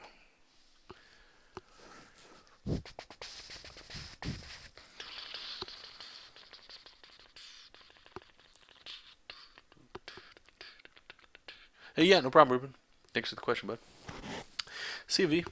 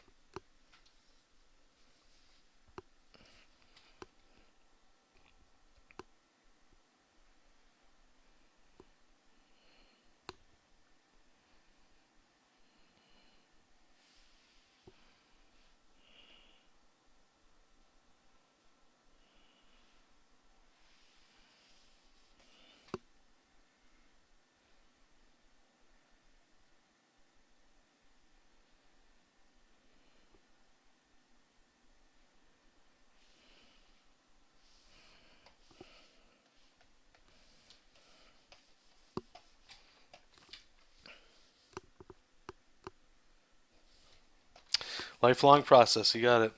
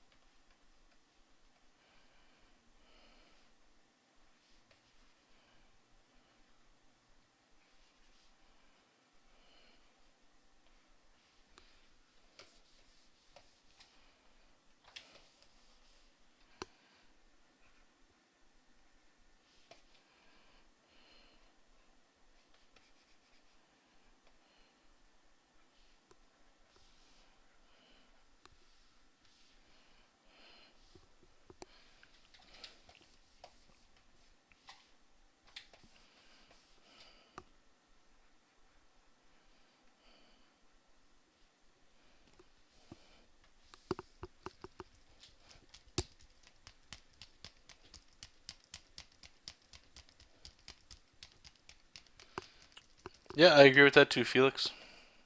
It's like, how can you put stuff together to be a little different, but everything's kind of already been done?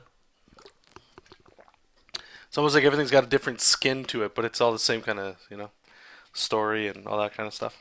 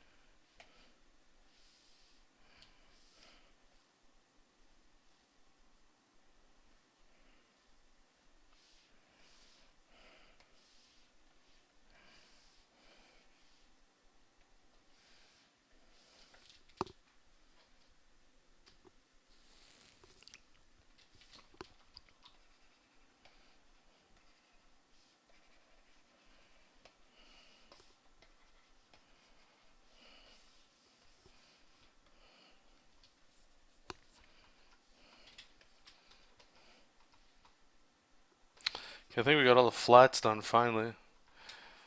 This one took a little while, Jesus. Usually happens when we change scenes and psych. Remember, I've said this a bunch of times. You change scenes and a lot of the colors kind of change and it takes a little bit longer. Fuck. Oh man, that hurt.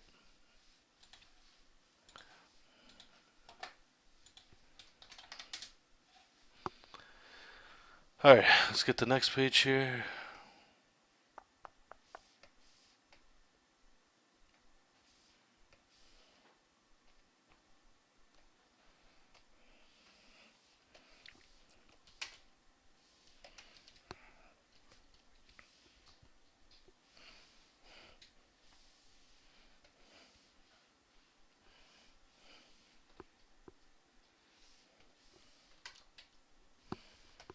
One, two, three, four.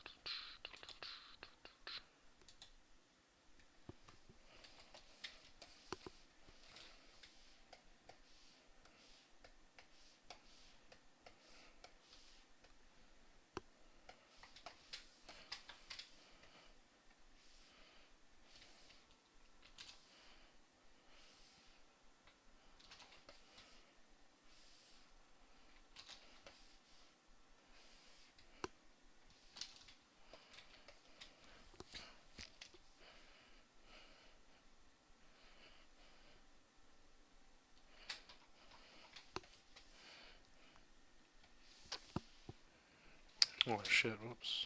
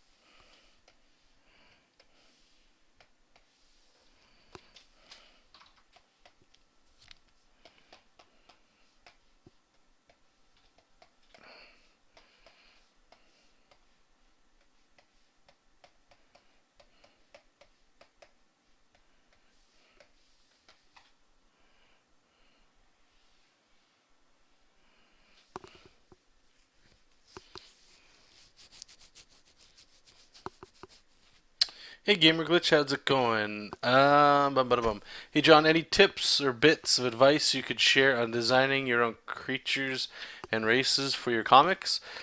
Hmm.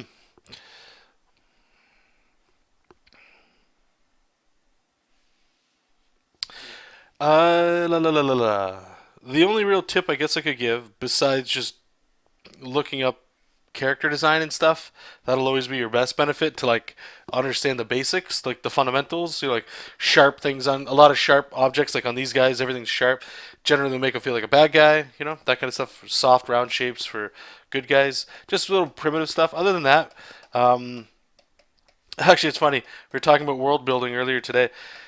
Try to, if you can. Not everybody can. Not every design can do this, but sometimes, more often than not, it can. It can, which is start asking yourself, like, not where they live, but what do they do? You might hear this a lot when you're kind of doing writing. It's like, so before the story started, what did so and so do? Like, what was their job? What was their task? What did they do before the story started?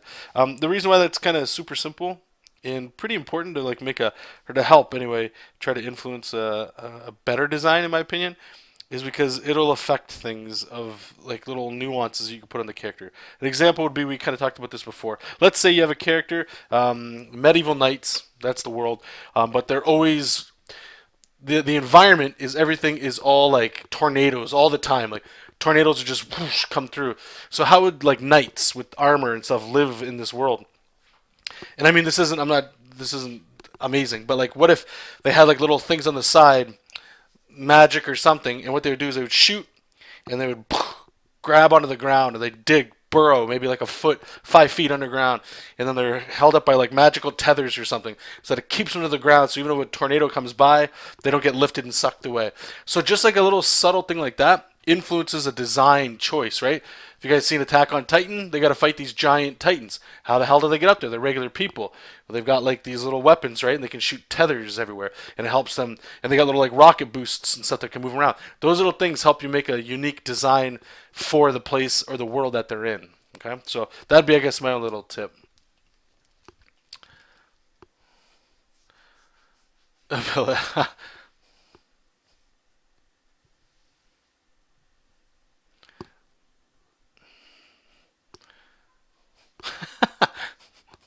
You got it, Lapster. You got it, man.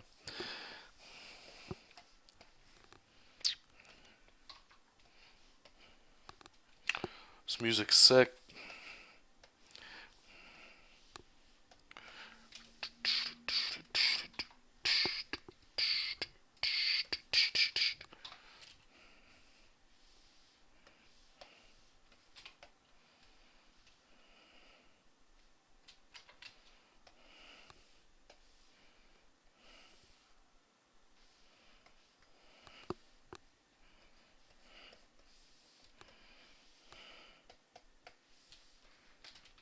Yeah, no problem. I hope it helps.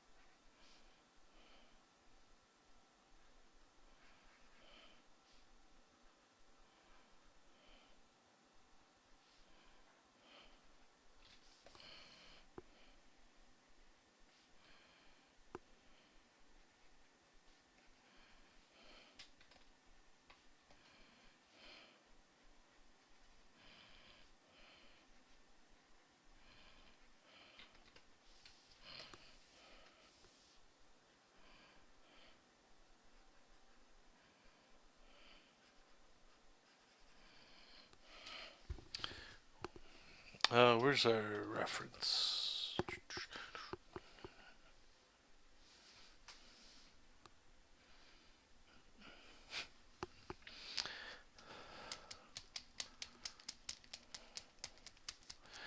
Hey, Pop, how's it going? What's that? We're in the 30 to 40 people range yet. We need something more powerful than veganism to bring these numbers down, eh? Tell us your take on the entirety of American pol.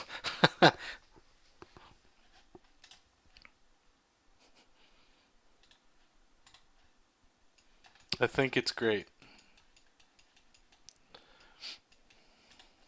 I think everybody is super happy.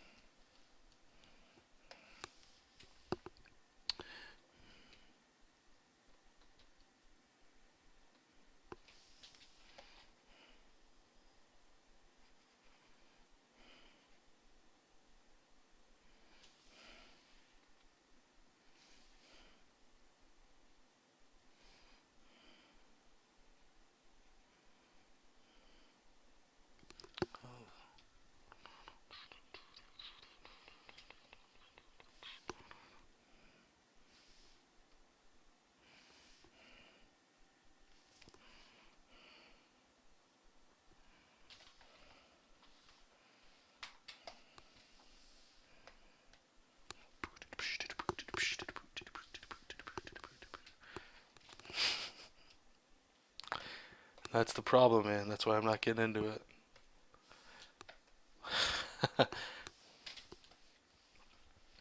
Hey, I politely refuse.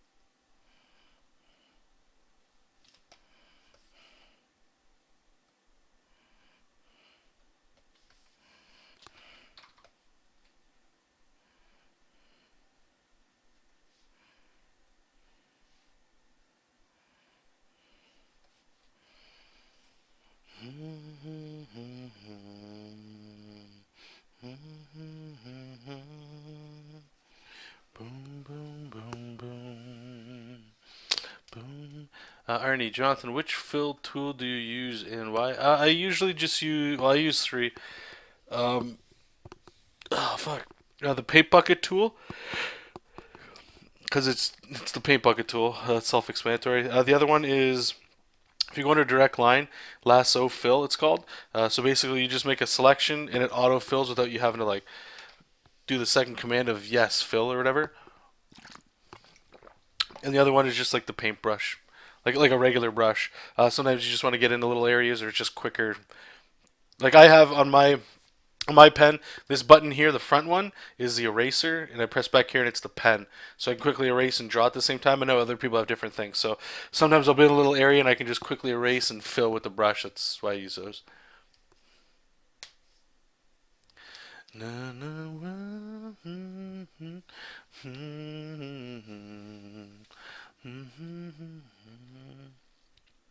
Rank the Star Wars movies? Uh, okay.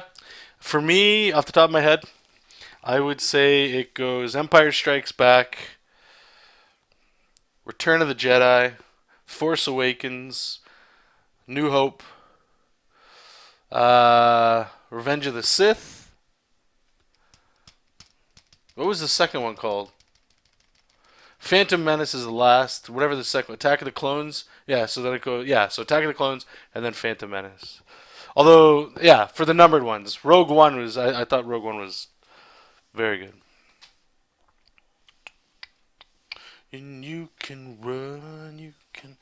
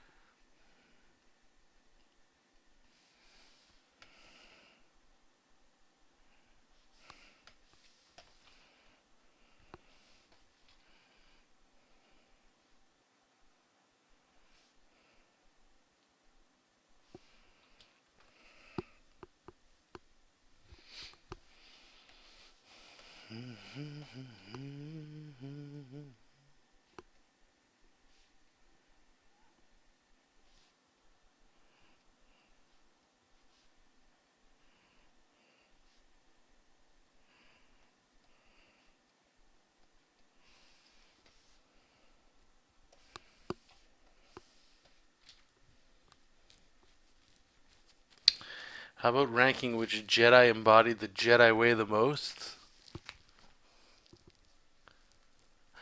Okay, well, first has to be what? Yoda?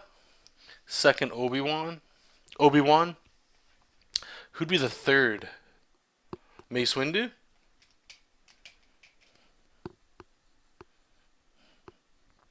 I don't know the other, like Plo Koon and all those dudes. I don't know about them. Talking about the named guys, I guess, that were always there. And who else? Luke? And then what do we got? We go down to like Qui-Gon? And then Anakin? Is that pretty much all of them? I know there's a whole bunch more. I'm just trying to think of like the ones talked about in the movies.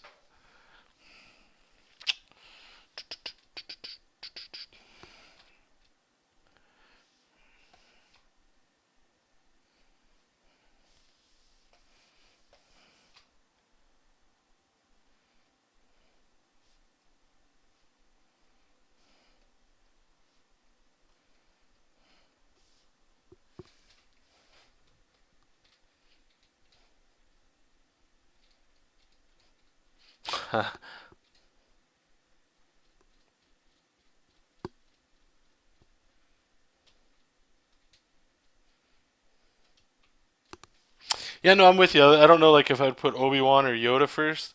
I just put Yoda first because he's, I guess, older, so he's been around doing more Jedi things, I guess. Obi-Wan's definitely got to be way up at the top somewhere. He's either first or second. I agree with you on that.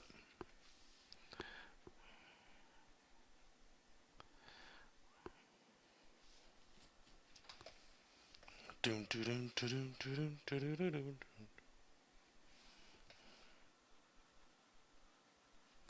How does it look over there?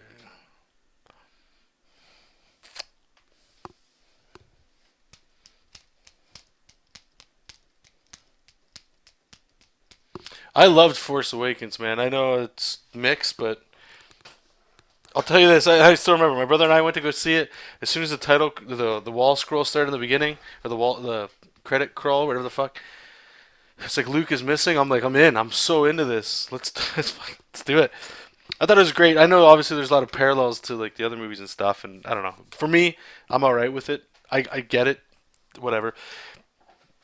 I've told you guys this before. I get it.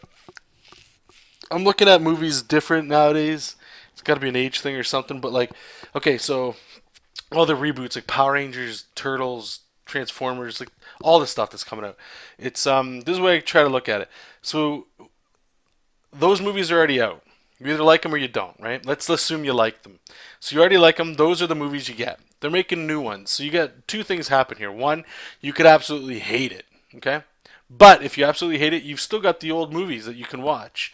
Yeah, it sucks that you don't get the new stuff, but the old ones are there. You can still enjoy them, right?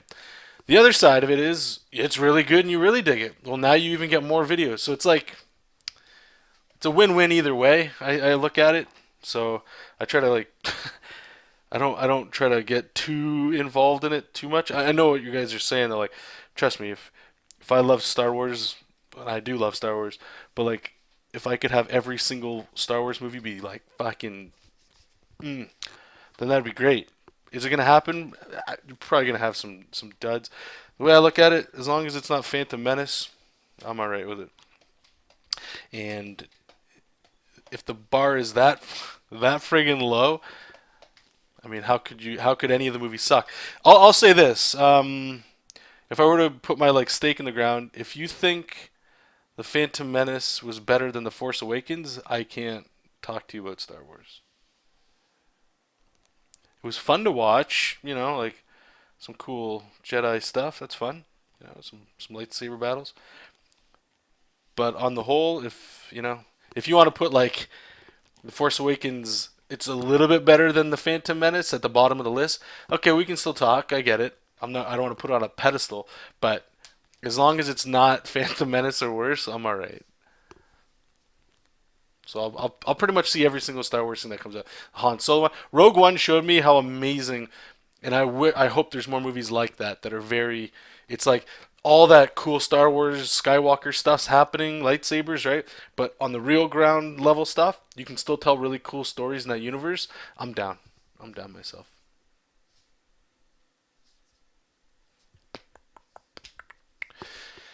I can no longer be happy with sci-fi that Mass Effect is garbage. I know, man. Broke my heart too.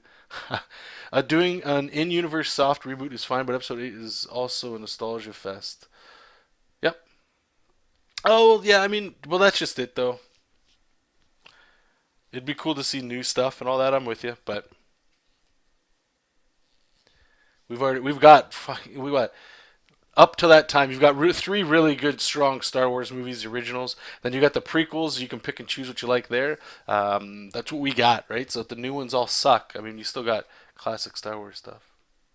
Phantom Menace did suck pretty bad. The other ones I can watch. The 2D Clone Wars cartoon is the best thing from the prequel era. Also, Republic Commando video game was my favorite. I haven't tried that. I'll give the Phantom Menace a point. I'll give you the okay, but it's still watchable. Yeah, oh yeah, yeah. Like you can, it's Star Wars, man. You know what you're getting into, regardless, right? But I still know there's people that rank like the original Star Wars as the best Star Wars movie. I fall asleep every time I watch that movie. It's good, but it's just not. I don't know. Like right? Everybody's got their thing, but I wouldn't say they're like unwatchable. Anyway, Star Wars talk, good stuff, man.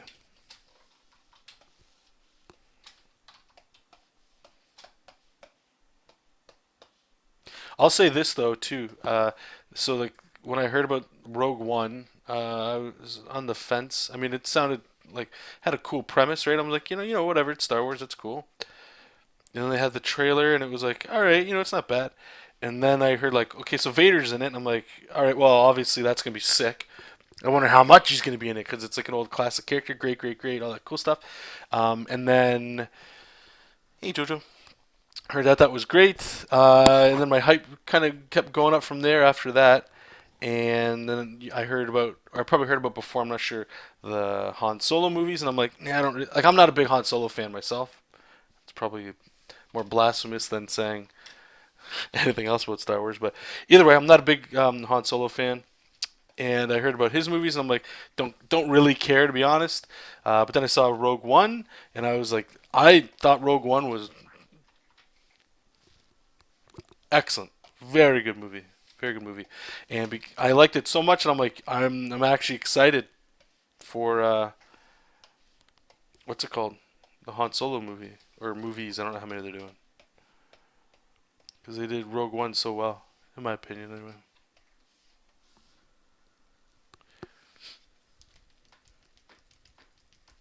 See, there you go. So Laps is saying A New Hope is their favorite one, and that's fine. Everybody's got their own little thing, right?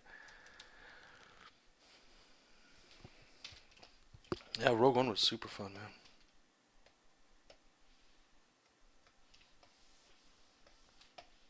What I liked about Rogue One, like I won't spoil anything or whatever, but what I really liked the most about, like, especially if you're a huge Star Wars fan, it's like all this other stuff is happening in the background because you've seen the other movies, right?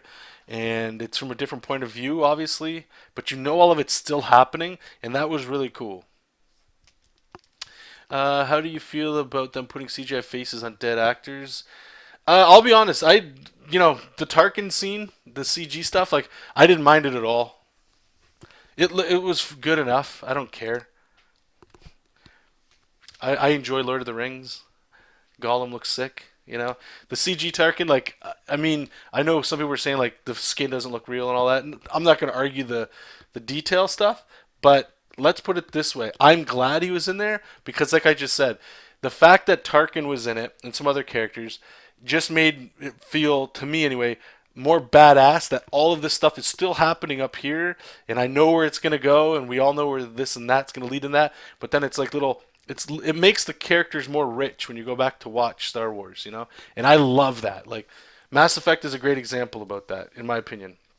Or it was like you find, or any story actually, any sequel. You watch a movie and it's like you get all the characters like that's cool, and then maybe you read a book. I don't know if you guys have ever done this. There was a game that came out, Dragon Age, the original one. I absolutely loved it. I read all the novels, and it was, I don't know, I was just in it. So I was reading all the novels, or the first novel, then the game came out, and then I read the second novel, and they just talk a little bit about like the characters that are in there, and it just makes them when there's more history to a character and you read it, it just, I don't know, I love that stuff. So if the CG characters, like even at the end there, whatever, um, the character that shows up at the end, seeing that, like I could tell that one was CG, but I don't know. I try not to get butthurt over too much of that stuff myself. I don't know. What do you guys think? As for them being dead and stuff, that's what I'm saying. Like I don't know the legalities of that. If think about it like comics, if I'm drawing this and they're just hiring me to do this and then they own this, they can do whatever they want. I know it's different when it's a legit person for sure, but like I don't know, you're kind of signing that character off, right? It's your face, but maybe you've got makeup on or something, so and you're dead. Are they still allowed to use you there? I know it's a gray area, and I would imagine it's still going to go in the direction it's going. It's just going to people just keep using it. And then you don't need actors and all that fear mongering bullshit. But I don't care. Whatever tells a better story, do it. If it's for the story, do it. I don't mind how it looks, but the ethics behind it. Imagine if it takes off in 20 years, we might have Stallone and one having highest opening movies where they're both gone. Who owns you when you're dead? And like, okay, so that's where I look at it a little different. To me, let's use the Rocky thing as an example. Okay, so Stallone is the actor, right? But he's playing Rocky. So it's Stallone isn't Rocky, Arnold isn't the Terminator. These are roles that they played, right? Those are the characters. The difference is, yes, it's their real face on those characters, but you have to, and this is, I guess, the weird part, where it's like you remove yourself. Like that film is a universe and in a dimension in and of itself where all that really happened, right? It's for the story. Again, like the way I look at it, let's just say I'm in a movie and they put half, or they put me in I'm one of the Uruk-hai in Lord of the Rings. I know it's a little different because you can CG the monster and stuff, but like, what if it was just colored paint and they CG'd that? Is that weird? I don't know. The way I look at it again is like if somebody's paying you to do a job, you're doing a job for a role, and that's it. If you're dead, I get it. You're dead. Sorry, people are gonna die. This isn't new, right? For me, if it helps the story, that's the only reason I'm going to these things is for the story. The visual effects and all that stuff is great. Yeah, let's make it all. But the story is what I'm going here to be told a story. So if you need to put CG people in there that are dead, then do it. Whatever. I don't know. That's just me. That's just me. Yeah, see you, James.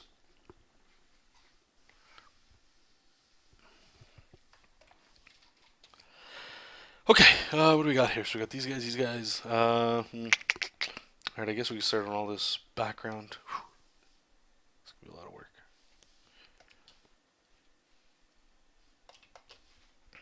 Copy.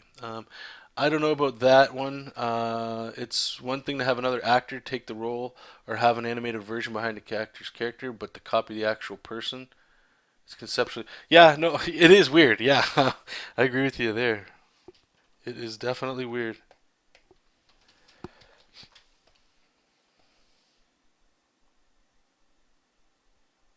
So how do you guys feel then? Like, so is it just the face that's throwing you off, or what? So like, let's say you guys get hired by Marvel or DC to draw, pick a character, right? And you're dead, and you actually don't have a family. Let's say I'm just trying to make this as super simple as possible to get to like a discussion with it. So you don't have a family, so like there's no royalties going anywhere. But you're dead. You've already done your work, but they still want to print your work. Okay, like all the cool Spider-Man pick or pick a character that you've done. Is that wrong? Like, do you feel weird about that? Because what I'm getting at is like, is it just the fact that it's your face and you're not there, or is it the work you did? You know, because like, how many of us can go back and watch like, let's say Godfather, and you watch that and all the people that have died from there, and it's weird. Like I rewatched The Sopranos a little while ago, and like I know James Gandolfini is dead, and when you see them there, I don't. I mean, yeah, there might be a moment where you're like, ah, man, he's dead. That sucks. But like in that world, they're still acting, and I wonder if it's just the new part that gets weird, where it's like that's not really them. I don't know. Imagine if the future just downloading your favorite actor's scan and then putting it over with the whole I don't know what that is thing. You might end up being able to replace performers entirely. But okay, so that with that V, okay, this is a good point. V's bringing up a good point. Where he's talking, is that the technology Vocaloid? Is that what it's called? Where it's like you might end up being able to replace performers entirely. Um, but that's technology, and that's something that's real, right? How many people? I know there's sure that have telephones out there, but most of us have a cell phone. You don't even use a telephone nowadays, right? Not that that's everybody, but a majority of people. You're using cars instead of a horse. You're using airplanes instead of cars or whatever, right? That's the way technology goes. And the thing is, like, what was this one thing I heard?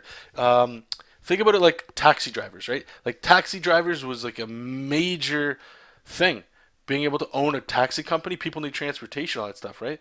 And then a thing called Uber comes around, and that's just an example, but it comes around, and a lot of taxi drivers and stuff, they might look at it going like, who's gonna call like a stranger to pick them up?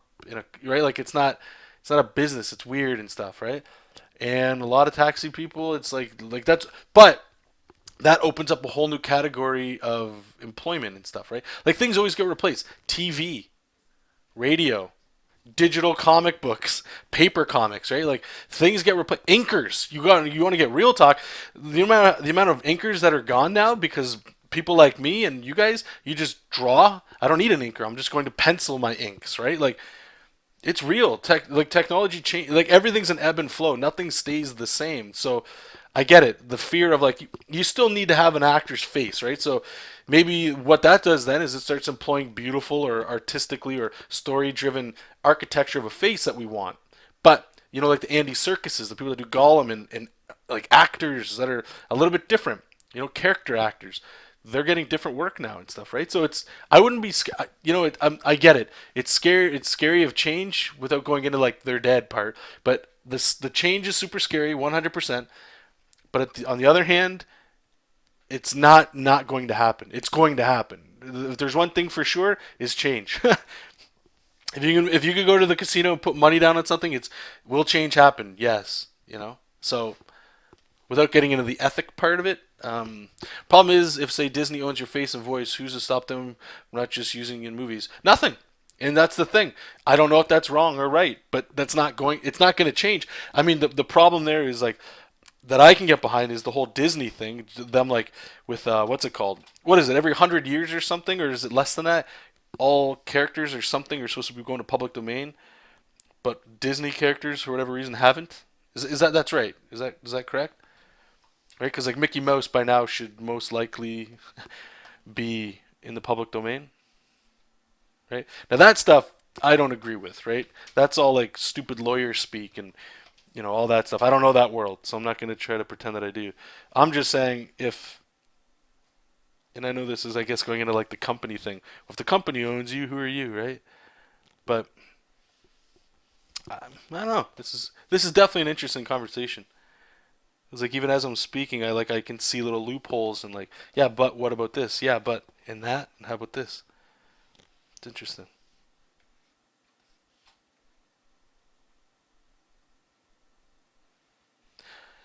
I remember this one saying that was always going around. It's like, oh, you're an artist? How much do you make? And you're like, not that much. And they're like, oh, okay. Well, when you're dead, you'll start making money, right? Because it's scarce. You can't make art anymore. Okay. But since you're dead, people are like, oh, they're dead? Wow. Well, now it goes up in value because it can't get remade and stuff, right? It's a little interesting angle on like kind of what we're talking about. It's a fun conversation, that's for sure. Really, it's probably just more of a sentimental issue for me. Like for me, if I was dead actor, I wish they just respect whatever I did and leave it alone. The role should die with me. I feel like okay. Honor someone's legacy by what they did rather than just going on with your project like nothing ever happened. Okay. Funniest part is that the actor who played Tarkin looked like Tarkin with the CGI make. Yeah, he did. He did. It was very funny, eh? He had like the gaunt cheeks and stuff. I say just recast. Don't cling to the past. Move forward, and I'm set in stone. Sorry, because many aspects of that are indeed exciting. Yeah, you know, it's you're right, guys. You're right. You guys remember what was it, Terminator Salvation? I think it was, where like they had that massive bodybuilder and they just like CGI'd Arnold's face on it. You guys remember that, right?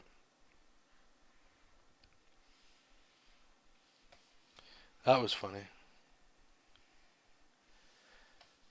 Cause like that, you know what's funny? I think that might be like the only difference is Arnold's not dead, but like that stuff's. I don't, was that the first one to do something like that? Can you remember another movie that did something like that of somebody that was back in like a different body altogether, but their face was, you know what I mean? Like they time stamped Arnold. You know, like that's what he looked like back then. Doesn't look like that at all now, but that's the Arnold we're using, the model, the T100 or whatever, T1000.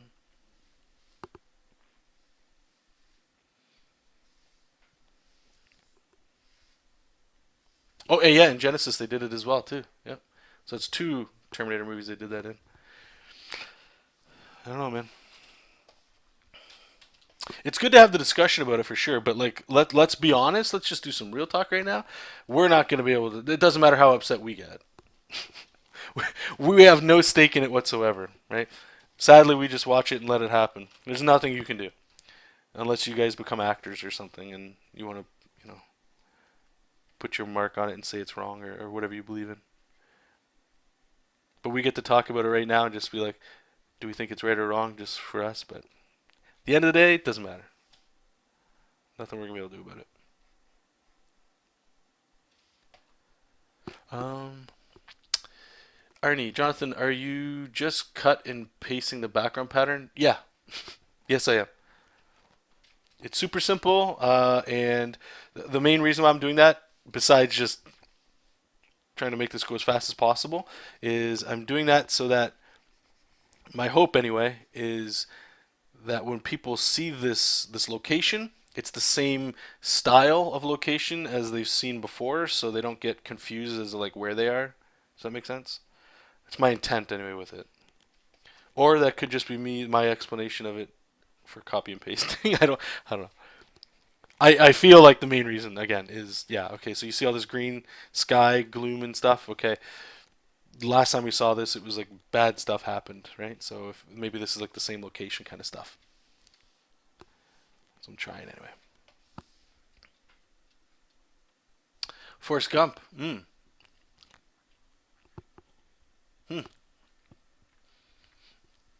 You might be right. Forrest Gump.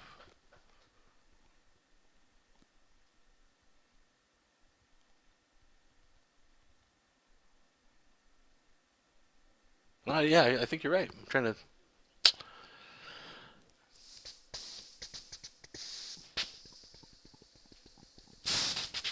Ethics don't make much impact on the bottom line unless the audience is boycotting. Hmm.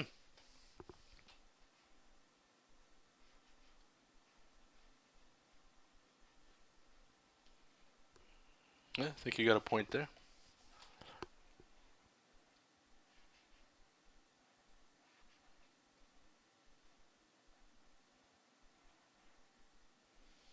That's another thing too, man. I know that's getting into something else, but it's like, what's that? Disney has been denying, but I feel like they'll have a CGI Leia in Episode 9. So that's the thing. Like, when something is done, it's so hard for people to go back. Like, they just accept it as is, right? So like, we've already seen her like that. So if she's in the next one, she's in the next one. I don't know.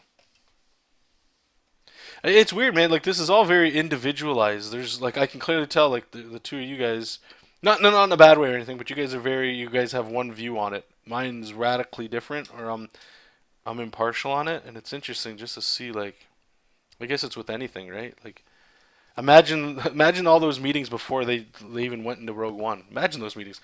Hey guys, it'd be cool if we had these in there. It's like, yeah, but well, maybe we could make them a little younger and all that. And you're just like, it's not gonna happen unless we do this. And they had the discussions, right? Like now that some like they're dead, that's a different. I imagine those conversations get a little weirder, right? But like at the time, she wasn't dead, you know. So it's like that's weird. They must be having a lot of fun in those conversations, man.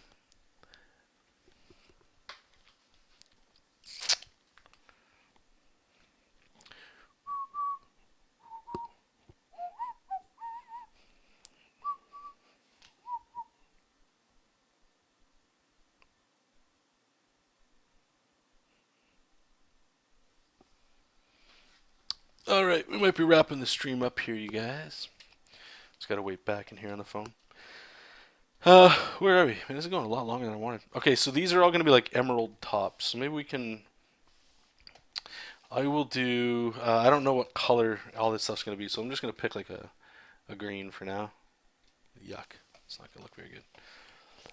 Let's get rid of this background so I can see what the hell. Fill it easier. Whoop whoop whoop. Is that right?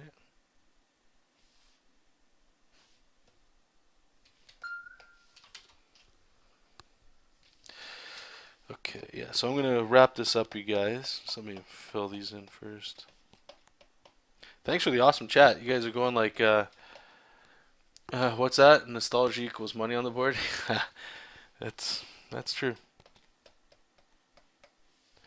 Although, no, you know what? I'll say yes for that, but at the same time, I'll also add like, there has to always be like good people. I'm not saying that the decision they did was made just from bad people, but like creatives, like all of us, right? Like we're definitely the people that are in the rooms going like, you're trying to, everything's for a reason. You don't just there's no, or it's very few creative people that are in the creative side of it are just going like, all right, what's going to make us the most money, right? That's up, like the next stage up. That's the people you pitch to, right?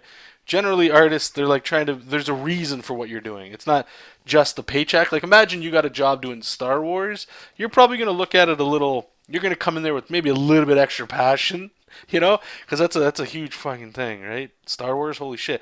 I get to work on Star Wars, like that's crazy. It's crazy. But at the end of the day, that's where we start going into like, okay, well now the money's affecting the decision. I have to imagine that the guys and the girls on the ground level that are doing all this CG stuff, they want to do it tastefully and for a reason, not just money. It can't be. And I'll just put that as an example from like where I work. Not that everybody's greedy or anything, but like there's been tons of discussions on games that we were making, and I remember it was like, hey, let's before we ship this out, can we put like a little bit more special effects in here to really make it polished, you know? And the intent in the beginning is always like, yeah, for sure, let's do it. That's always on the radar. But the first thing that always gets pushed, I know it's different everywhere you go, but the first thing that gets pulled is like, well, we need, like, now we're kind of getting close, if not past deadline. We got to ship this, so we can't do this or that, you know? And again, I'm not saying that as in a bad way, but like it's not just all pure money driven. Like it starts that way, but everybody that's hired as a creative person, we all know that inherently that yeah, we need to make money off of this thing. But in the beginning, as a creative, it's always like, all right, well, let's just take a little bit of time and romanticize about this a little bit. Let's make this really, have reasons and whys and all that cool stuff. But then it'll always come down to at the end, it's like, all right, well, we need to strip this, and that because money. What if we just do this because of money? You know. So generally doesn't start that way. It's usually high creative energy is what gets the whole thing started. That's why everybody gets excited to do it. And then suits come in or whoever is really paying you or wherever the majority of the money comes in and they make the decision. Right? Because like those meetings could go like, all right, guys, so how's it going? Well, we're a little bit behind schedule right now because creative wants to try this or that. All right, well, how far back does that put us timeline wise? Maybe a couple weeks. Well, how much does a couple weeks worth of money cost? How much are we losing for this? It's like, what's the return on that? And then that's when it starts getting, right? Like, for all of us, the most discussions we've always had with this stuff, you guys, I'd imagine, is like, hey, how long does it take you to do a page? How can I do it faster? Because you want to make more, right? And it's like, it doesn't happen because it's like, I only have so much time in a day and blah, blah, blah, blah, blah, this and that and all that stuff. And you creatively have to make a decision like, do I want to spend the next X amount of hours drawing this to make it look beautiful?